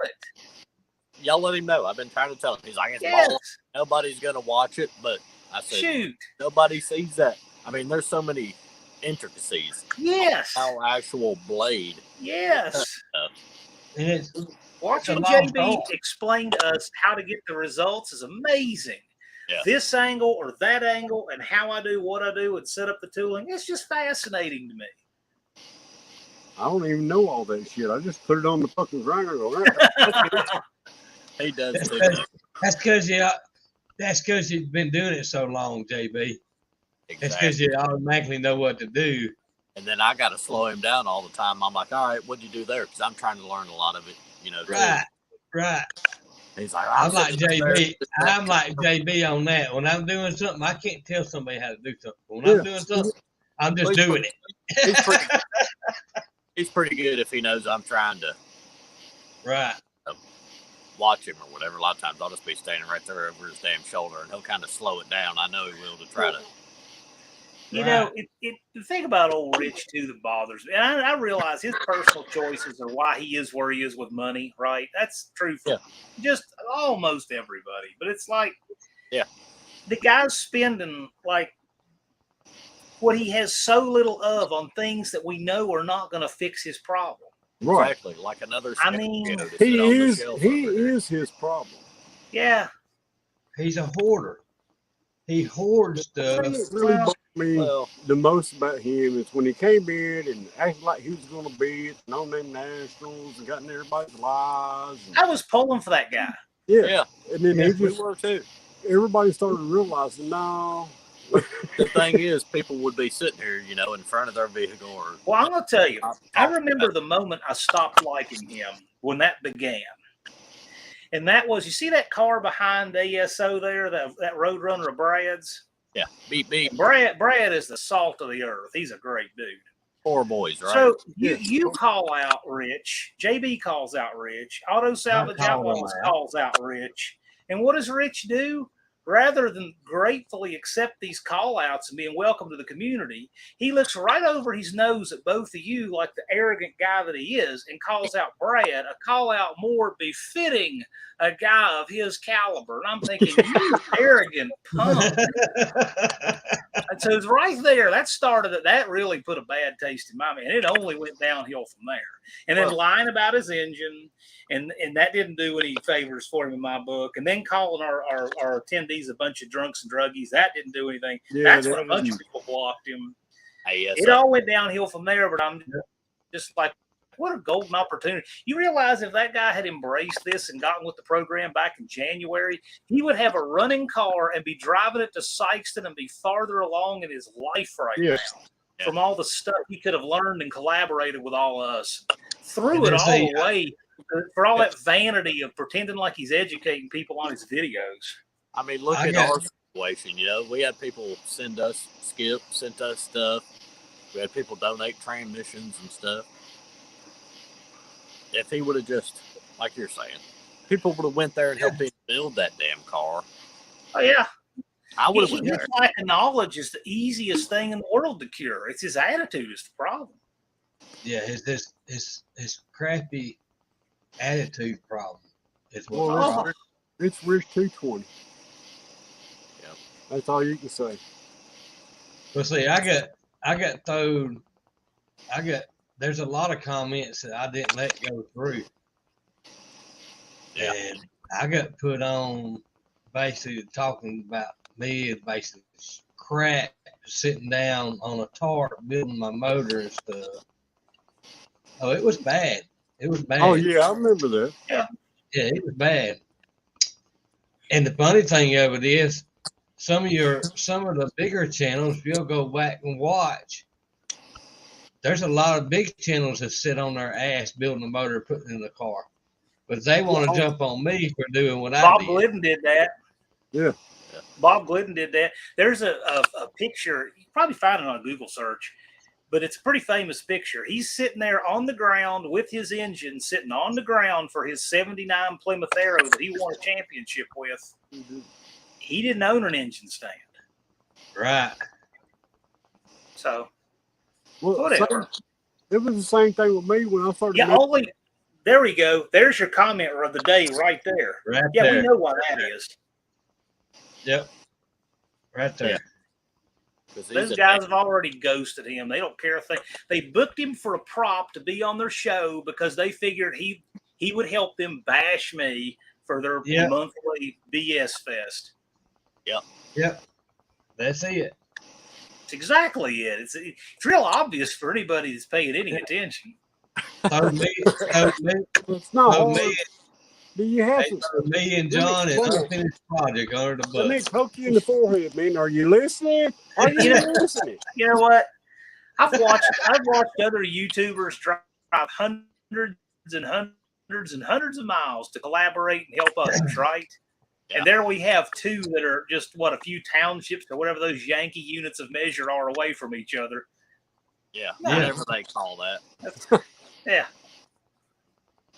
Hang on, I got to plug you up to the charger. I don't normally get into all this stuff, but I figure it's really late and ASO wouldn't mind. So it's late. Let it go, man. I rarely give an update on all the shenanigans. I certainly don't do it on my channel, but it's dude, just let it go, man. You're doing every once in a while. You're doing an awesome thing, man. Yeah. And you got a lot of people behind you. And I appreciate all of you guys. But every now and then I'll run a tab of some of this craziness, and I never tell anybody, but I figure every once in a while I'll just kind of. Yeah, you have to every now and then because if not, you gotta laugh about it. You know what I'm saying? You're a person. You know, you're a you're a human. Yeah, right. Dean, he's a scumbag. I'll tell you right now, he's a scumbag. I never did anything to that guy. He turned on me rapidly for nothing. He enjoyed getting hundreds of subs from Trash and Tony, and he just became infatuated with doing that to people. And so he just decided, just turn on me too. Just never done anything to the guy, ever. And Unfinished Projects never done nothing, and they throw me, John, and Unfinished Projects. Oh, well, now, Unfinished Project, what Unfinished Project did is he resented Rich lying about his engine. Yeah. And so here's all that happened. I'll tell you the real story with that. He's deleted a bunch of my comments. So Rich is talking about, my engine's together. And I'm thinking, what? You were telling somebody 2 days ago it's all apart and it's not. It's all together now. Yeah. Because I knew better than that. So I told Unfinished Project, I said, hey, why don't you offer him $100 if he can do a short of it running with today's newspaper? Which, of course, he couldn't do because it wasn't running. So he sits there and says the bet was fake. Well, who cares if it's fake? It doesn't matter which it wasn't. But it doesn't matter if it's fake because we have a lot to lose saying this publicly. If we were to welch on that, oh, my gosh. Yeah. So it can't be fake, right, for us to do it publicly like that. What was fake was the engine wasn't running. And we're watching the seasons change behind this guy. He's calling Nolan on the phone, trying to get advice for exactly what the videos are that he says are old. I mean, he's just lying all over the place. I mean, and for what? Why lie about it? Why not just tell us the truth? Yeah, I got a problem with it. Need to figure it out. Okay, no one cares. Right. The lie was the problem, not the progress. Right. My thing is, you go back and watch some of his videos. He's like, and I've been doing this stuff for 9 years, and I got 200 of y'all, you know. Well, if you've been doing it that long, maybe there's a common denominator here. Maybe it's your freaking. Yeah, you know, if you have 500 videos, if you have more videos than subscribers, and you've been doing it seriously, but he tells people he's been on YouTube since 2006. But the truth is, he hadn't done car content since 2020. Right. I've had a YouTube content since 2006, and I've actually put up car content longer than he has, but I didn't get serious about it till 2020 like he did. Right. Well, it's like can't tell truth about anything. A long time ago, but they're saying, I don't know why this guy's got this amount of, you know, I've been on here 2 years longer than you. And that's what he would be doing in some of them lives. Yeah. Well, 2X tried to. Yeah. He tried to help him. Everybody tried to help him, but I tried to reach out and actually help him. And I mean, I'm not the smartest dude by any means, but it was one video.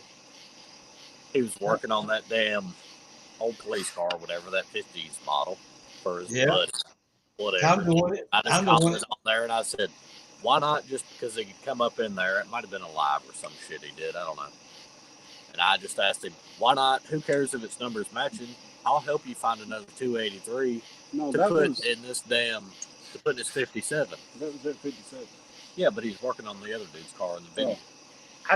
I told him forever ago, get a junkyard 305 and stick in it. Yeah. It doesn't mean you have to get rid of the 283. Just keep the 283. Just keep it. Just wait till you. And if you I mean, he'll never be able to rebuild it. Somebody who's competent will have to do it. But he could just get the 305 for a couple $100 and put it in there, rent a cherry picker for a weekend and do it, right? And actually be able to enjoy the damn car. That was the right answer.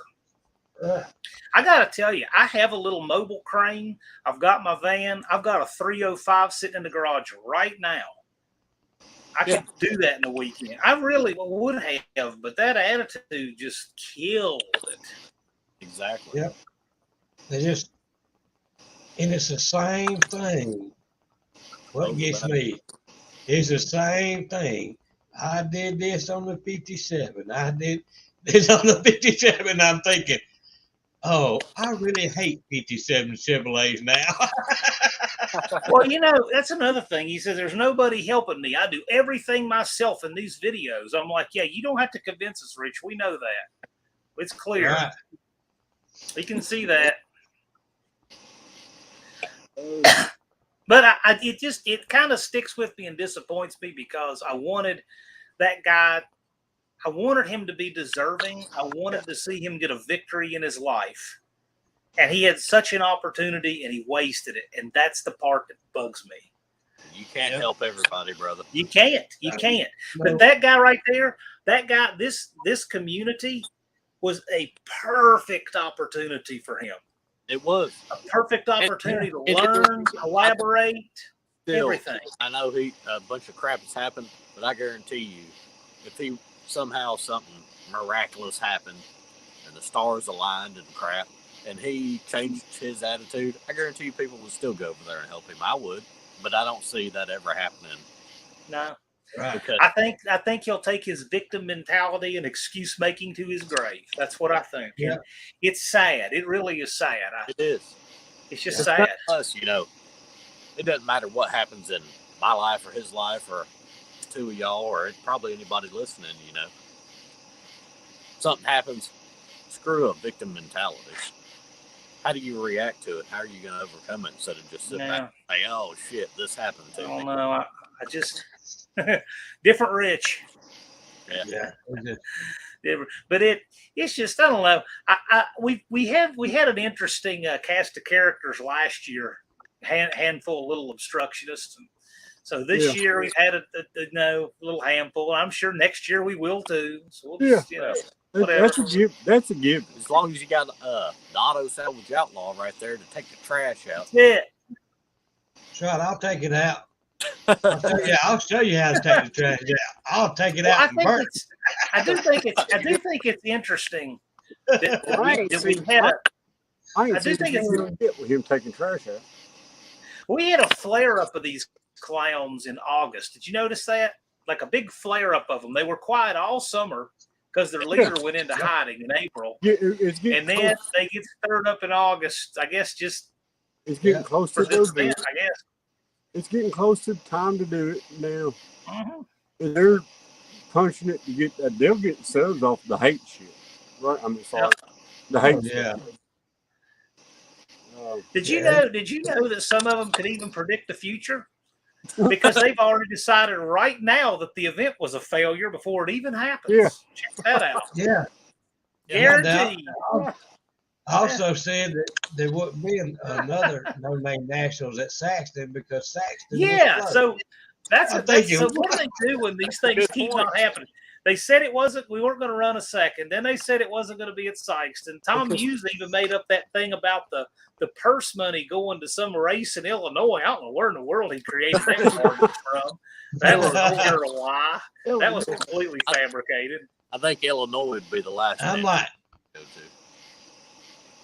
I mean, don't you think that if there was any truth to that, how would you ever keep that conspiracy quiet? Because Joe won and got a payout. Daniel won and got a payout. William won and got a payout. I mean, all these people won. Roland won and got a payout. Yeah. How would you keep that quiet with all these unrelated? I mean, it's just crap.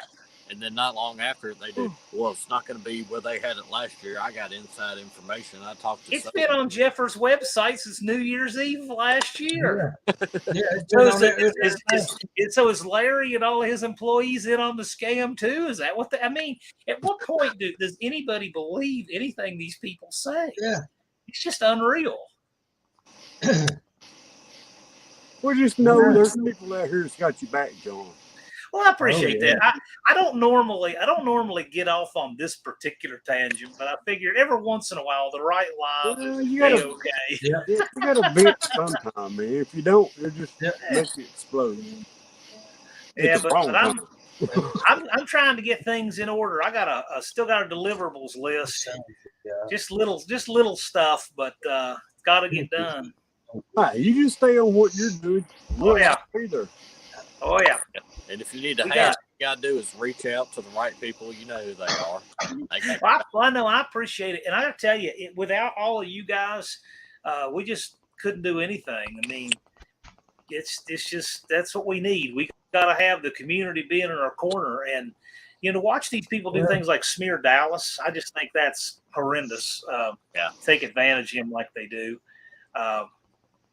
But, we got to have people in our corner who have our back, and that's really important. I mean, that is really important. And I'm telling you, I've said this before, but I mean it. I very much appreciate all three of you guys that are on the screen here. And all of you guys. Well, I appreciate you very much. I mean that. Hey, I'll always got your back, man. You just watch. Oh, yeah. I look at it this way, and I've been to a lot of drag racing events. And I look at it this way. Even here at our local drag tracks,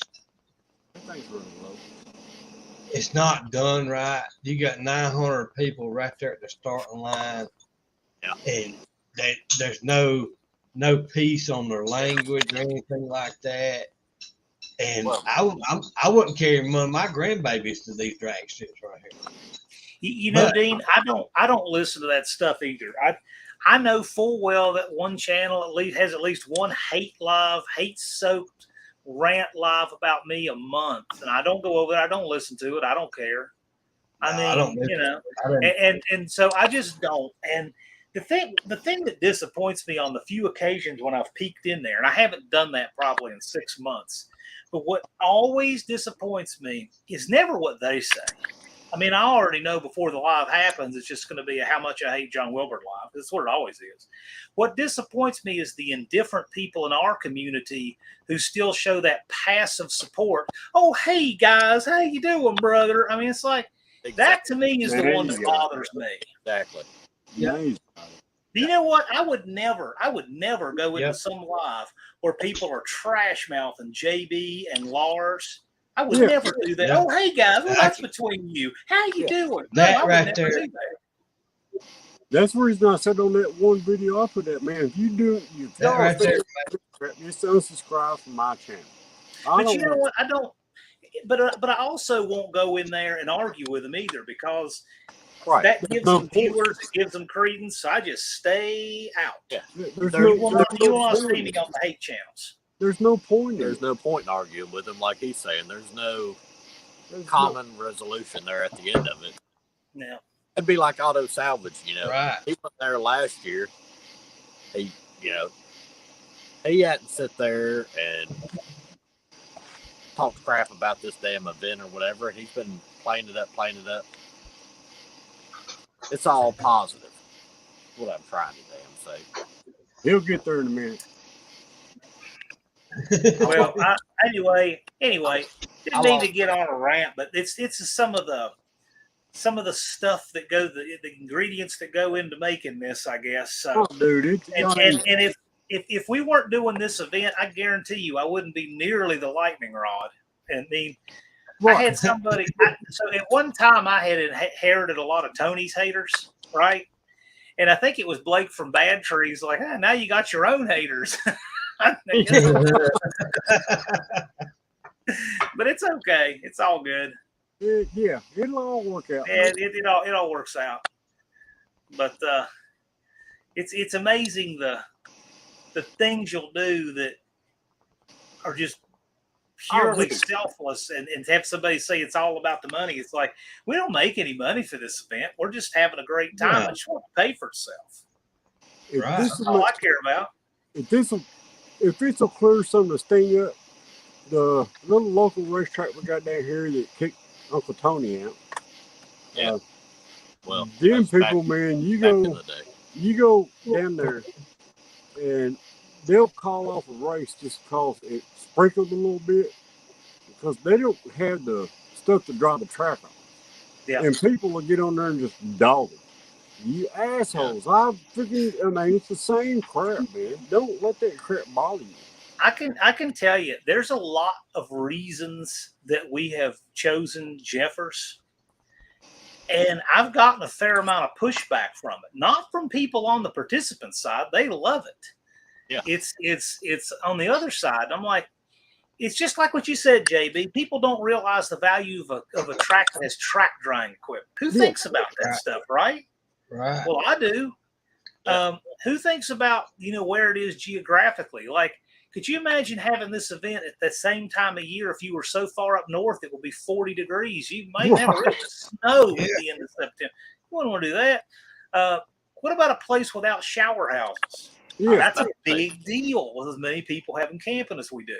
The dinner venue. Like, if we were to have this event, I'm just going to make something up. What if we were to have it at, what's that track at Holly Springs, Mississippi, right? If we were to have it there, do they have a dinner venue that can accommodate our crowd like Lambert's can? And would the dinner venue have a parking lot that big for the show? And would it be only 7 miles away? That's a concern, too, because a lot of these guys driving these rowdy cars, they can't make a 50-mile drive with them. And even if they could, then your commute from the cruise is now over an hour each way. How much time do you really have then? So there's a lot of things into the comprehensive event that are more than just a track service, right? You done good. So that's the stuff that really figures into. Are there things Jeffers could use? Oh, sure. If I had my way, I would want them to build another set of restrooms and shower houses down at the other end of the pits. I'd want them to pour a burnout pad. There's things that it will be cool if Jeffers have, but if you put everything together, Jeffers has definitely more on the checklist than pretty much anywhere else. Yeah. Yeah. Hey, I'm not doubting anything you're saying, man. Now, I'm just rambling, but it's just stuff we do. And it's people really don't like last year. I mean, the barriers for the burnout pit, that cost a shit ton of money. Yes, it did. And get them put in place, and then you and Dallas was there next day. Everybody was gone, but you and Dallas was there. I got $1,000 budgeted for water barriers this year, and I still don't have a call back for a final number on delivery on them. I still don't.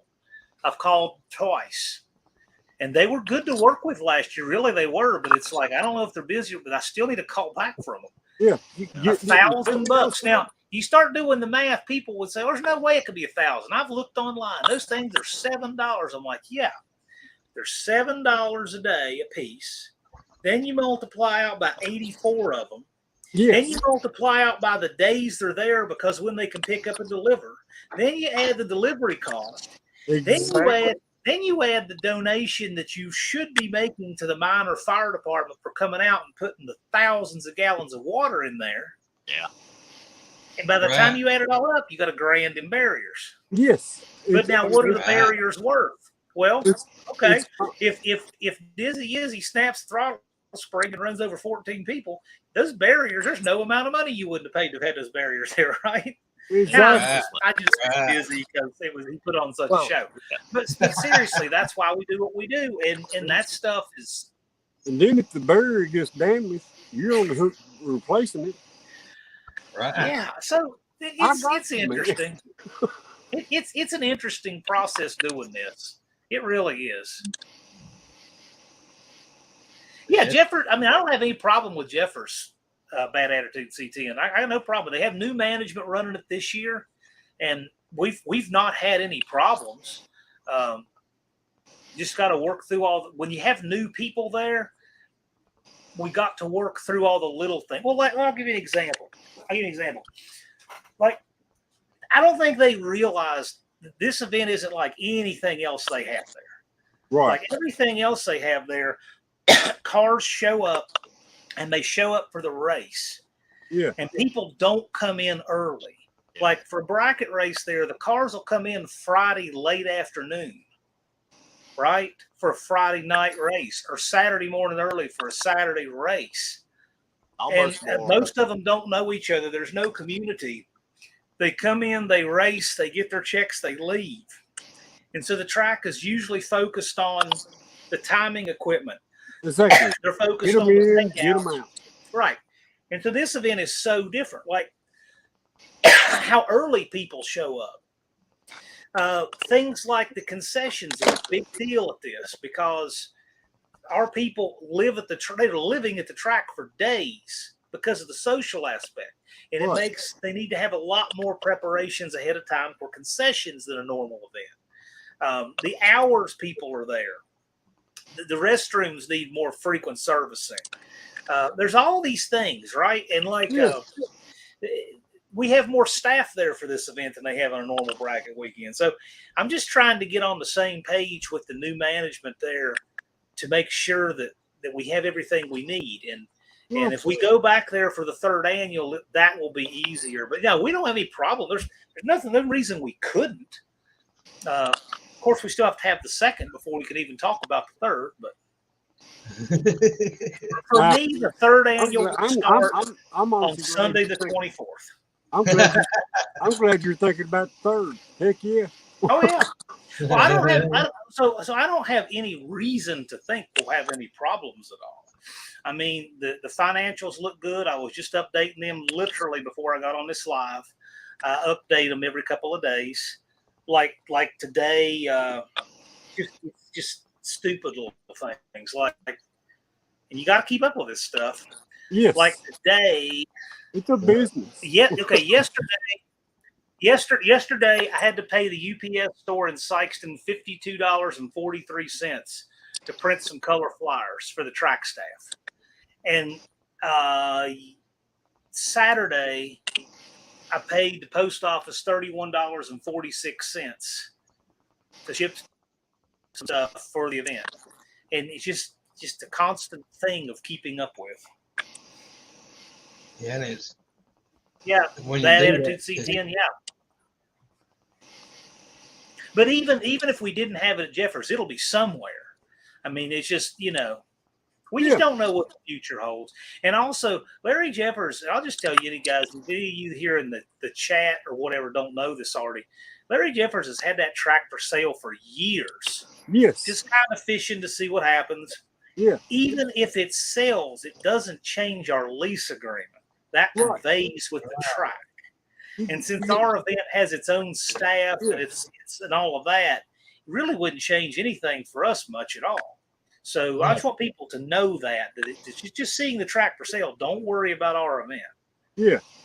Because I mean, even in what you just said, you can always rent the track. All right, we need this for 3 or 4 days. Here you go.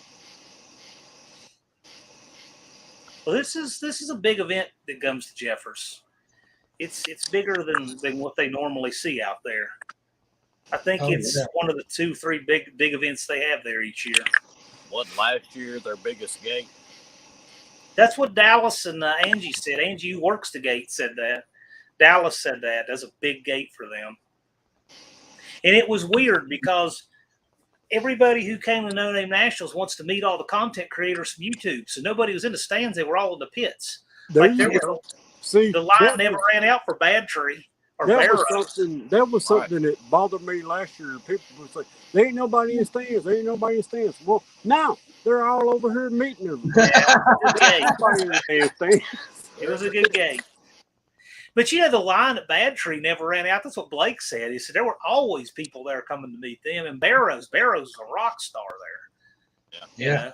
And of course, Joe is like a freaking celebrity there, right? Yeah. I mean, it was great. I thought it was wonderful.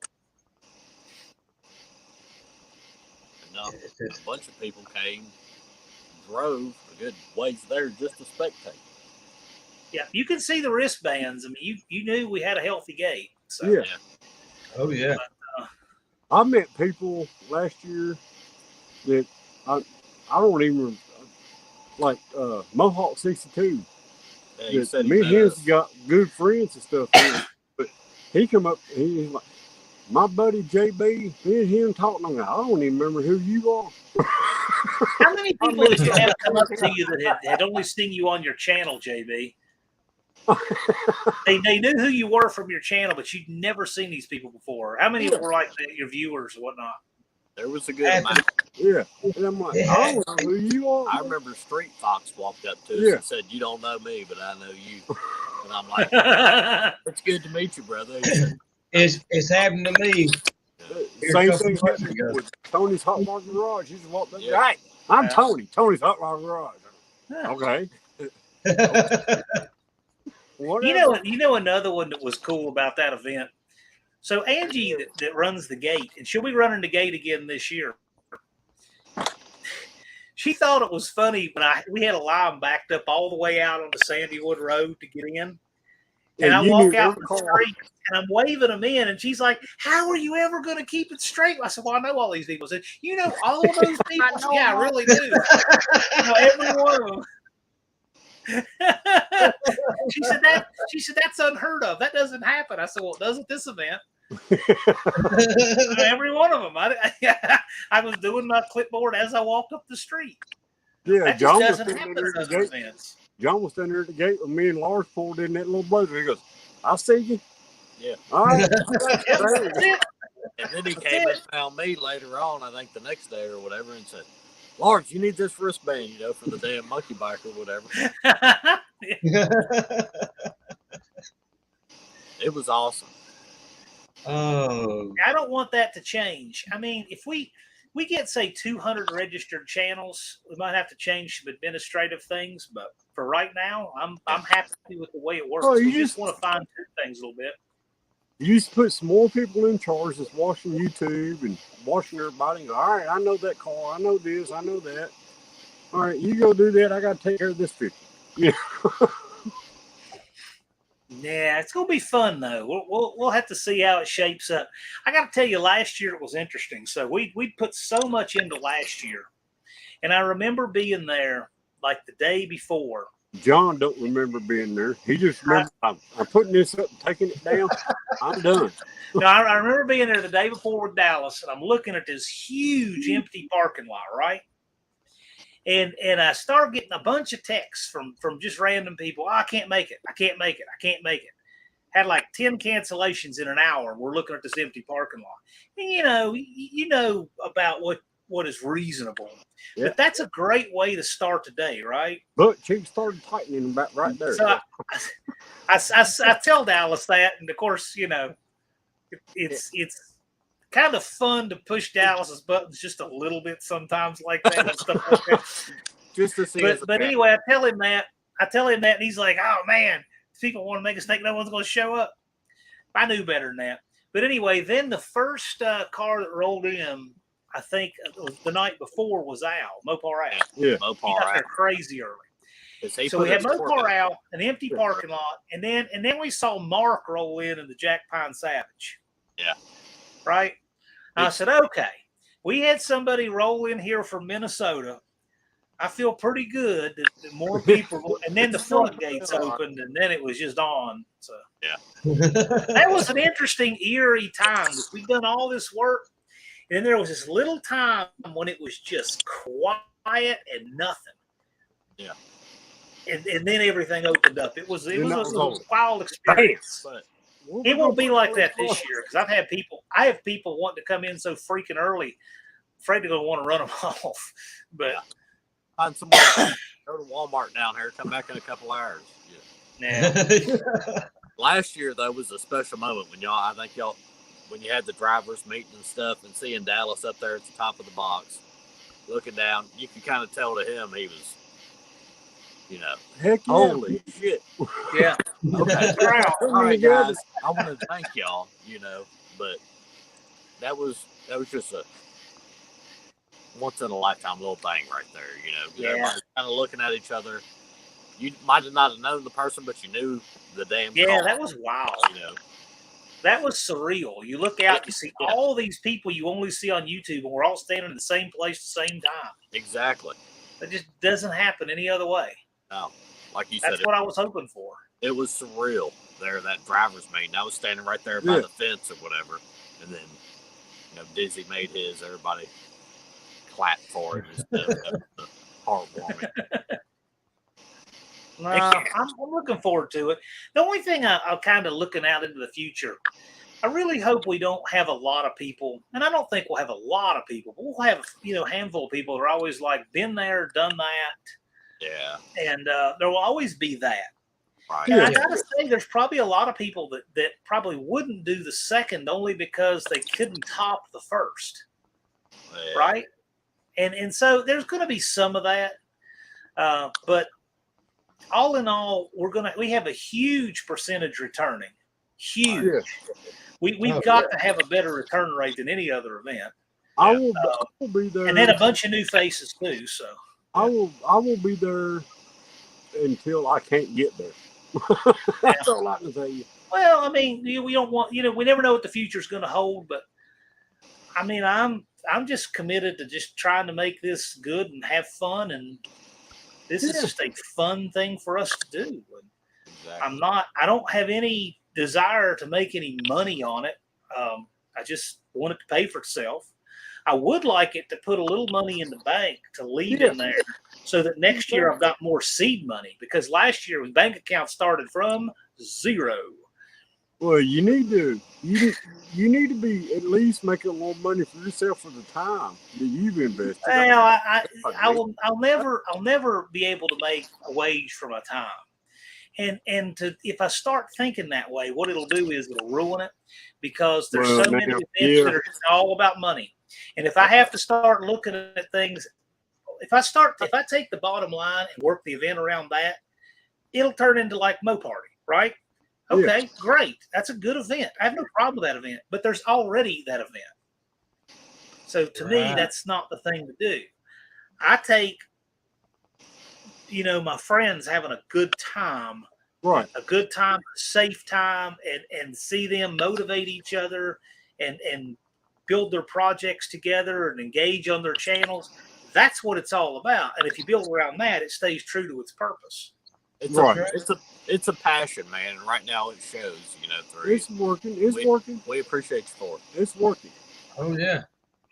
Well, there's things that just, and I'm not taking credit for anybody's stuff, but it's just like, there are people, well, okay, if a car has sat for 10 or 15 or 20 years and you're getting it ready for the 21st of September, is it fair to say that if it wasn't for this, that it would still sit another 10 or 15 or 20 years? Yeah. Is it just coincidence? Because there's a lot of stuff that has gotten moving that wasn't moving. Exactly. Yeah. Just because of this since last year. Yeah. Just because I think I can pull that car back out. Well, it's just the same. I mean, little 2.8 sitting around with that supercharger and crap, and then building this motor, doing this, it would have sat around another 10 years. For another 10 years, you know. Yeah. Well, hell, let's build this thing. Let's put that motherfucker together. It's really important, though. I just want to make sure people understand, like, I'm absolutely not taking any credit for anybody getting their stuff done. That's all on you guys, right? Yeah. But a goal has to have two things. It has to have a deadline and an action plan. Yeah. So the action plan, the money, the knowledge, all that stuff, yeah, the community helps in every way it can, but that's all on you guys. The one thing we're providing is a deadline. And it's a unified deadline with as many people sharing that deadline as possible. And a platform to do it on. And that contributes so much to the whole thing. Nothing will motivate you like a deadline, you know. Oh, crap. Yeah, but it's a shared deadline with everybody else. Yeah. Like a call out only works if both of you have a car to race, right? Right. So if you and Buck, for example, are working on the same deadline, then you throw in there all the shared motivation of people watching both your builds. That is got to be helpful. I'm going to beat his ass this year. You want. There he goes. A lot of people pulling for you. His ass is mine this year. Yeah, I won't bet on any of the races or anything like that. I mean, you know, the house might throw in some money for something, but to me, it's just not ethical to do that, right? And so, but I do like the stuff that goes on. Well, I like this bounty. Okay, I don't have any skin in the bounty, nor would I, but I think it's cool. I think it's cool that they're doing that. Right, and that kind of stuff is good. It's just like that nanner pudding ASO's gonna bring, and I'm gonna get damn T-bone. Right. The pudding. Look at him looking back over there. Banana pudding. If you want to see a truck class, we got to have trucks show up. Yeah, we've got some trucks, but the thing is we can't create too many classes that we can't fill. Because you know what? That's exactly what NHRA does. You know? They have like 100 letters in all the classes, and people don't even know what they are. So, the first thing I'd like to do, I would love to be able to split the 28-10-5. And if we don't have a 16-car field this year, guess what? I'm not likely to do. If we have 16 cars this year, I'm very likely to do it because I would love to have a class to get all the 5-second hammers starting their own, right? Yeah. Let those people, let the Redbeards and the Nelsons and those people fight it out. And then have another, but I'd love to have another class for people like Punisher Lamont Ray, Andy Wood, these people who, Toledo or Dallas, these people who've got a car turned up to where they could run a 599. Right. You know, or somebody might grow into it but can still drive it on the street. That's what I'd like to do. But we got to have a turnout for this stuff to do it. You can't just make the class and they'll come because we're pulling from the YouTube pool. So show up with your car, and then there might be a new class for it to next year. That's if we get through this year, next year will be even bigger. Oh, so. I mean, I know I don't know how many people showing up and stuff, but there's got to be at least 50 more people. I would rather have 100 good participating channels than 200 if that includes 10 bad ones. Yeah. Because to me, it is not. I don't care how fast your car is. If you bring toxicity to it, no one. Right. Don't want it. If the majority of it was just little, call out grudge races like JB and Buck, stuff in that would be better than just full on bracket racing. If the community had to, I would get in on the bracket racing and the small tire event this year, but I just don't have the money to throw at it. But I would jump in that stuff in a heartbeat. Well, you can jump into bracket anyway. I mean, it doesn't cost you a thing to do with that. See what happens. I'll put Lars in it. Yeah. It won't cost you a thing to jump into bracket. Imagine that. I mean, who knows? You might even go around or 2 or 3 or 5. Who knows? I mean, you never know. You never know. The But slow the further you go, the more the hitters turn out. We got some ringers in there, so I think I could do it. yeah, the bracket. You never know, guys. That might be a thing. But I think we need to put. I wouldn't mind splitting the bracket up too. I wouldn't mind splitting the bracket, based on driver experience or something. I would consider that. Yeah. It just depends how many we have show up and that kind of thing. But here's the thing. I've had 100 different things pitched, right? And it's not that some of them are great ideas. Like I really liked an idea that I talked about in December, but yeah, it's just so many things you got to figure. Like if one thing you're doing is drawing away from something else, right? Where does that time go? Because you've only got so much to it. Like, okay, here's a perfect example of that. And I know if I said I'm thinking about it, people are like, yeah, that's a great idea. They would just say that. Okay, what if I were to get a chassis dyno out there, right? Okay, well, that's fine. But if you have a chassis dyno there for, say, 4, 5, or 6 hours, right? Right. How many people are you going to have a crowd of people around that? Yeah. And then how many people are not watching the racing? How many people are not participating for that? I've looked up. So at what point do you give up? But at what point do you give up? You start splitting the event up to where you got a bunch of people just all doing their own thing, because that's what happens at a lot of big events. And right now it's so great because everybody is participating in the same stuff. Yeah, and you get for instance, like everybody went down, the track shut down, and everybody was at the burnout competition, right? Yeah. Everybody. Well, okay, if the burnout competition were going on at the same time as everything else, just over here like it does at all these other events, how many people do you think would be there? Would anybody care? About 50%, maybe 30%. Yeah, but so to me, I think one of the things that's so freaking cool is that our time schedule, everybody can do everything because I kind of like that. Yeah, basically both of them would conflict with one another. Well, because everybody likes to socialize and have a good time, anything you're not doing, you get to hang out. Right. I mean, I got to tell you, the more people I talk to, they always say the worst thing about it was I just didn't have enough time to go meet and talk with everyone. Yeah, that's the main thing about this event. You have plenty of time to go by everybody's pits during the day, talk to them and stuff before the race actually gets going and stuff like that. And you got, in the evenings to get by and talk to people. You can't beat it. Yeah. You just can't beat it. So I'm not ruling out that we would do a dyno or something like that. It's just, let's just, I want it to stay cohesive. I want people to be, hanging out and having a good time. I don't want it to get splintered up, and that's kind of important. So, we'll think about it.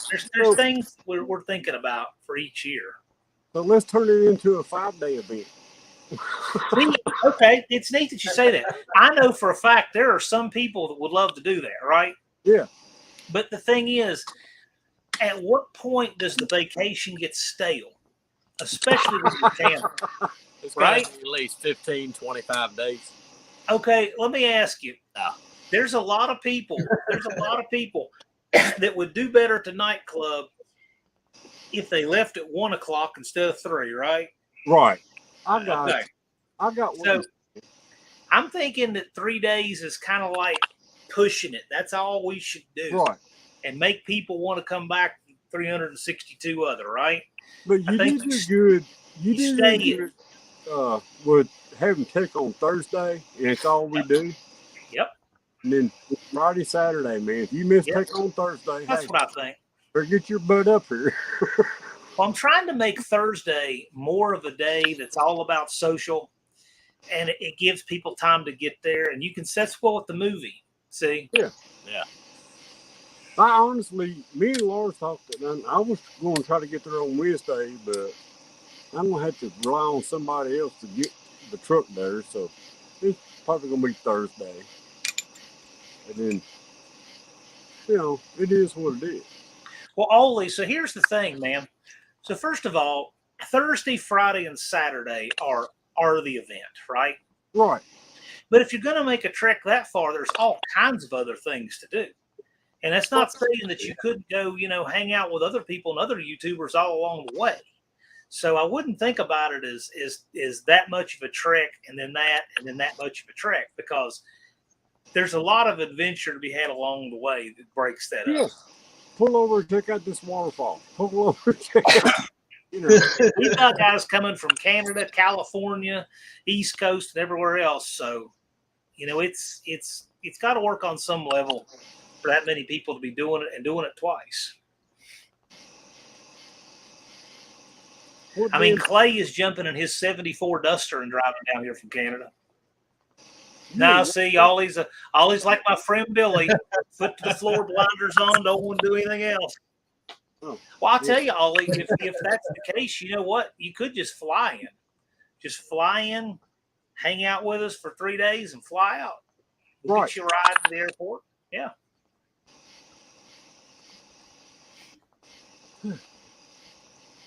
Well, guys, I hate to jump out, but it's cold 12 here. And I got work tomorrow. Yeah, 15 after. Yeah. There's B&R. Oh, Lord. Now y'all. Oh, my gosh. B&R. It's 16 days and 22 hours and 44 minutes. Yeah. Hit that link. Jump in here. Yeah, I'll stick around for that one. Man. He reminds us he's fogging the mirror every now and then. No crap, guys. I'm out of here. All right, ASO. You got tired. 23 hours, ASO. You better stay on here. Exactly. I'm going to check it out. If you ain't on here, man, I'm going to call you bullcrap 2 times. See you guys. We appreciate y'all. All right, y'all too. Be good. Yes, sir. See you guys. Okay, big. The damn button. You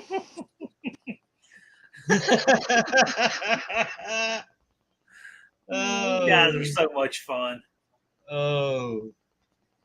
That's Amy's and Andy. You guys are so much fun. Oh. Dang, Dakota's up this late. He must be working on his car. Dakota, are you allowed to stay up? It's not a school night.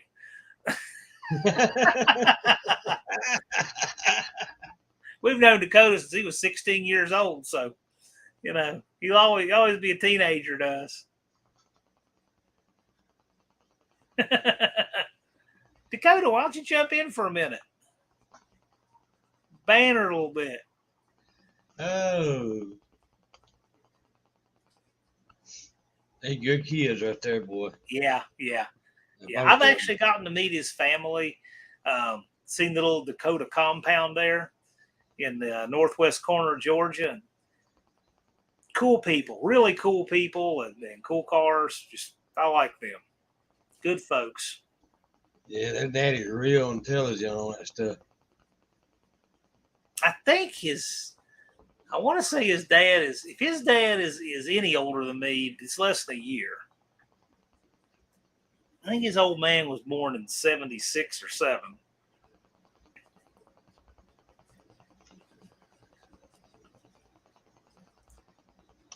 Yeah, I hear it. We'll get you on a live stream sometime, Dakota.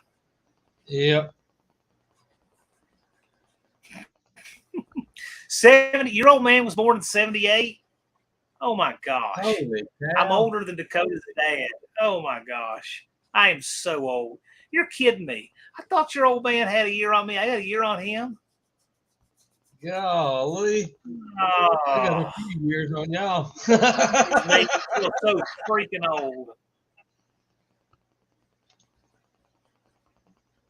Oh my gosh. Oh, I'm so old. His dad has I don't know if you saw it on my channel or not. His dad has a Ford tractor, an 8N Ford tractor, like a 1950 model with a flathead V8 in it.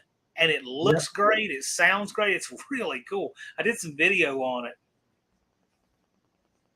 Yeah, I seen it. Pretty cool tractor. Late 78. Jeez. Oh my gosh. His dad's a nice guy. You can see where the kids get their smarts. Oh, yeah. Yeah. Yeah. Yep.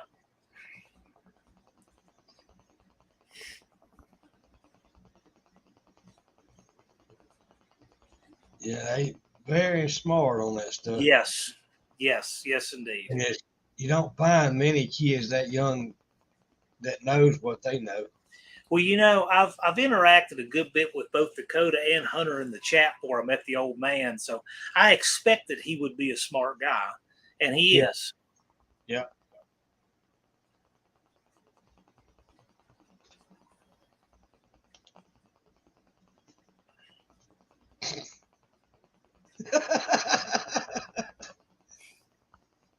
Hair trigger. 4 pounds, clean break. Dakota and Hunter's good kids. Yeah. Yeah, very much.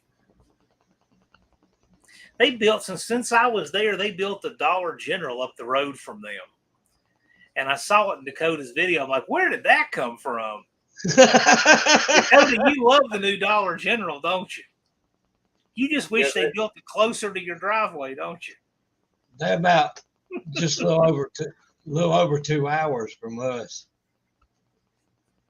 Oh, yeah, I guess so. Yeah. Yeah, they're about a little over 2 hours for us. He's real close to Chattanooga. Yeah. They come out of nowhere. Yes, they do. Well, those things pop. He isn't kidding. Those things pop up everywhere. I just figured out how he messed his engine up. Showing out in front of that, turning around at Dollar General and showing out in that car. That's yeah, maybe. Maybe.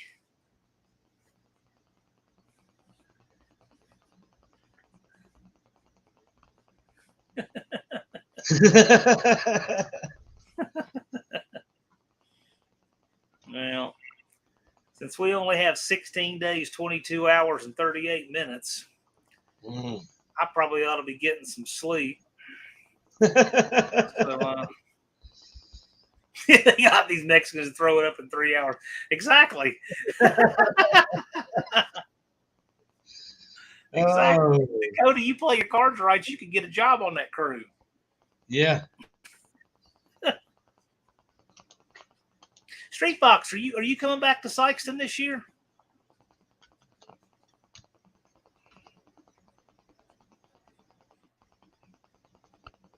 He lives close to me. Really? The only YouTuber on here that lives anywhere close to me. Oh. Yep. I guess Hunter and them's the closest YouTuber that. Yeah, it's the closest to us. Hey, Street Box, Buck is coming back through that Saturday before, just like last year. And I'm going to meet him for lunch, and you're welcome to join us again if you'd like.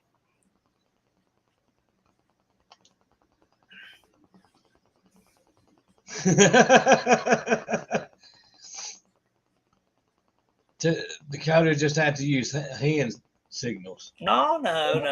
They know enough English. Oh yeah.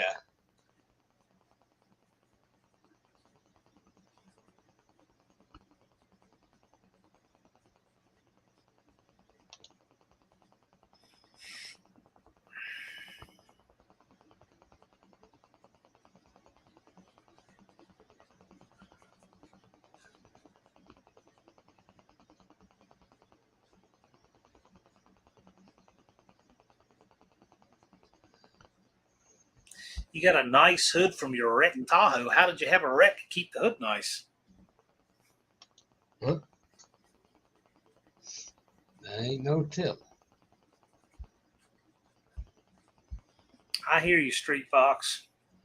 My year's been tough too, but I gotta head out early. I gotta go down. I gotta leave here no later than Tuesday morning, maybe even Monday morning. So,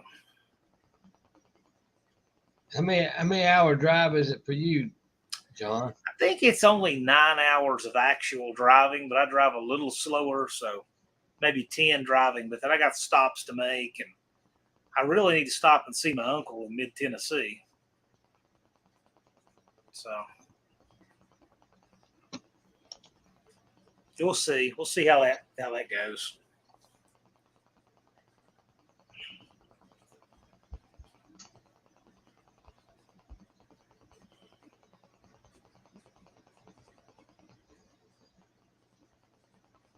Yeah, I was thinking it was about 8-9 hours for you. Yeah, I think it's 9 hours of speed limit drive time, but then by the time you budget everything else in, I need to leave here probably Monday actually, because I got to stop at my uncle's. I need to be in Sykeston on Tuesday. Oh wow, BNR got T-bone stops. Ooh. I need to be in Sykeston Tuesday and go to sleep, get a good night's sleep, so I can't get there crazy late, and then get up at 7 a.m. and go to work. I'll get up at 7. 7's when I want to open the gate. Right. You'll get there, Dakota. Oh yeah. Oh yeah. Take your time. Drive very conservatively. Just take your time. I got to tell you, people try to drive real fast to get there sooner, but you'll actually be less tired if you drive slower, but stop and get out and stretch a few times. You know, stretch, something to drink, all that, and get back at it. You'll be less worn out from the drive than trying to just pedal to the metal all the way there.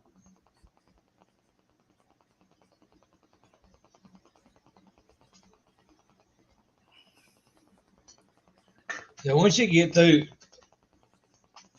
Memphis or go around Memphis, once you get through there, it's pretty much a straight shot there. Yeah. It's nothing. Yes, if you're taking 40, you'll go across the Mississippi where the big I think Bass Pro Shops has that pyramid now.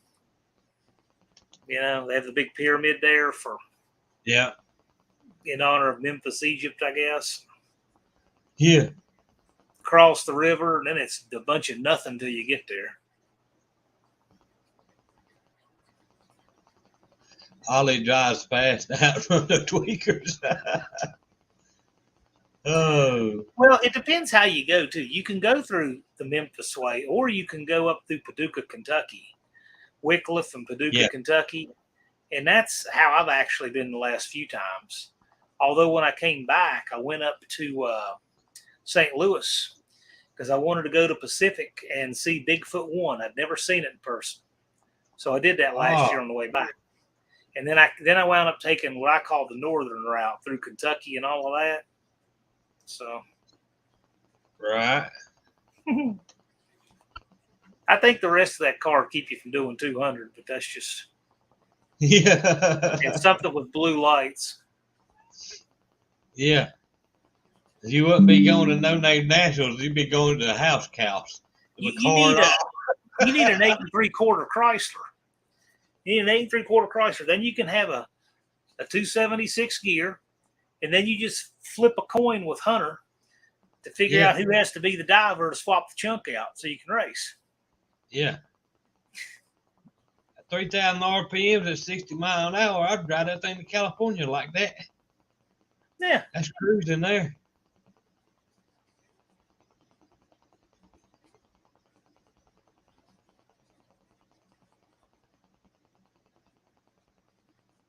Yeah, that's cruising right there. That's about where a motor likes it at right there. I'm doing an A500 transmission, and I'm also going to be doing an A518. And Yeah, I'm going to be able to get good cruising speed with that.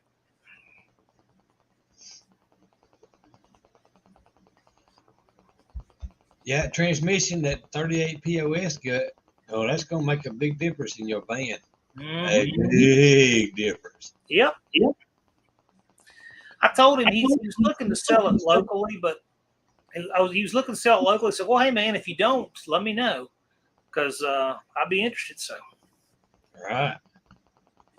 That's exactly what I need for the van. Has a 999 torque flight in it, which I love. I love those transmissions.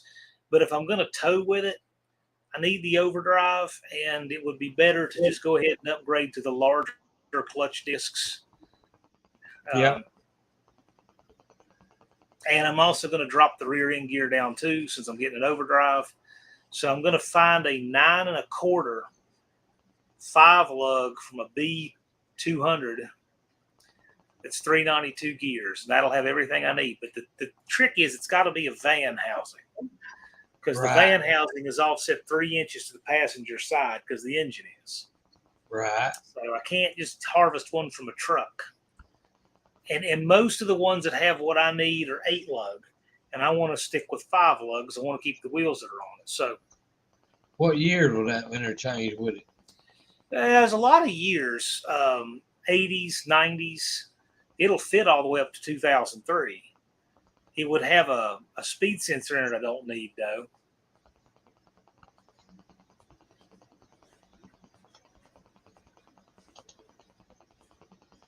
So I'm going to find a 392 geared 9 1/4. And also, fun fact, 9 1/4 is exactly the same length from the center of the U-joint to the center of the axle. So your drive shaft from an 8 1/4 will fit right in it. Huh. But the downside for me is that when I change transmission, I change it anyway. So I don't gain anything that way. But it does mean I can use the drive shaft from either rear. Right. Oh yeah, you see a big difference in it then. That baby cruise down the interstate like it's nothing. Right. I need that, but then I'm gonna put some power in it. I'll do a stroke or small block. I think that'd be perfect for a tow rig. Oh yeah. That's the idea. Oh yeah. That thing pull anything. That's the idea. I'm just getting there though. I did the brakes, wheel bearings in it last week, and just getting my service done so I have a nice, reliable cruise to Sykeston. Right. I've been fixing goofy wiring and stuff like that on it for a year, so it's getting there. It takes time. One thing I probably ought to splurge on is change my weather stripping on the driver's window to get rid of that high-pitched whistle all the way there. Oh, sounds like somebody blowing half a harmonica, the whole time you're driving it. Oh man, Dakota. 318. That's okay. 318's great. What year is that 318? You gonna drive it out there to Saxton, or are you gonna go in your little car? I'll take the van to Sykeston. Ooh, I bet it costs you to go from there to Saxton in that thing. It's 16 miles a gallon. That's not bad. No, not for that. Oh, figure it out. Yeah, that's not bad. I used to know off the top of my head. So yeah, that's not bad. All right. It's 601 miles. So if I take 601 divided by 16 is 37.56 times 2 there and back is 75 times, let's call it 3.5 a gallon. That's $263 in gas. That's really not too bad, and you're riding in comfort, though. No, not bad. But it's realistically going to be more than that. But oh yeah, at least you're riding in comfort and you ain't in a Matchbox car, Dakota, the 318 will have the year on the driver's side of the block. So if you get up under it and stick a flashlight under there, you'll see it. The 318, I mean, they're all good engines, but the best 318s are 85 and up because they have roller blocks.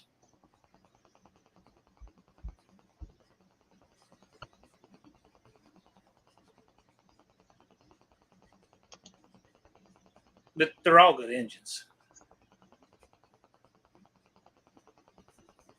Yeah, Dakota scored a truck 318. It's got a 727 in it. Really? Yeah. Oh, and Dakota, on the driver's side of the pan rail of that transmission, there are some numbers on the driver's side pan rail. Give me those numbers. I'll tell you what day it was made.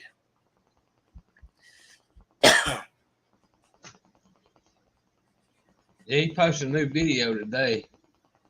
I gotta watch it here in a little while, probably tomorrow when I get up. I'll watch his video when I'm drinking my coffee. When you get up, you're going to be on for 24 hours.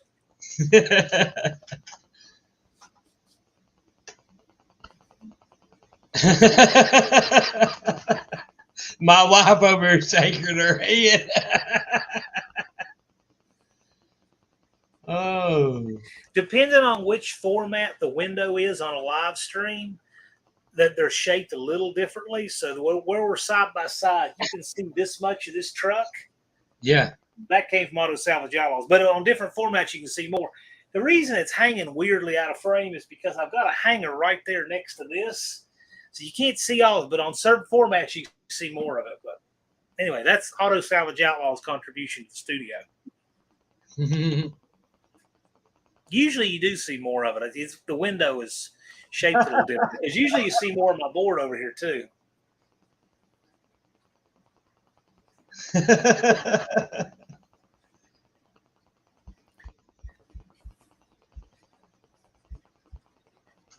I have been known to fall asleep at the computer.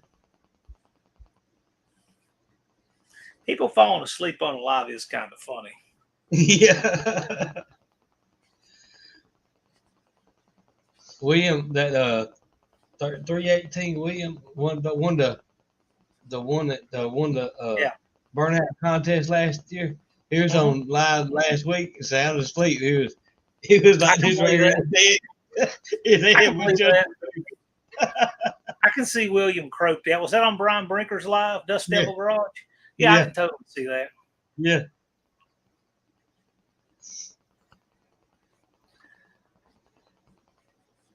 Like you wish you had one of the train horns you can mash. Would they do that? Oh. He seems like a good boy. William's a good guy.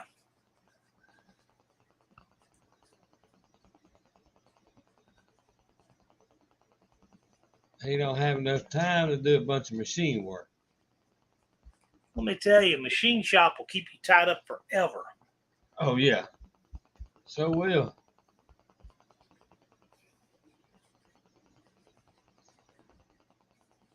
A buddy of mine used to have a machine shop, and he'd have motors come in right and left, and then he'd wait till the last day to mess with them.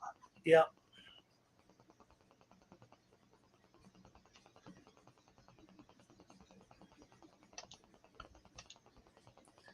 Dakota, throw a flat edge on them and go. Yeah.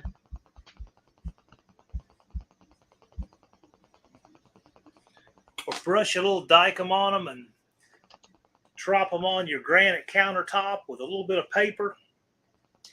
Make you a couple figure eights and then look and see. Are they flat or are they not?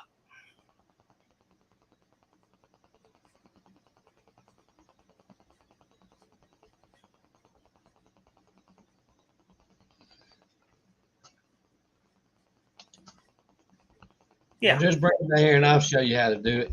Yeah. Go dive. Right. both ways.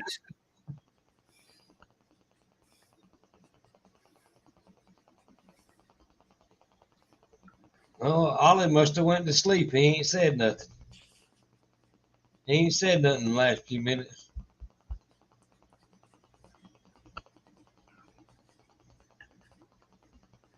Well, I need to be heading out too. So what are the odds I'm going to find you on here live in the morning? I don't know. You never know.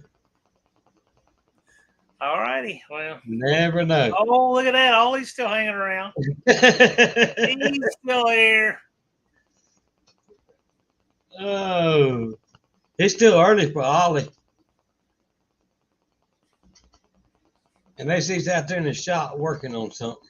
Dean is he's our esoteric voice of wisdom. We have not yet figured out how to interpret everything he says. Oh.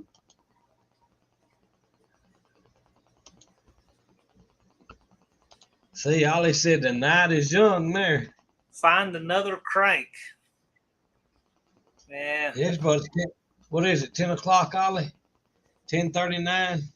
We on the West Coast, Ollie? Yeah. We got T's Good Time Garage trailing out. Got Scott flying out.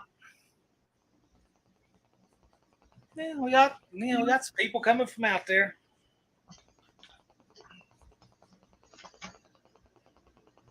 Scott, he ain't gonna miss it. He gonna be there. Scott's gonna be there. He's monkey biking it too this year. Yeah. That's a good guy right there. Yes, Scott is a great guy. Yeah. He's a very, very good guy.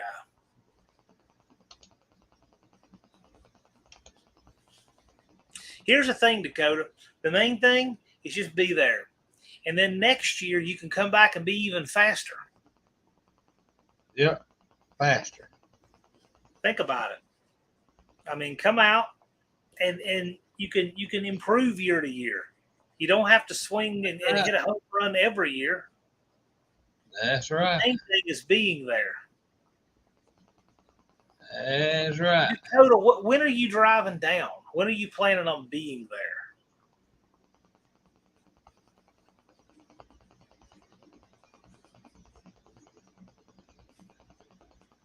You boys are coming in for the movie, aren't you?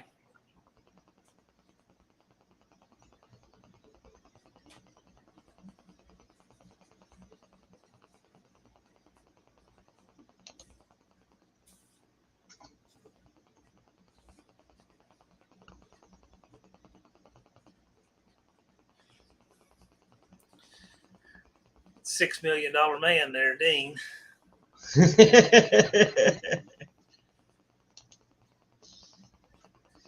Well, I tell you, if Dean was over here, he'd be there every year.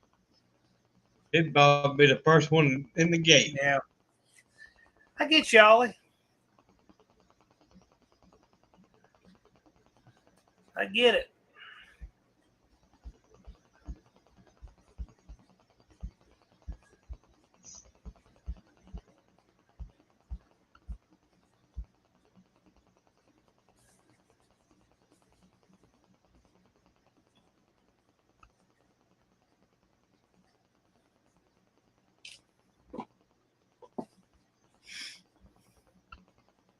Oh, we lost Dakota. Yeah, he's still around.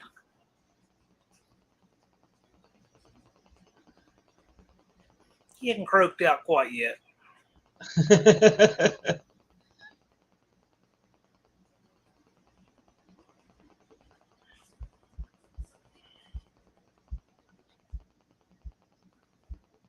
But JB's record is 7 hours. So I got an hour and 15 minutes to beat JB's record. JB's. Well, yeah, you do have to at least beat JB so that JB will go for 8. Yeah. You got to beat JB. Oh, oh, JB's a trip, boy. He is a trip. Yep.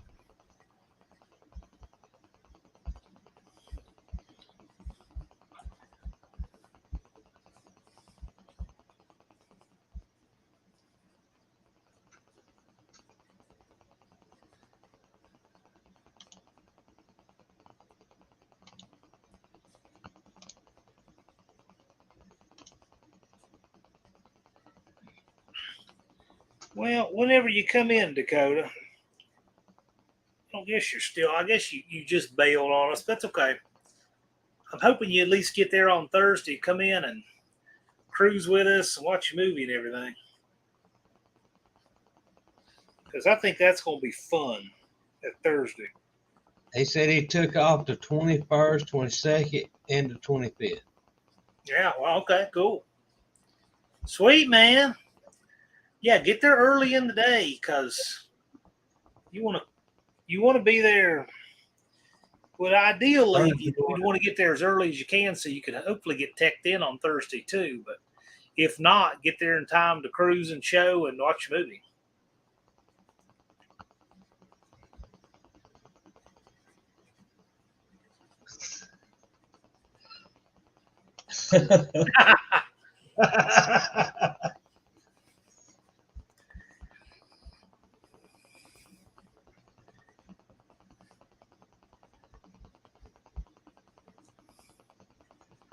Oh, Lord have mercy. Well, Dakota, I'm very confident you'll be okay with a DOT helmet, aka motorcycle helmet. Yep. And I don't want to tell people because I don't want people to count on this because we don't have enough to go around. But there are a few loners floating around.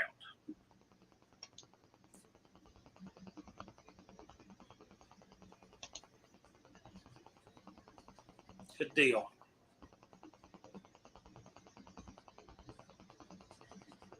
Yeah, you can pick a helmet, motorcycle helmet, pretty reasonable on post up on Yeah. Facebook.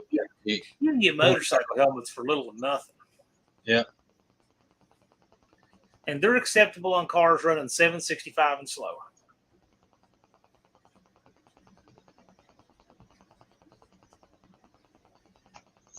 That's the main thing is you got that you got one. That's the main thing. Yeah.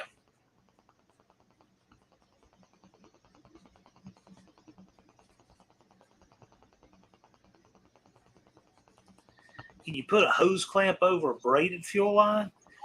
I don't know why not. I mean, it's not what you're supposed to use on them, but I guess you could.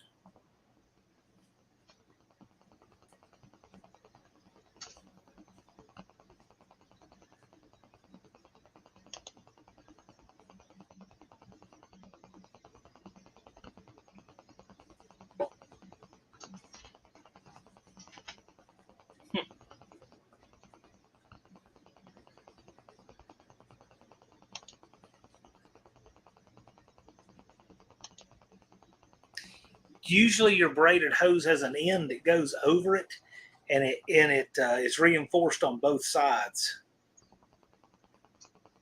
Let's see if I can find you a picture.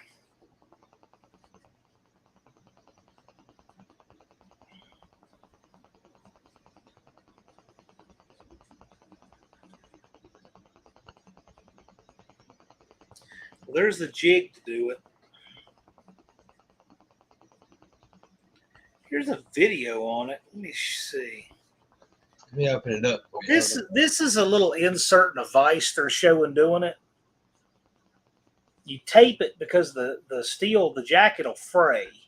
So you got to have it taped to get in there. You tighten it together and it cranks down on it, and that's how it makes it seal. Then you have that end that threads onto whatever. So you don't put it on a barb, you put that on a threaded end.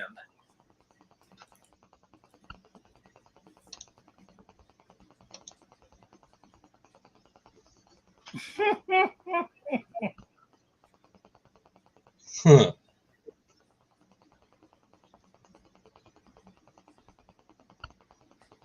Tube in the Pontiac V8.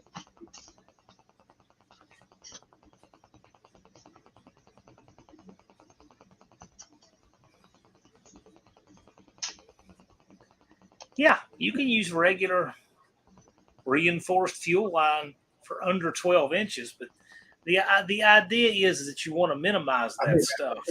I'll be right back, John. If it's under 12, yeah, you can use regular, what they call reinforced, so it has the thread fibers in it, but it's fuel hose.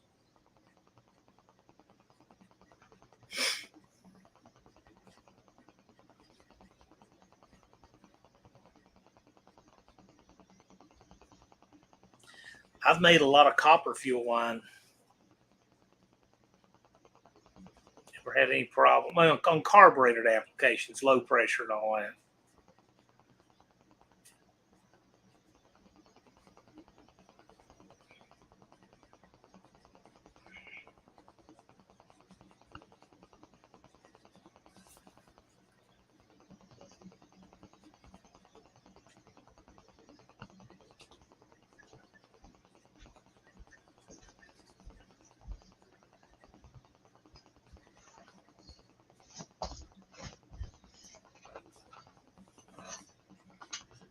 Dakota says I'll just use a 11 3/4 and connect them with a fuel filter in the middle as many times as I need to. Well, you're just asking for a million leaks doing that, but whatever. Personally, I would recommend a metal fuel filter too, but yeah, I would actually put the fuel filter under the car and on top of the motor. That's where I put mine.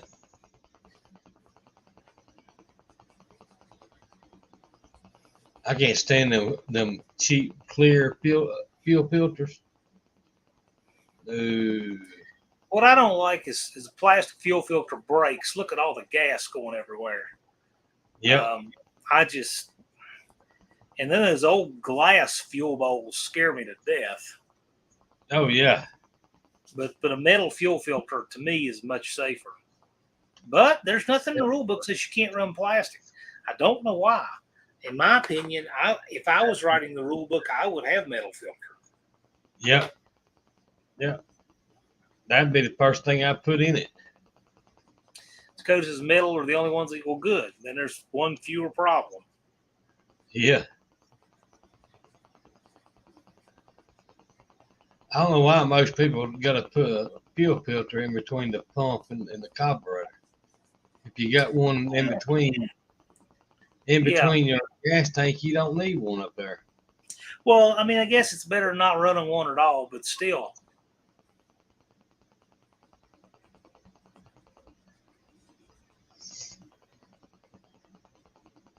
I think over time people just got lazy and didn't want to crawl up underneath the car and change the fuel filter. They'd rather just pop the hood and change under the hood.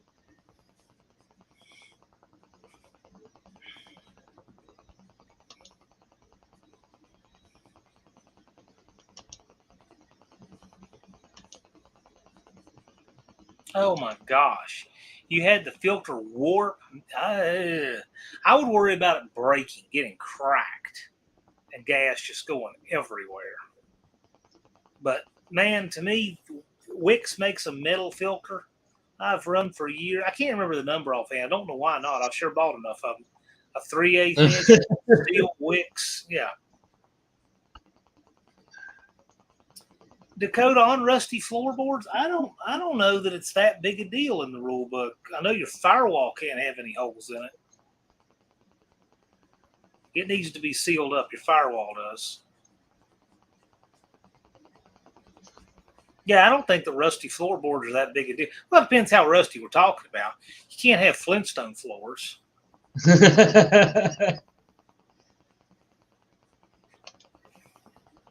Dakota wants to know whether or not he has to run floor mats over his rusty floors. That's how I'm decoding this question. Yeah. Just put your floor mats on it. You'll be all right. Can of black spray paint and spray it black. It'll be all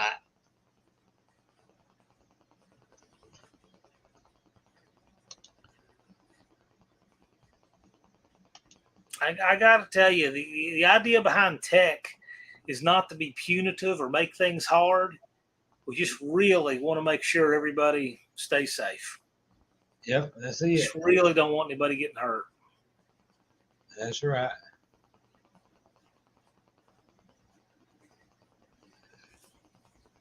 And when you do these things and you pass tech, you don't have to worry about them again. Once you've made your stuff to spec, you're good.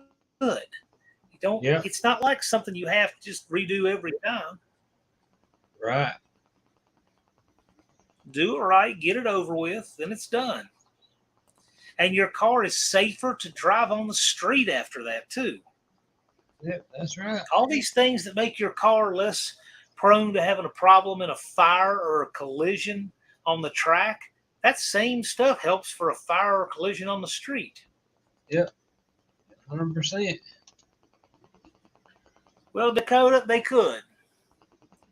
They could. You know, I should make a note right now to tell people Dakota's going to come in here with one loose lug nut. No, but I'll tell you what they can do. If your lug nuts are capped to where you can't see the end of them, Deke may make you take one or two off just to show the length of the stud engagement into them. He did that a few times last year.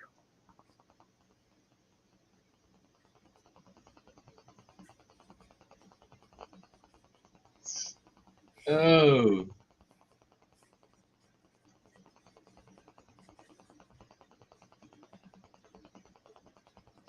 I like metal filter everywhere. He wants to make sure it's right before he leaves. Yeah. You're far more likely to have a problem with loose lug nuts on your drive over than you are on the track. Oh, yeah, definitely. Good point. If you make that, I think it's 6-hour trip, and your wheel not fall off, well, it's gonna go down the track without falling off. You know what? Right before you take your car through tech, after you get here, just check them. How long does it take to run around with a torque wrench and just check? Right. Steel wheels can't see thread engagement. What do you mean steel wheels can't see thread engagement? Are the lugs capped or not?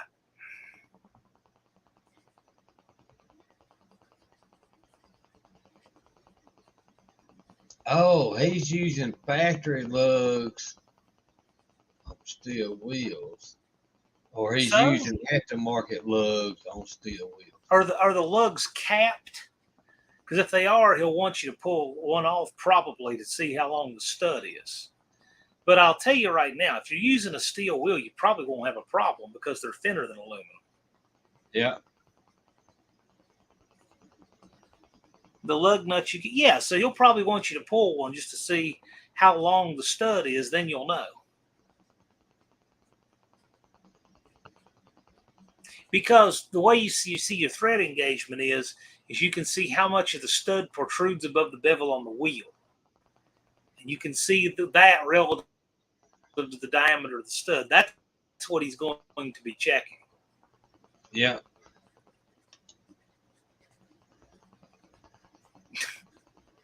Do you really not know how to change a stud the easy way?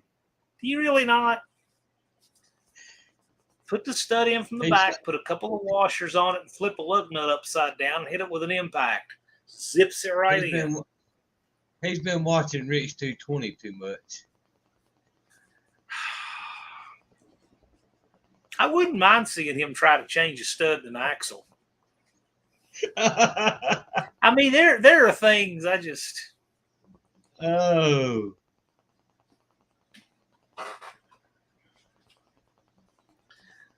I can change an axle. I got to tell you, I wouldn't mind the entertainment value of watching him try to do a transmission. Oh, that'd be hilarious. It kind of would. That would be little hilarious. You know, I've been around a lot of people building transmissions, and some of the best. Could I pull one down and build one? Probably so, but would I? Nope. No, I mean, don't be afraid of them. I love them. I just really enjoy it. Roto lug wheels. You mean like the Crater Unilug? You can run that.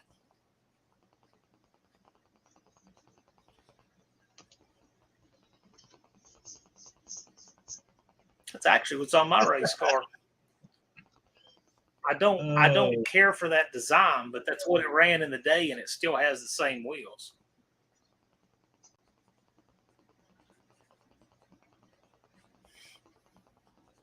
Roto lug. Ugh. Leave it to Dean. Leave it to Dean to come up with that. That's a very Dean-like thing right there. Oh. Ugh. Oh, man.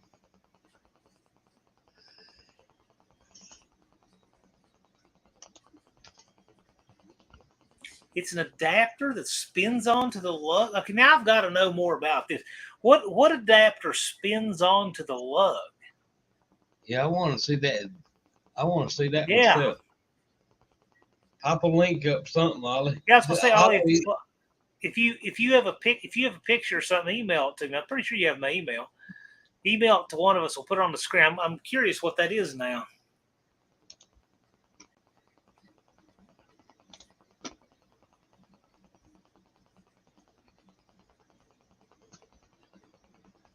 MG single spinner. I've seen those. Yeah, Ollie, you can post a link because you're a mod in the room. Yeah, I'd like to see that. That sounds interesting to me. Yeah, I want to see it too. Roto Rooter lug.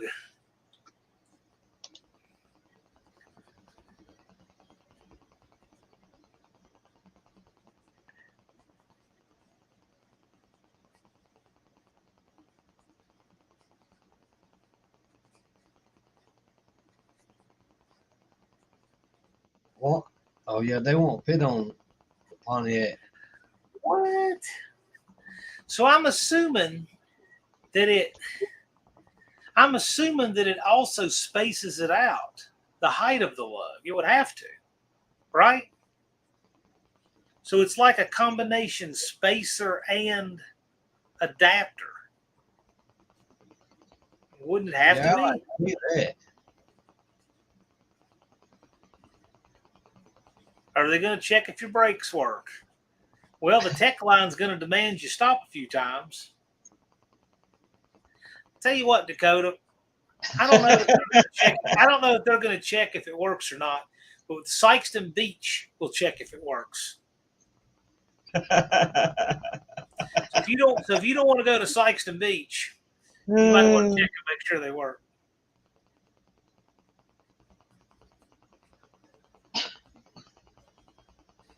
Dakota, if your brakes don't work when you pull out on that highway, you ain't gonna make it to Saxton.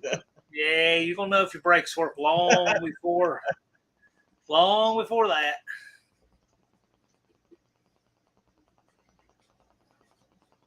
Deke doesn't want to beat anybody up about tech.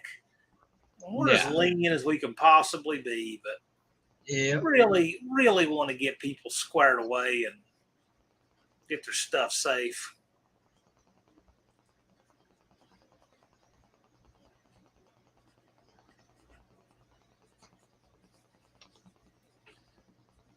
Put some money on what? That the beach will get your car stopped? No, him driving it with no brakes to Saxton. We dumped a few tons of sand in there last time.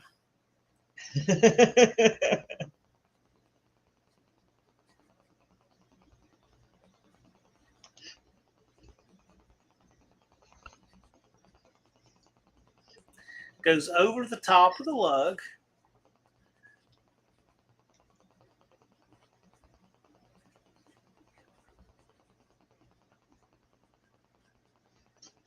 Oh, yeah, I like that's what I figured. It's bigger because it's got to have thread engagement. Then they offset for the same size lug, but you're positioning that in a different place to convert it. But it also has to space the wheel out the length of the studs. The wheels that so these are with special wheels that have giant lug holes. I see. I see how this works now. So you could convert either way. These things, I'm guessing that they're 1/4 of an inch. And so you could either run, I'm guessing what they do is they let you run either that wheel would go on either a 4 3/4 Chevrolet or a 4.5 Ford or a Mopar. And it just depends which way you index those things. I see what you're saying now. But the thread is actually smaller. I get that now. I see how that's working.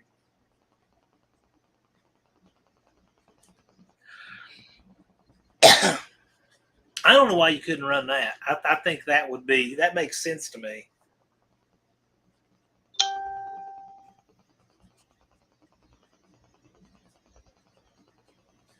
I've never seen that before, though. I'm going to look it up now. Why don't you look it up? That's interesting. Yeah, show me. I'm trying to figure out what he was talking about, too.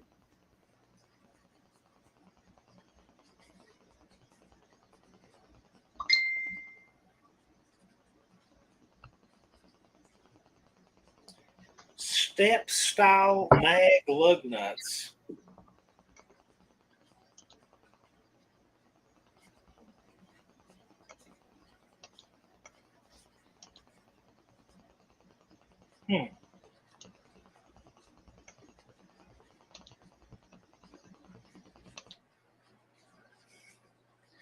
I'm looking.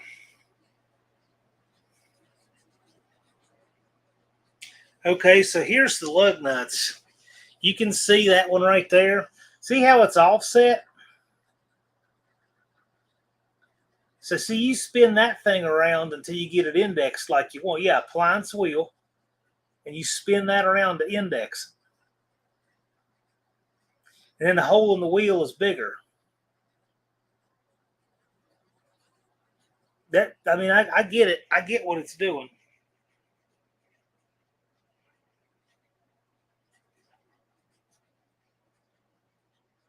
And here are the wheels. And yeah, they do have some monster holes in them. See that? That's it. That makes sense. That makes sense.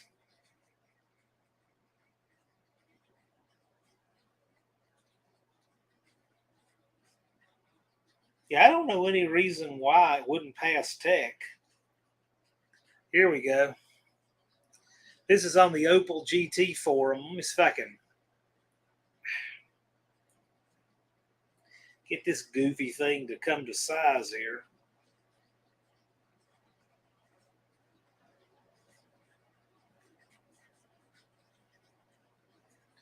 Yeah, okay. I can't hardly look at that ad. I can't get it to frame out. But there's the see, it's offset.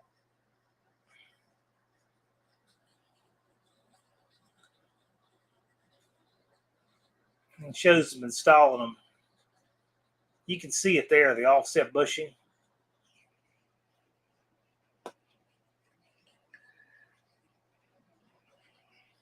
Could that get your wheel off center if you don't do it? No, not really, Dakota, because you got all the studs are coming to the center to true it.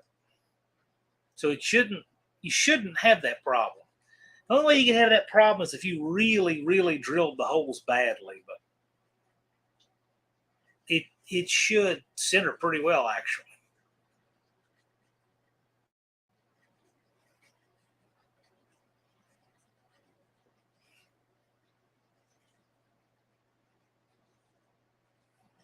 Oh, here we go. I wasn't even thinking.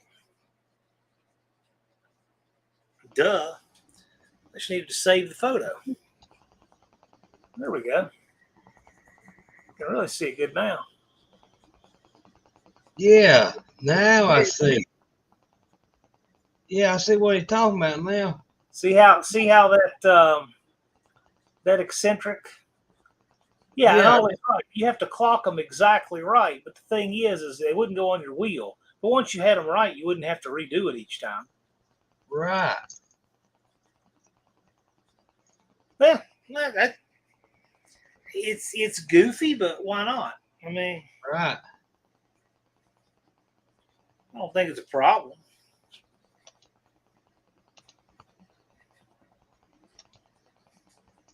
Yeah, that's pretty good right there. Oh, there's my phone over there.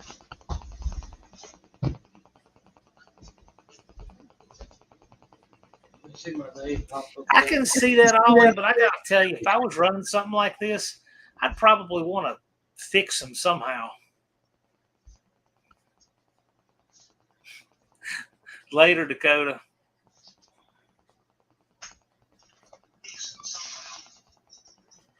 Looking forward to seeing you, man. In 16 days, 21 hours, and what is it, 50 minutes? Not that I'm going to see on that midnight, but shortly after that.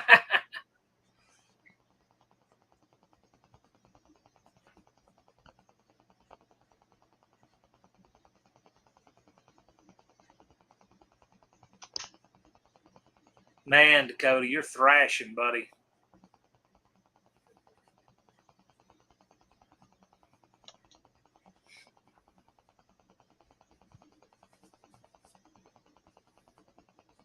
I had to come outside a minute. I was wondering what that was. I'm like, who is that? Oh.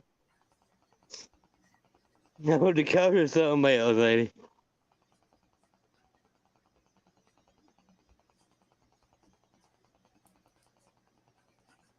Yeah, that tool right there.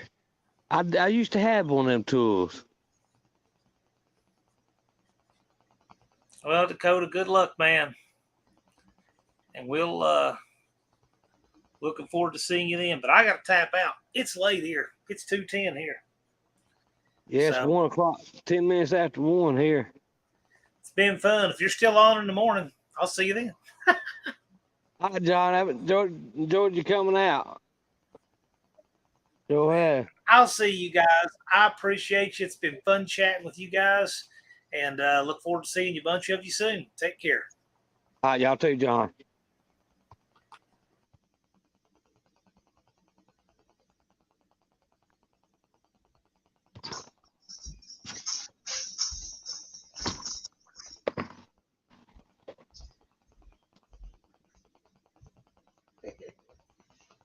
Oh.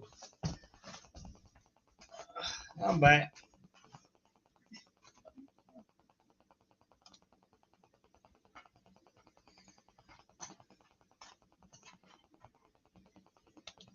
Yep, I had to crash my life.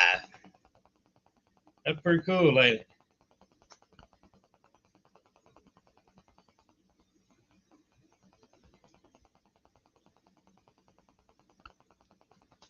Oh. ASO interception. That's right. Look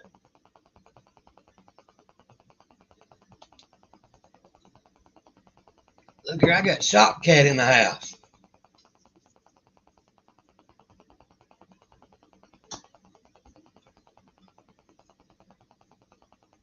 Somebody tried to pop in, but they didn't go nowhere.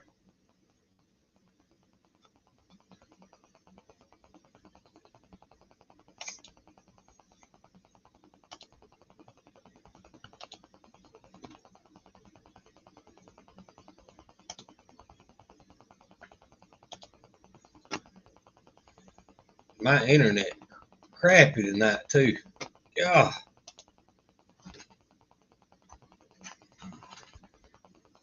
It'd been crappy.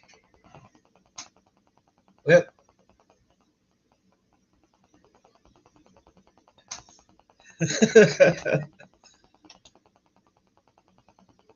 well, it won't be long. I'll break JB's record.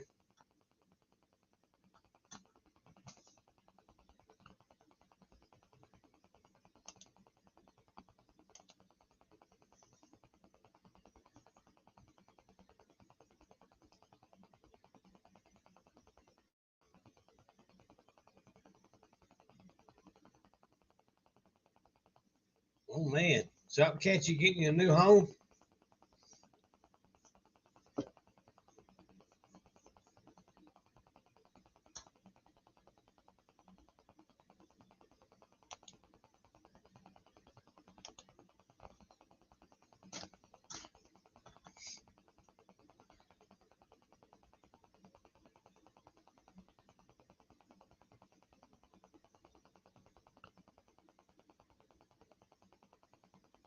them inspections when build a new house, buddy.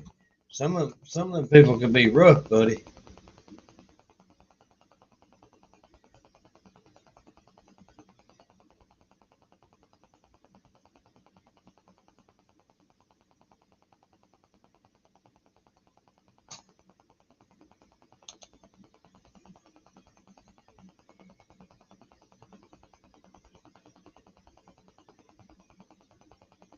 Oh, I hear you. Nice garage to work out of. Oh yeah.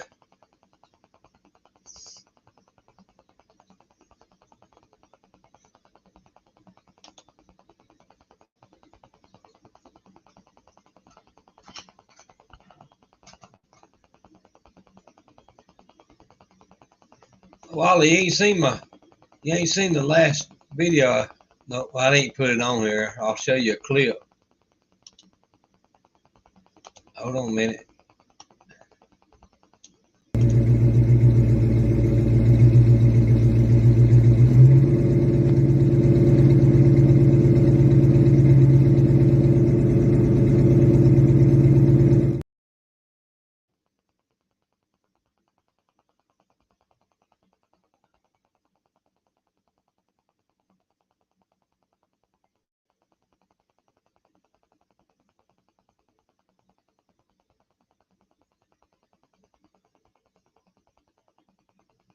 Holy cow.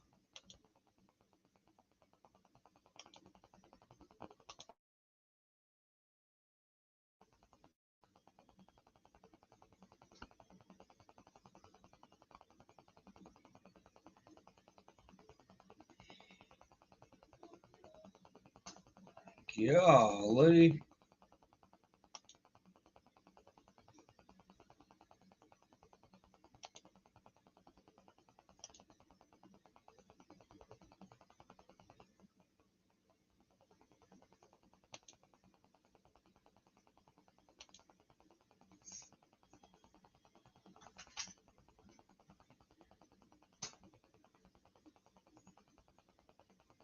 Yeah, living close to town's all right.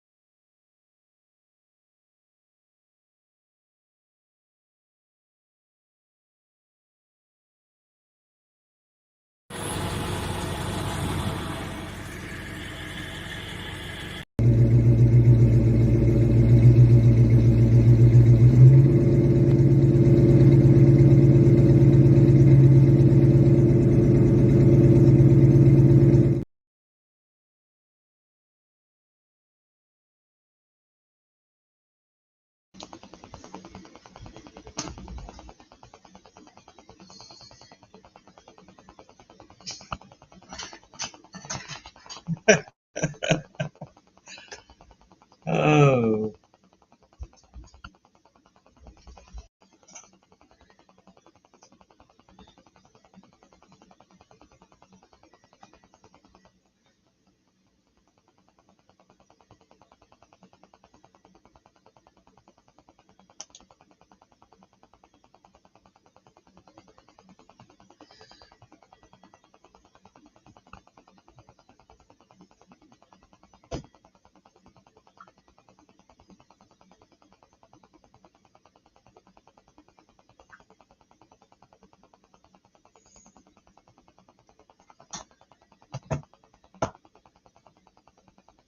Holy cow.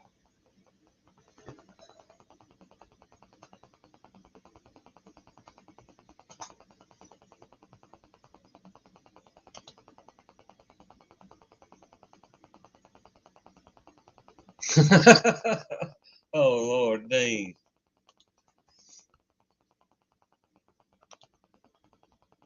Oh, man.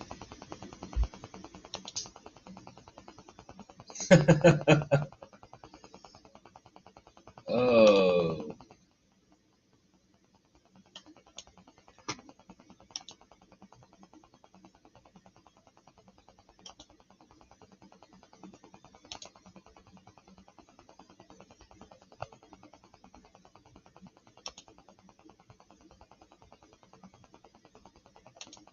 $17 cars. Woo. Ollie.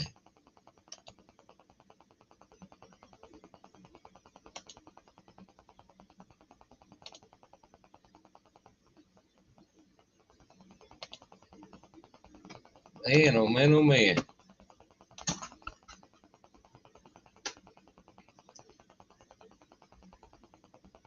I had about 15, I think, somewhere around there, and I had to get rid of all of them about years ago.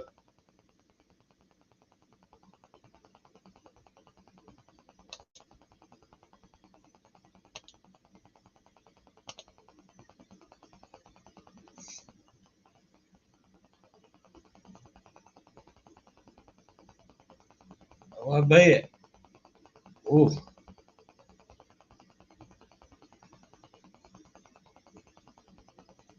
Mm. Having one, but two. Ooh. Yeah. Mm.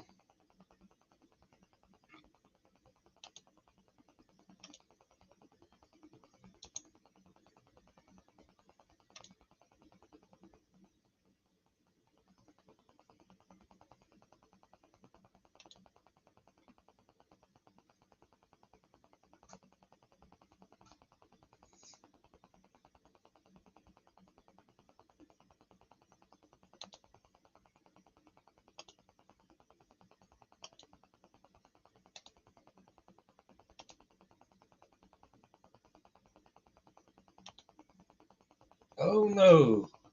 15 cars. And then I had to get rid of them because the city got on to me. All of them ruined but one.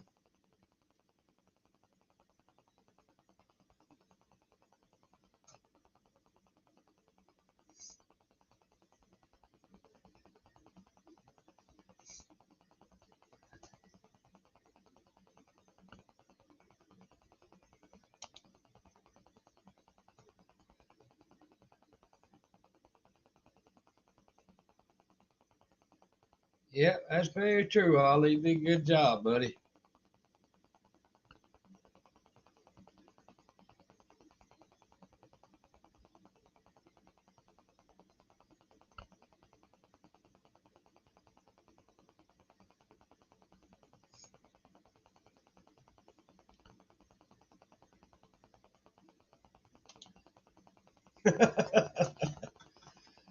Oh,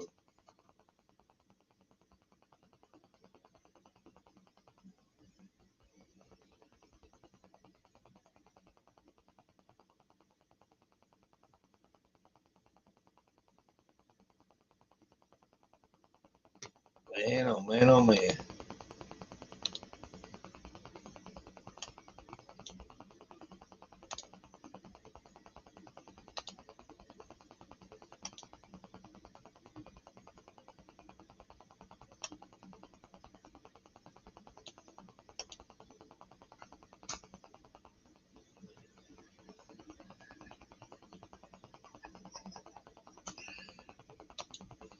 Oh.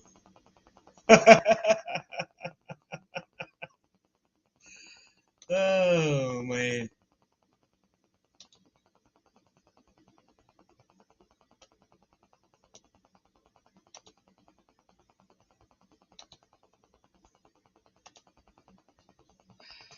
Oh.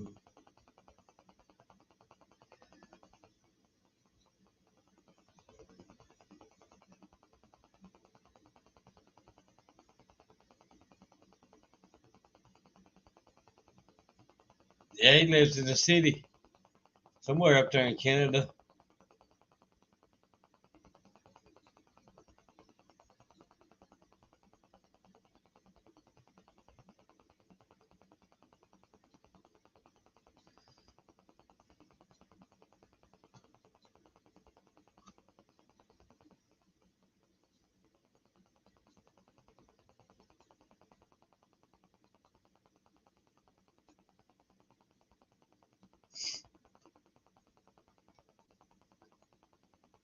Yep.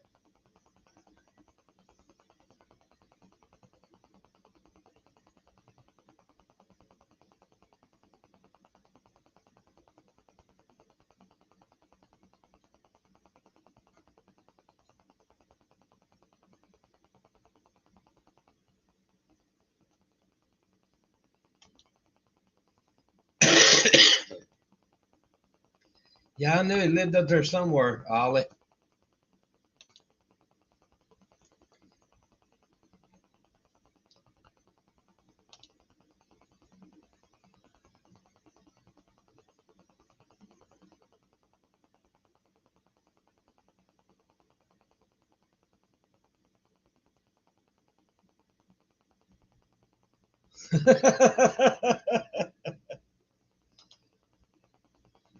Oh. Oh, Lord.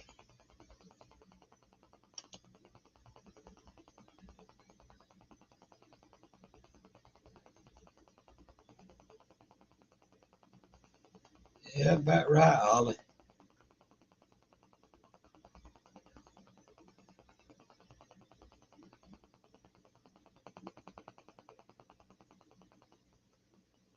Yeah, and out there in the country, they burn the crap.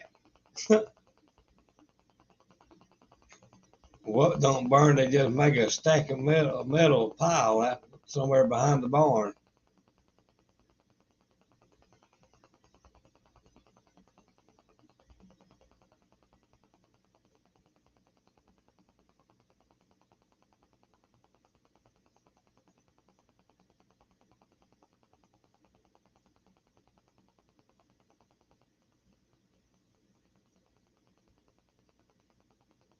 Yep.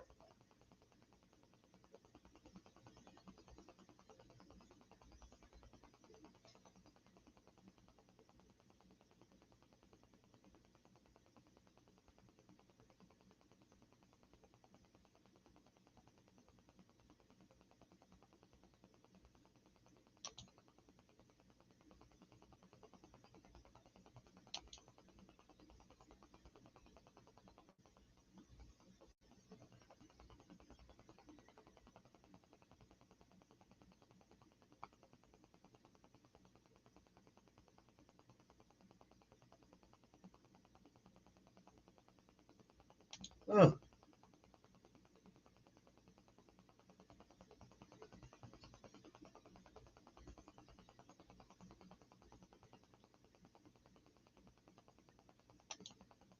Yep. There you go, Ollie.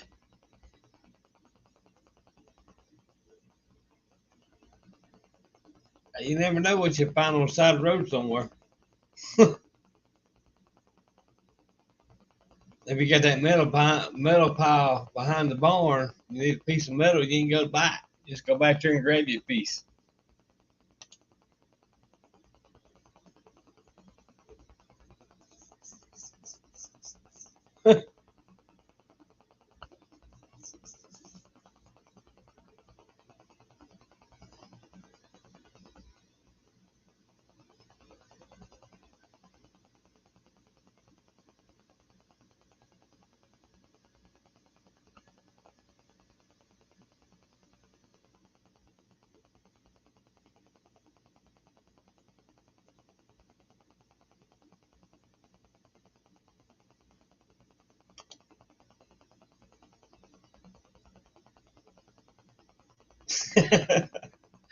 Oh, Dean.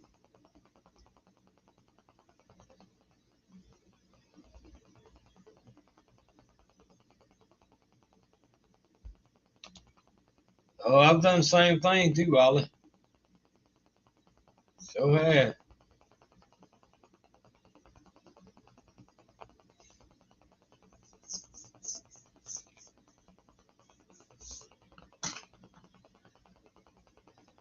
I have stopped by a yard sale and buy a car. Go back and pick it up.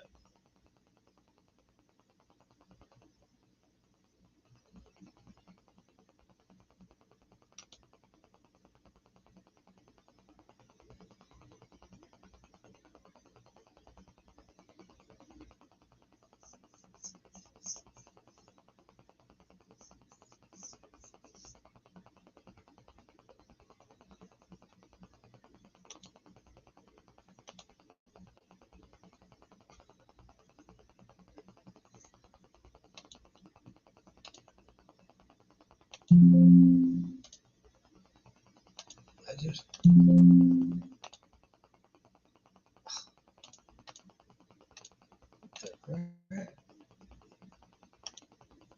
That's crazy, wasn't it?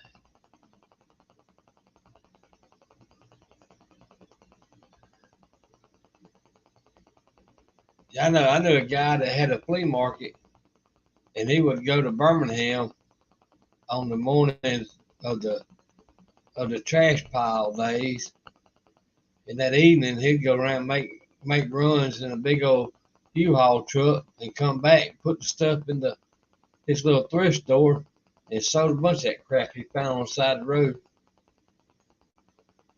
and made a killing at it.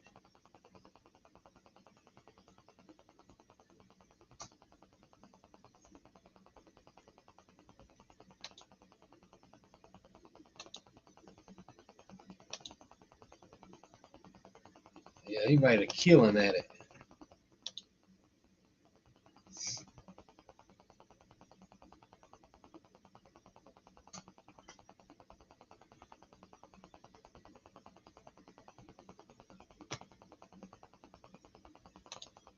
Yeah, he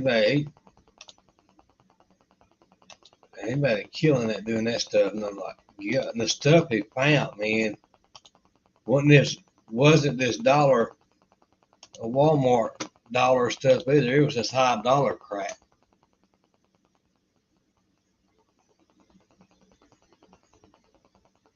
You'd be surprised what people throws away.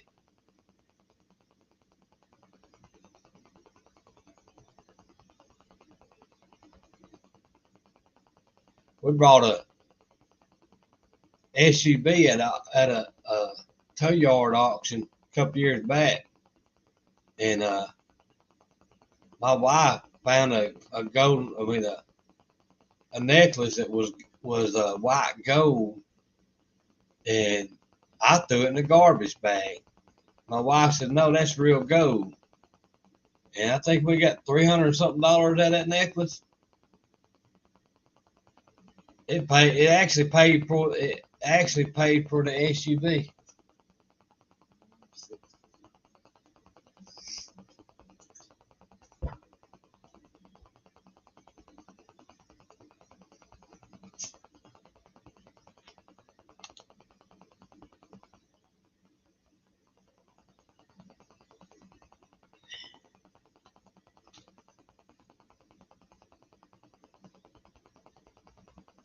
That's right, Dave. You're exactly right. I put a lot of floor pans in. I'm not gonna spend no $59 to $100 for a floor pan. I'll get a car hood and I'll make me a floor pan. And it's actually better metal than them floor pans you buy.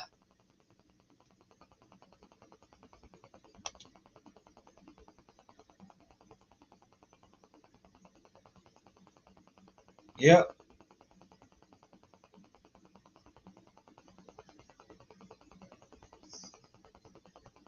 I got 1, 2, 3 hoods that I've got set back for floor pans.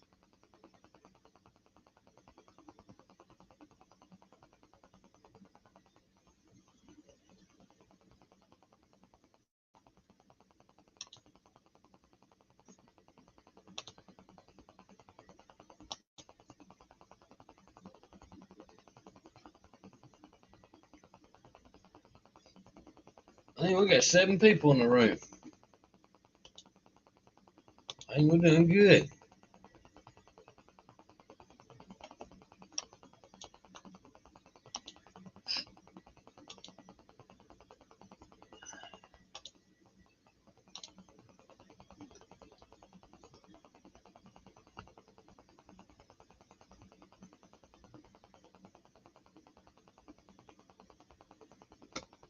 Yeah, the other 4 are asleep.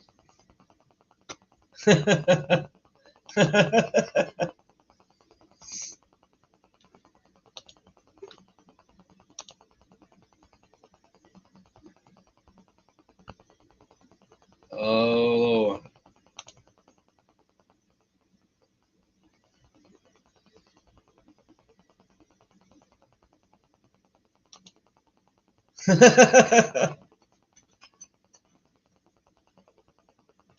Correction 3. Hey, let me show y'all my. This is what I'm gonna be doing here shortly. Watch it. I'll show y'all something. Hold on a minute. See what y'all think about this.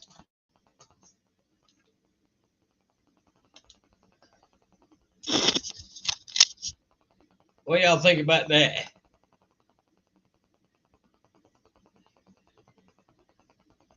You think that'll pass?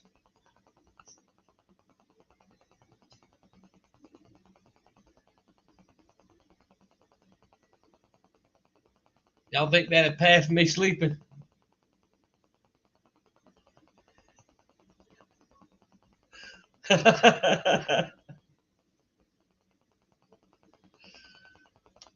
Oh.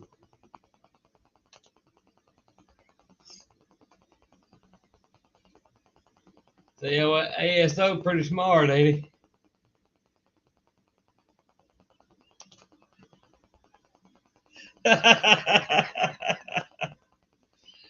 Oh. Oh Lord.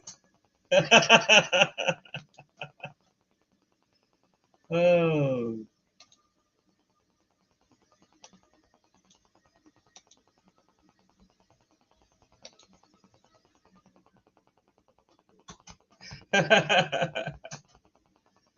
Oh.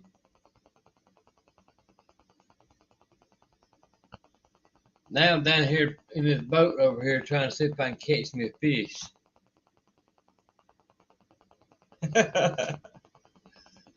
Oh.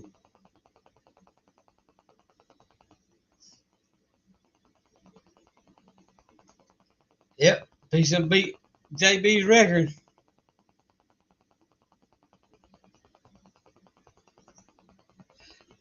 Yep. JB gonna have to make it 9 hours to beat it.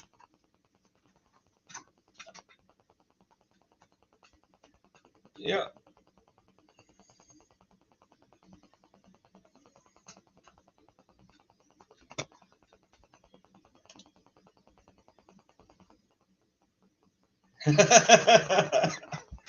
Oh, she's over there shaking her head.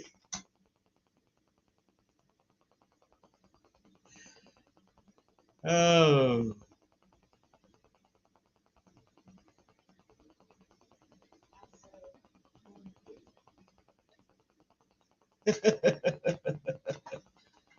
Oh man.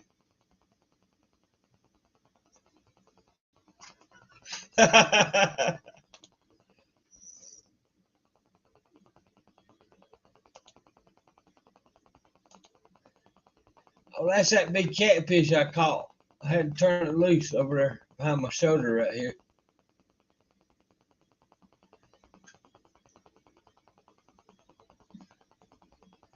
That's actually about 5 miles from our house. 5 or 6, give or take.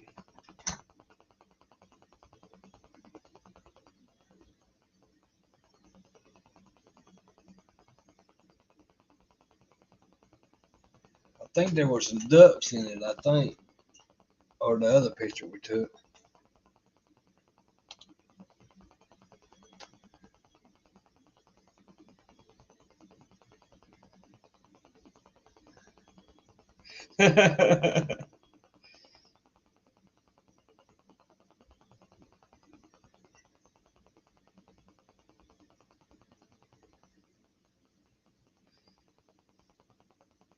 Oh.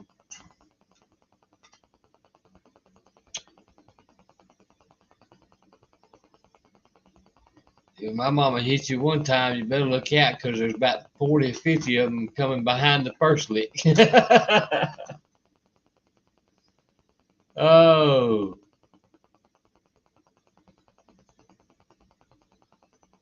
That Yankee come out in her.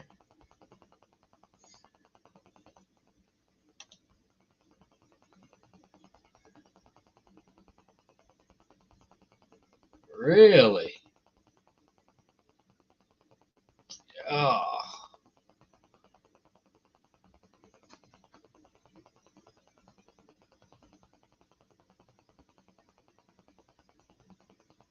You know, they can clean that up if they wanted to, Ollie.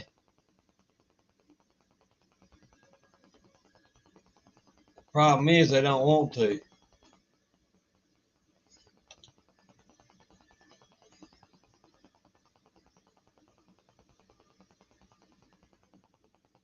Oh, 6 hours and 40 minutes. Uh-oh.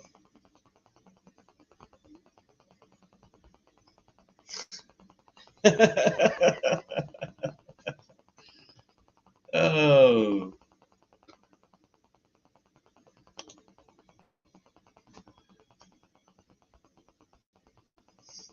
You know, it's bad when people do a river and the companies like that. And most of the reason why our waterways is polluted because the companies put their crap in the water.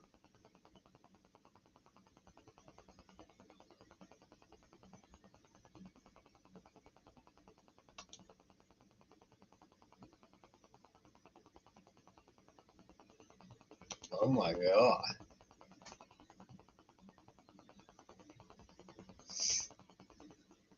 Golly.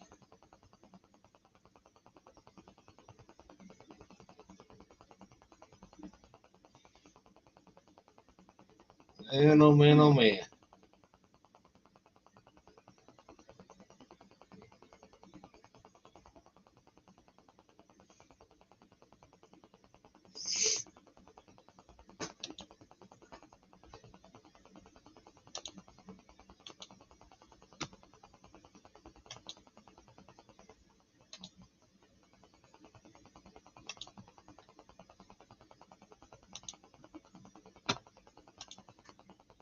Down here we can eat the fish out of this river. The upstream you might not want to.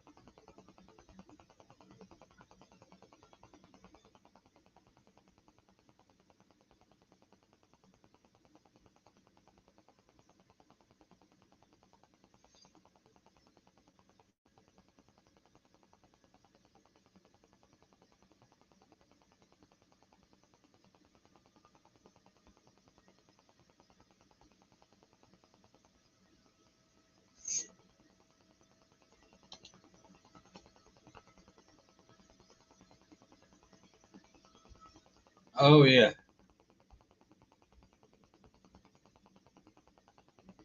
What gets me is a lot of people fish this river right here,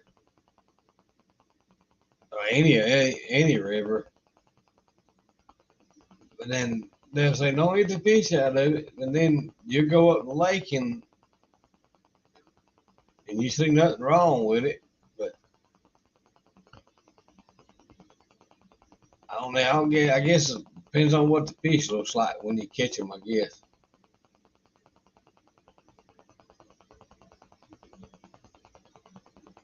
we used to go fishing. Me and buddy of mine go fishing and bring the fish back and ride through the neighborhood and sell all the fish before we get home.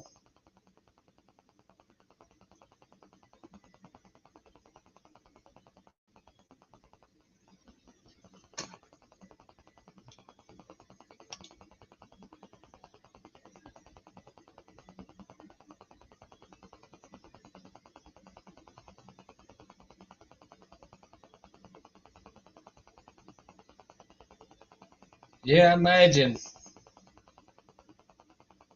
it does damage to it.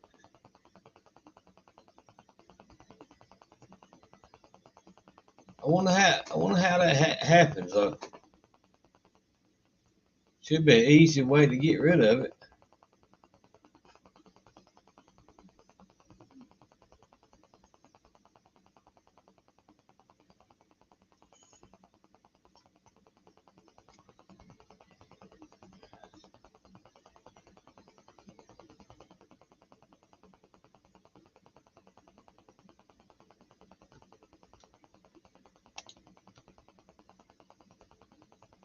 Right.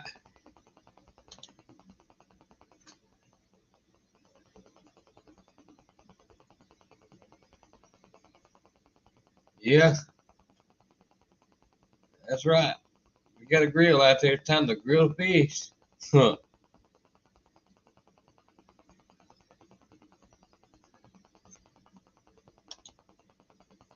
Rich, you right on that right there, buddy.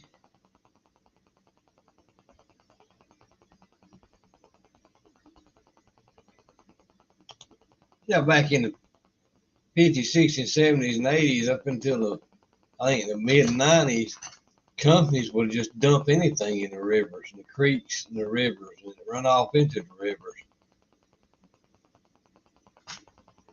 And it wasn't until the mid 90s when they started making them clean that up.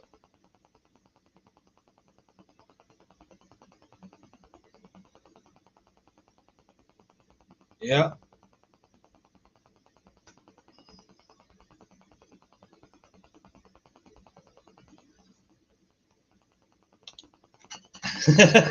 Yep, I made the lakeside now.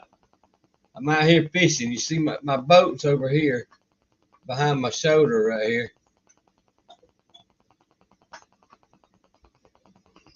LP came in to see I beat JB's record.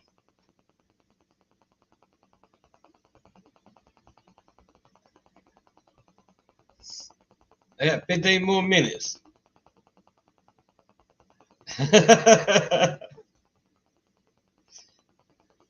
Oh.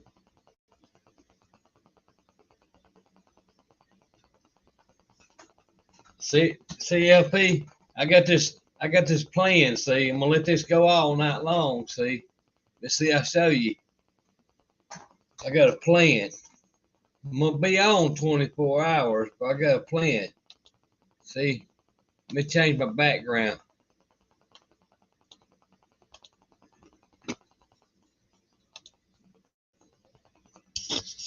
There you go, LP. I'll still be online for 24 hours, and I'm sleeping on the table. See,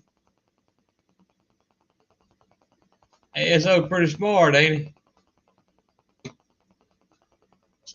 it? Oh.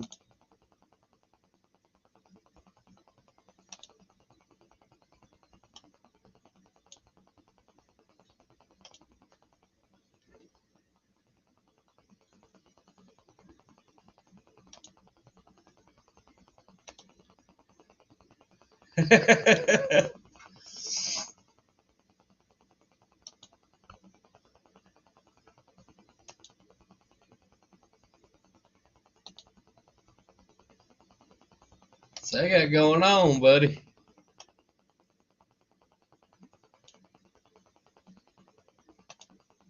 There we go.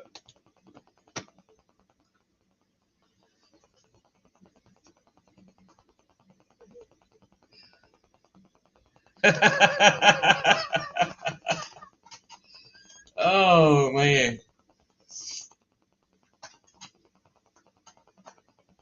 So I got 10 more minutes and I'll beat JB's record, see?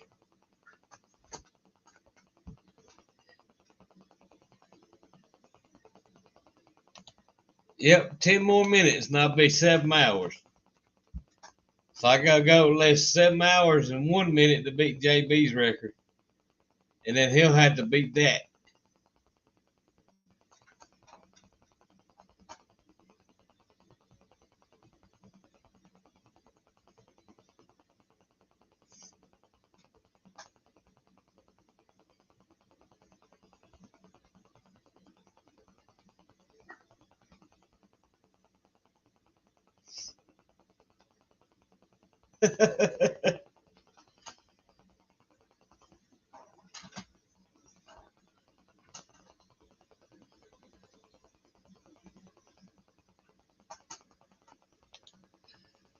Oh man.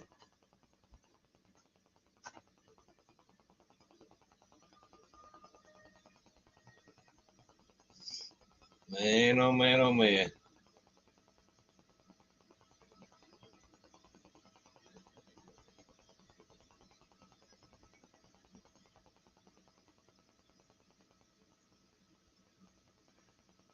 Oh, that thing's taking off like a jet down here.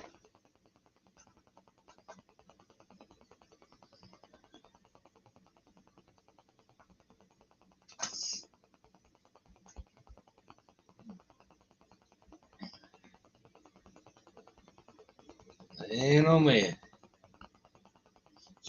Did you make a home LP?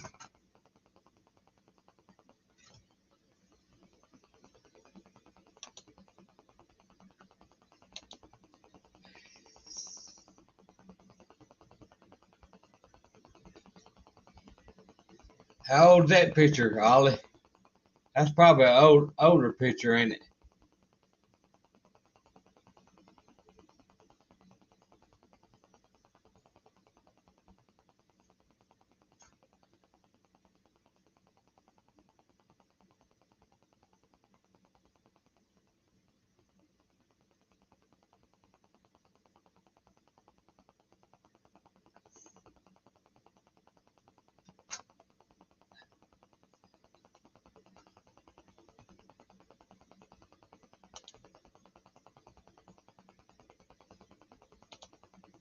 Yeah, I did too.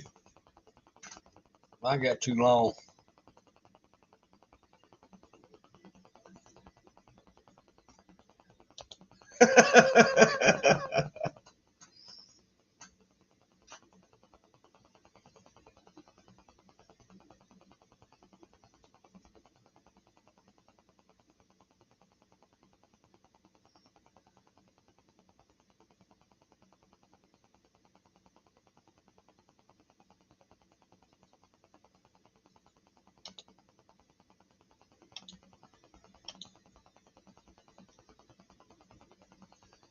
I've got 3 watching now.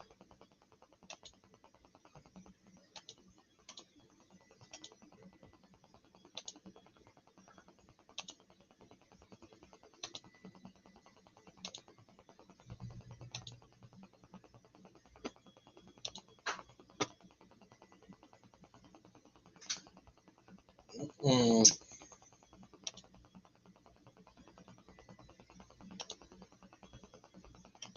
Yeah, mine's curly anyway, but if it ain't curly, it would have been close to about middle of my back. My wife cut it look like I had a wig on the floor.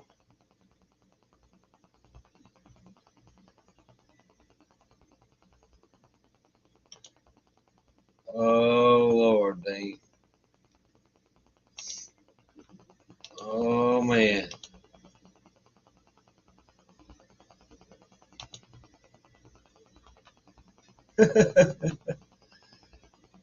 Oh, man.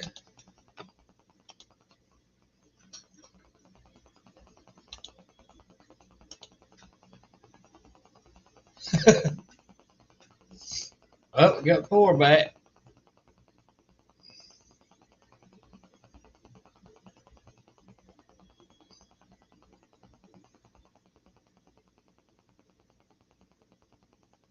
Man, oh, man. Yep, we got 4.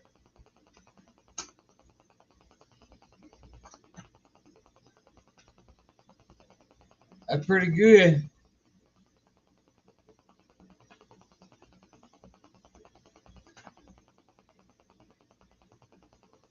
6 hours and 53 minutes.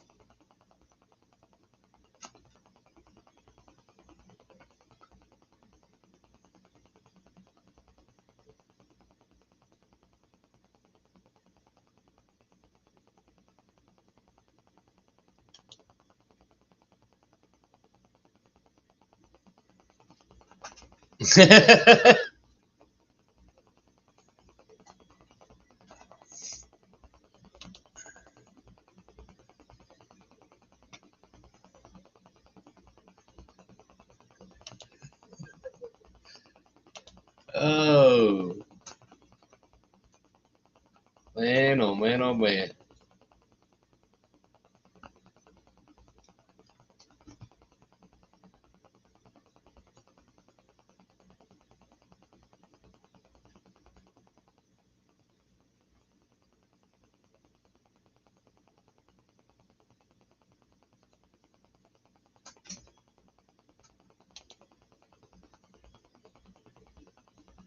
Oh man. Oh, let me show you. Hold on a minute. There you go. Hey, look at there.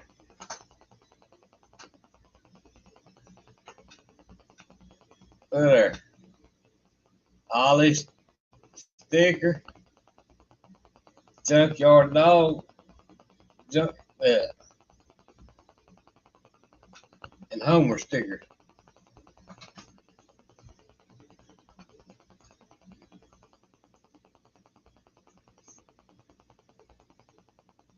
Oh, we got 5 more minutes.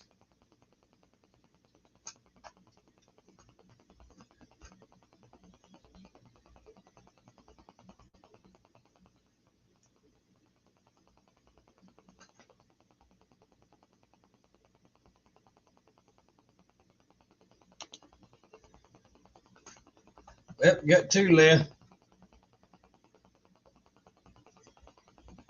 2's available. They still alive.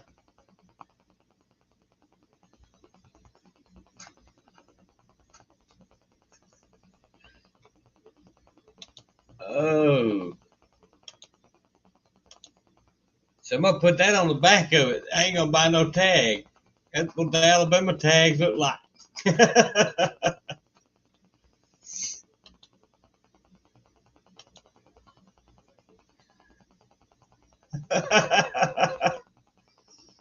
Oh.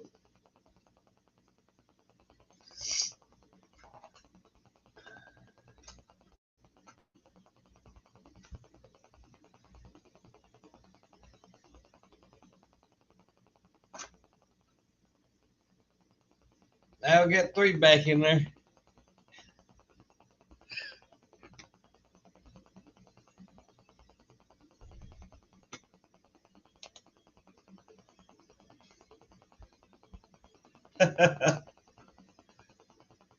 Oh. It shows 1, 2, 3, 4, 5. But then it says 3's watching. What the crap?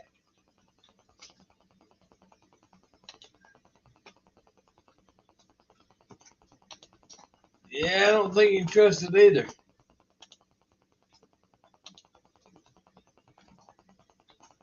Yep.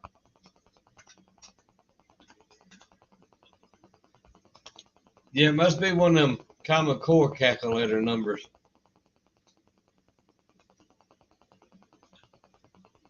There's actually 8 in here, and the 2's subtracting 4 from it to keep the watch hours down. That's what that's about.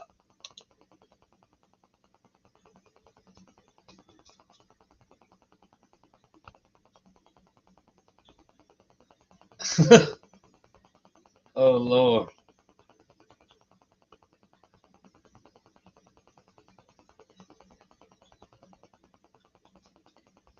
Oh, we got 2 minutes and a few odd seconds. 2 minutes and 10 seconds.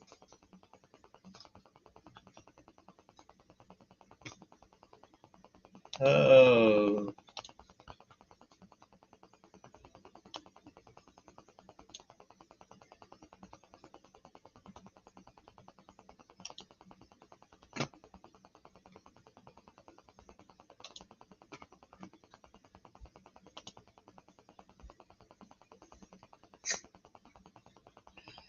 Oh Lord.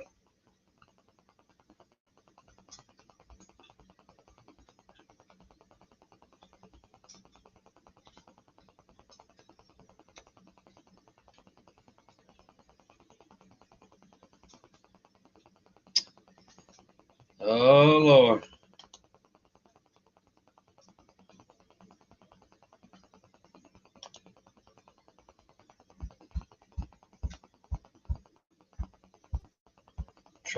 Trolls, and more trolls.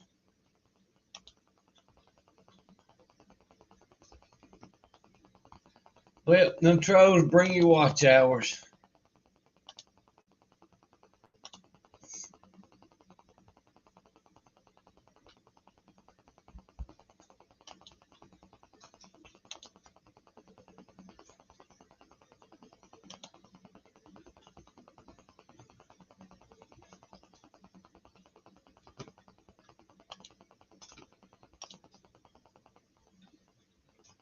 Oh, we got 6 in the room now. Oh.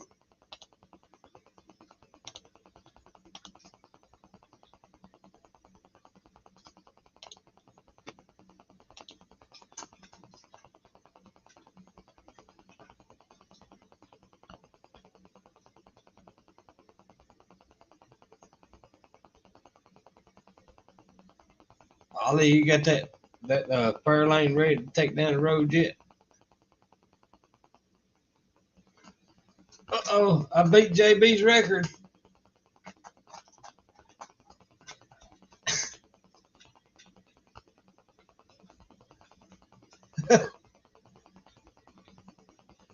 Oh.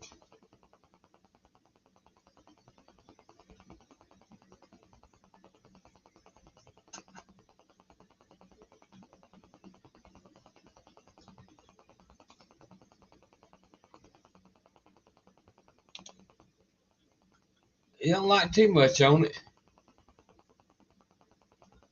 Now is that at your house there, or is that over at your daddy's house?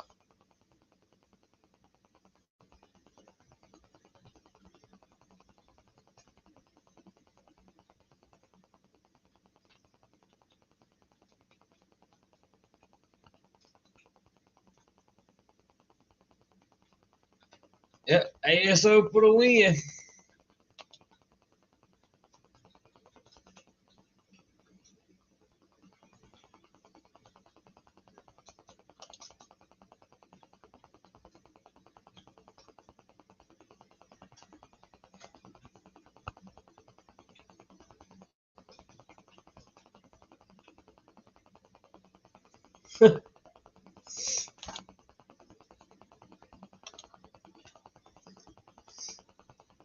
Yeah, that's gonna be a nice little car when you get done with it, Ollie.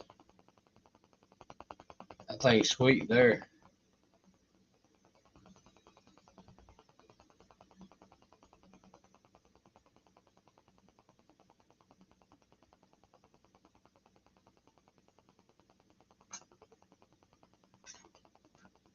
Yeah, that thing's sweet. I'll be right back, y'all.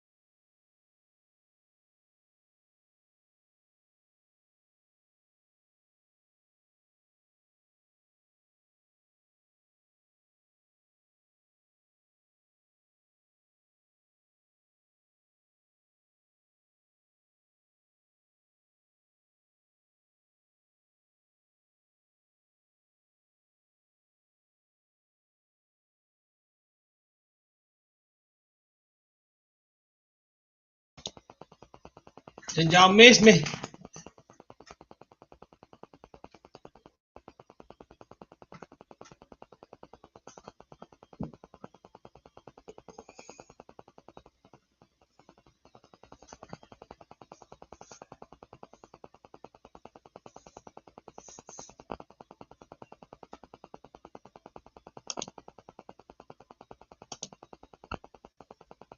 Oh man.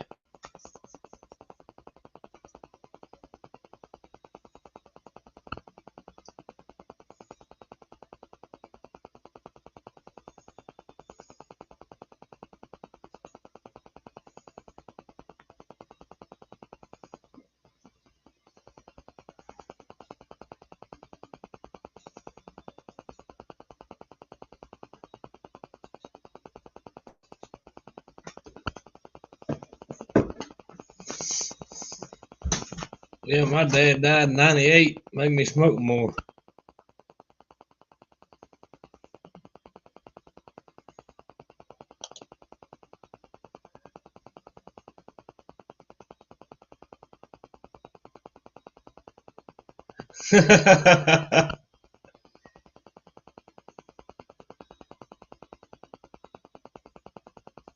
Oh. Well, I did go live on the phone, so that's counting us still online.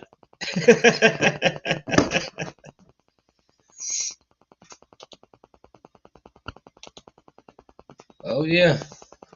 No, that's right, Ollie.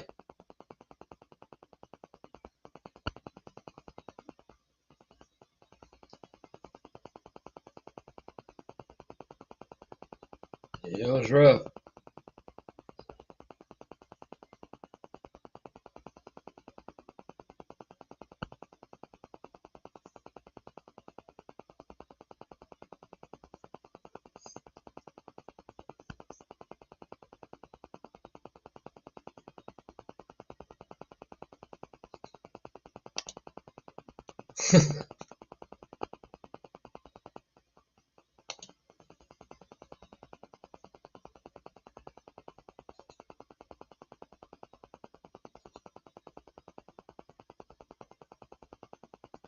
Yeah.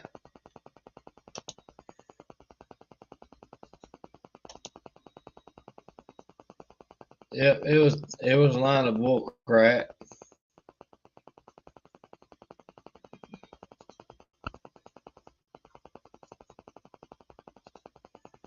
And my brother died during the COVID. Said he had COVID, and because he didn't want to be on the ventilator, they just put him in a room on the top floor and left him there. Didn't do nothing for him. Then my sister-in-law the same way.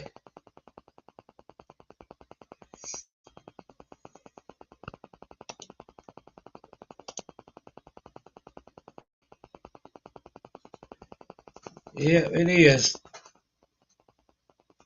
I was in my 20s when I lost my dad. Early 20s.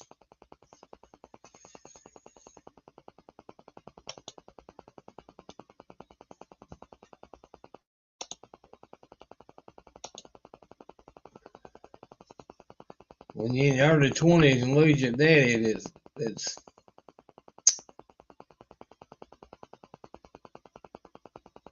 hard. And it was rough.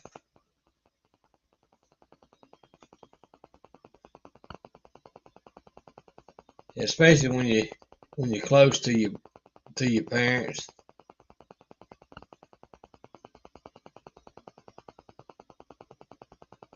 Me and my dad was real close. Me and my mom, we didn't get along because I guess we're so much alike.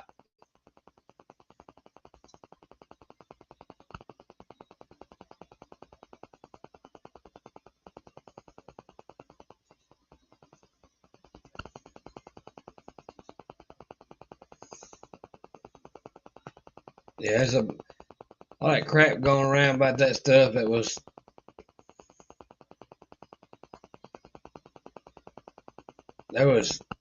hospital was doing stuff that they shouldn't have done to begin with.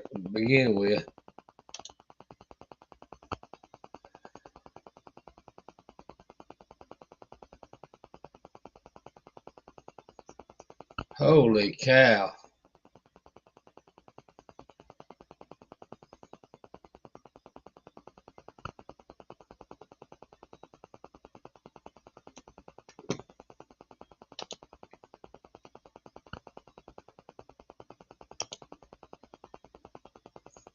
Yeah, that's LP. That's young to lose your daddy right there at 13.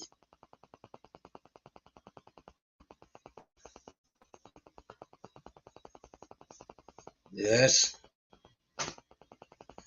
it don't matter how many years go by, it still feels like it was last week, you know.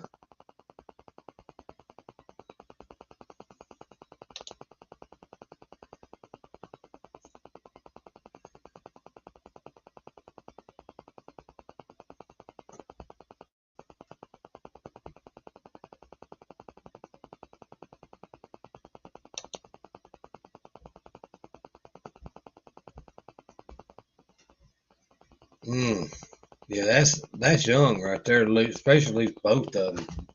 Yeah, my dad died of an asthma attack.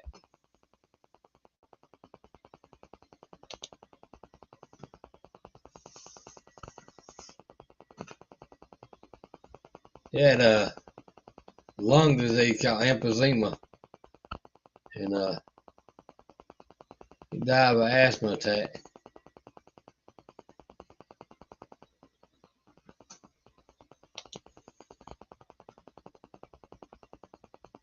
Then I lost my mom, my mother, I should say, October last year, 16th, I think it was.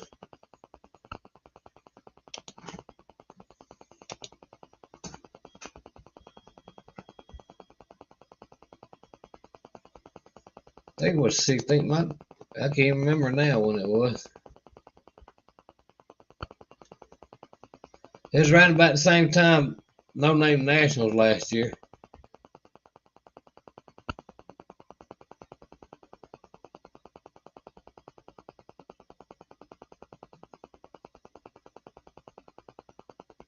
Oh man, yeah, because it's when it's on your birthday like that after that you don't even want to see your birthday come around.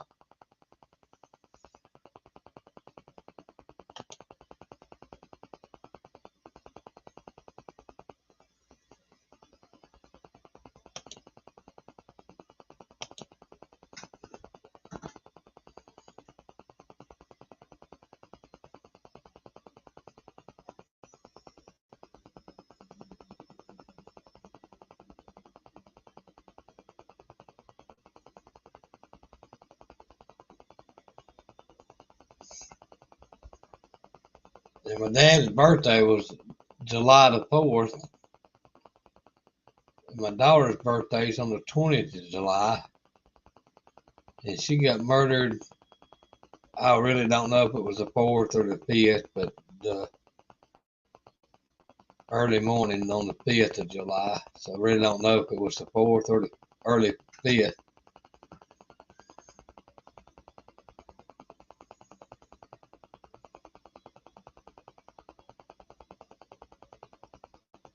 And that right there, losing a child will rattle your cage right there.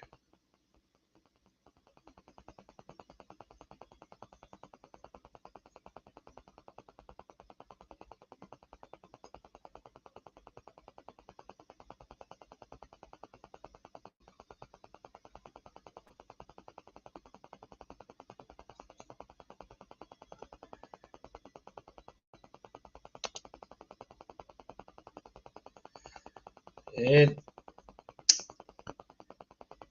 it's kind of hard. It's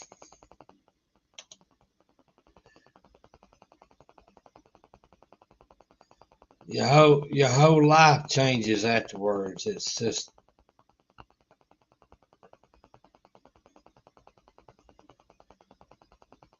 not only one thing in your life changes, everything changes.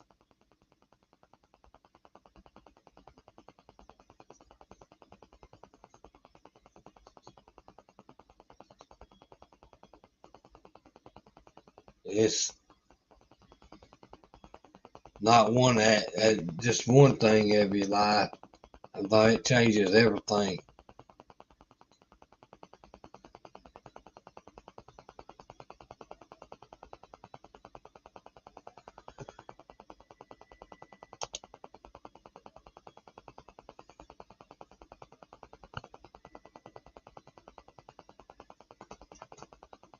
That's right, LP. You got that right there. That's all you can do.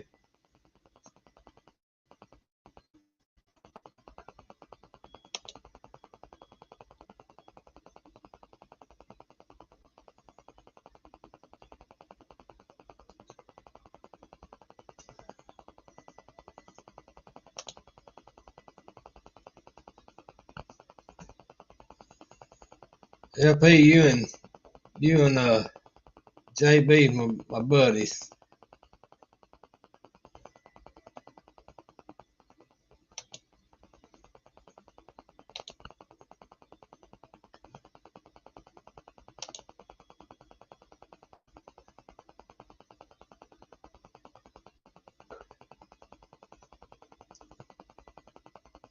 The hardest thing I ever had, I do family genealogy. My wife does too. And one of the hardest things was when I did her obituary on the Find a Grave.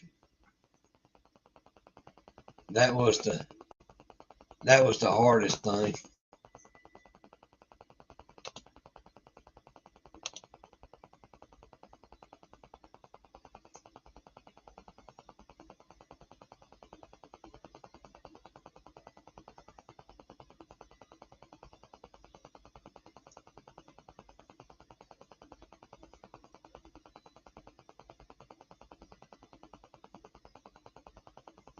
Yeah, it's just, well, all gonna go that way though one day. That's part of life.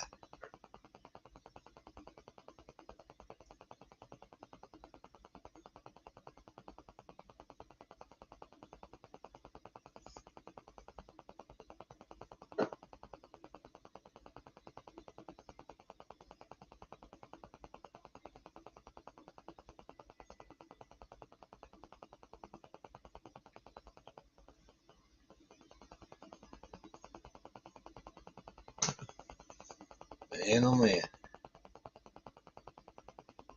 I got 6 people in here. Pretty good, ain't it?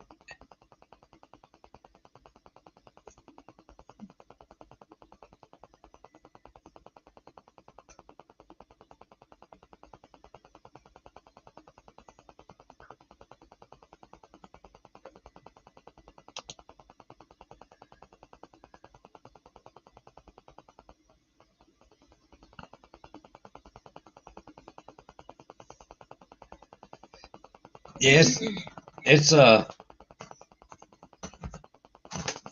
website called Find the Grave, and you go on there and make a mural for somebody that's passed. It's like a genealogy tool, and you can go to the grave site without even leaving your computer. Basically, it's what it is. It's called Find the Grave.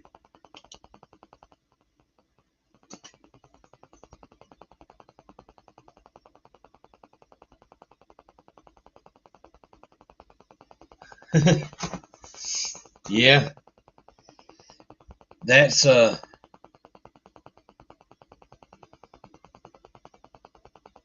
pretty good, Ollie. But unless you hear some noise other than what you made, then you know you stick around or run.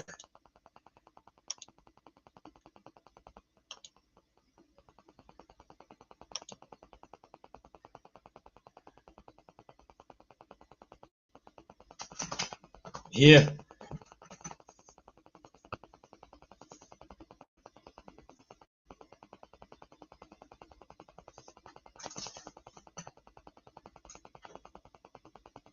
I know. I did my brother's funeral. We hauled him back of my nephew's pickup truck from the church to the cemetery, which was about 30 miles in the back of a pickup truck. That's the way he wanted to go out, so that's the way we took him. I did one of the videos on here on one of my older videos.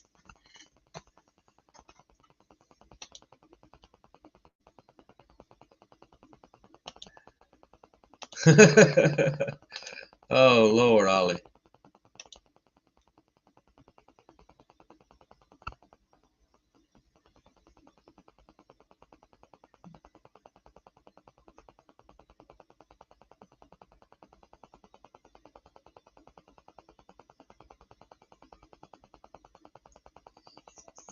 Yeah, LP.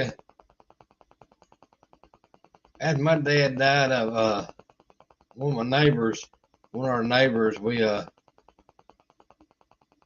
he worked on cars and stuff, and me and him sit up underneath his swing many days out there.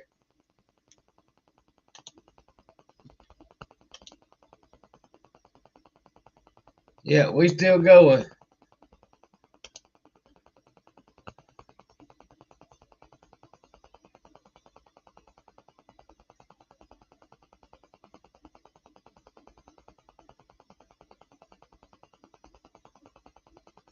Oh man.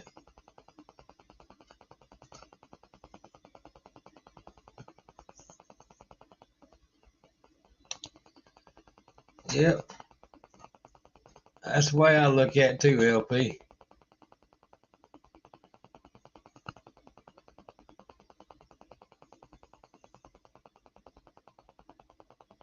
It's almost breakfast time.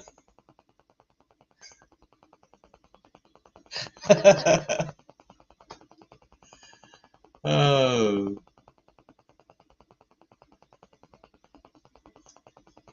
Time for a biscuit.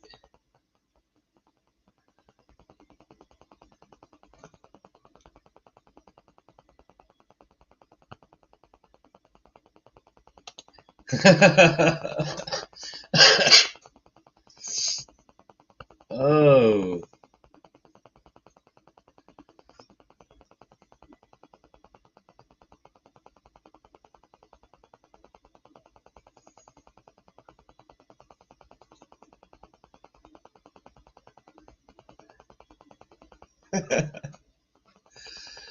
Oh man.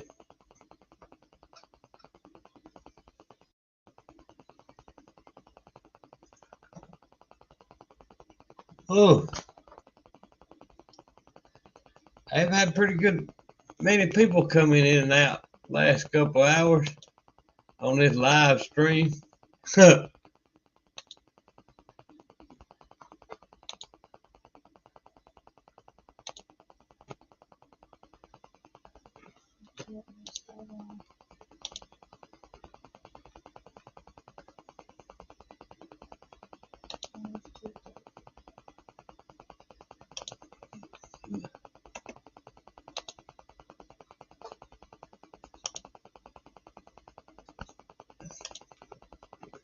I've had a good many of them.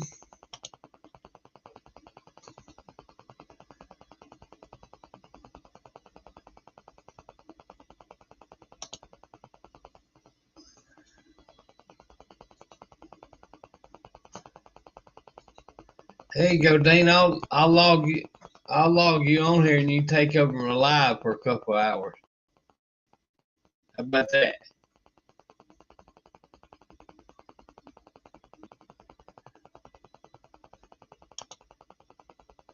$7 hours and 26 minutes and 7 seconds to be exact, Blake.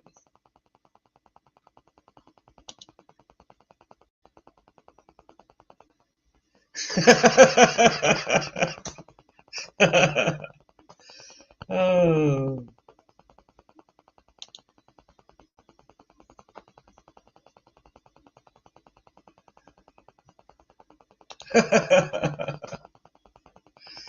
Oh. And then you can get up here and talking about all that horsepower motors and Ford stuff, and by the time I get up, I'll have enough of watch hours to be monetized, and I'll have 30,000 subscribers, and they'll think my name is Dean.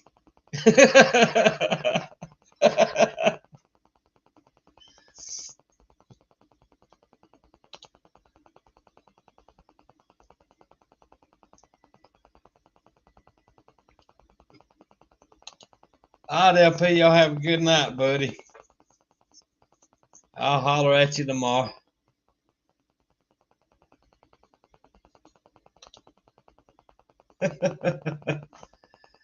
Oh, man. Man, oh, man, oh, man. 7 hours and 27 minutes. Pretty good, ain't it?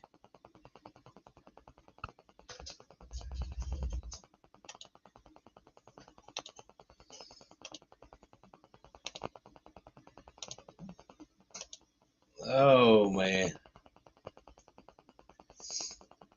Well, I gotta get off here. It's night time.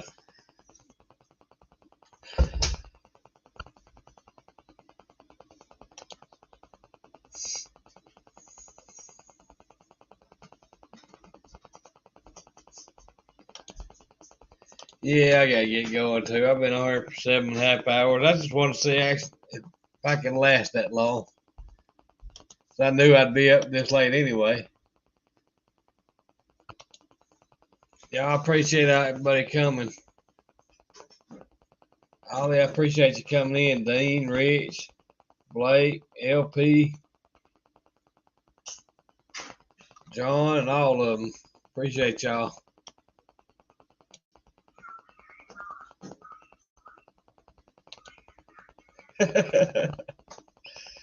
Oh.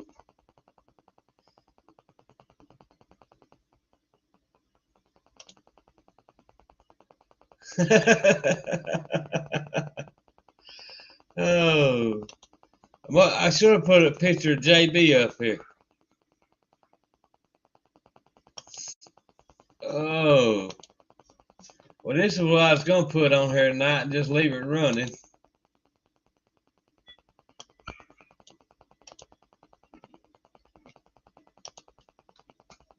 If I did that, people would think I'd be cheating. See? Oh. Y'all appreciate it, and we'll see y'all tomorrow.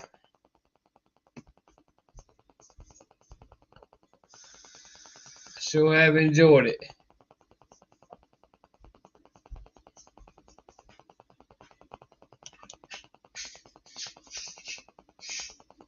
Seven hours and 30 minutes and 2 seconds.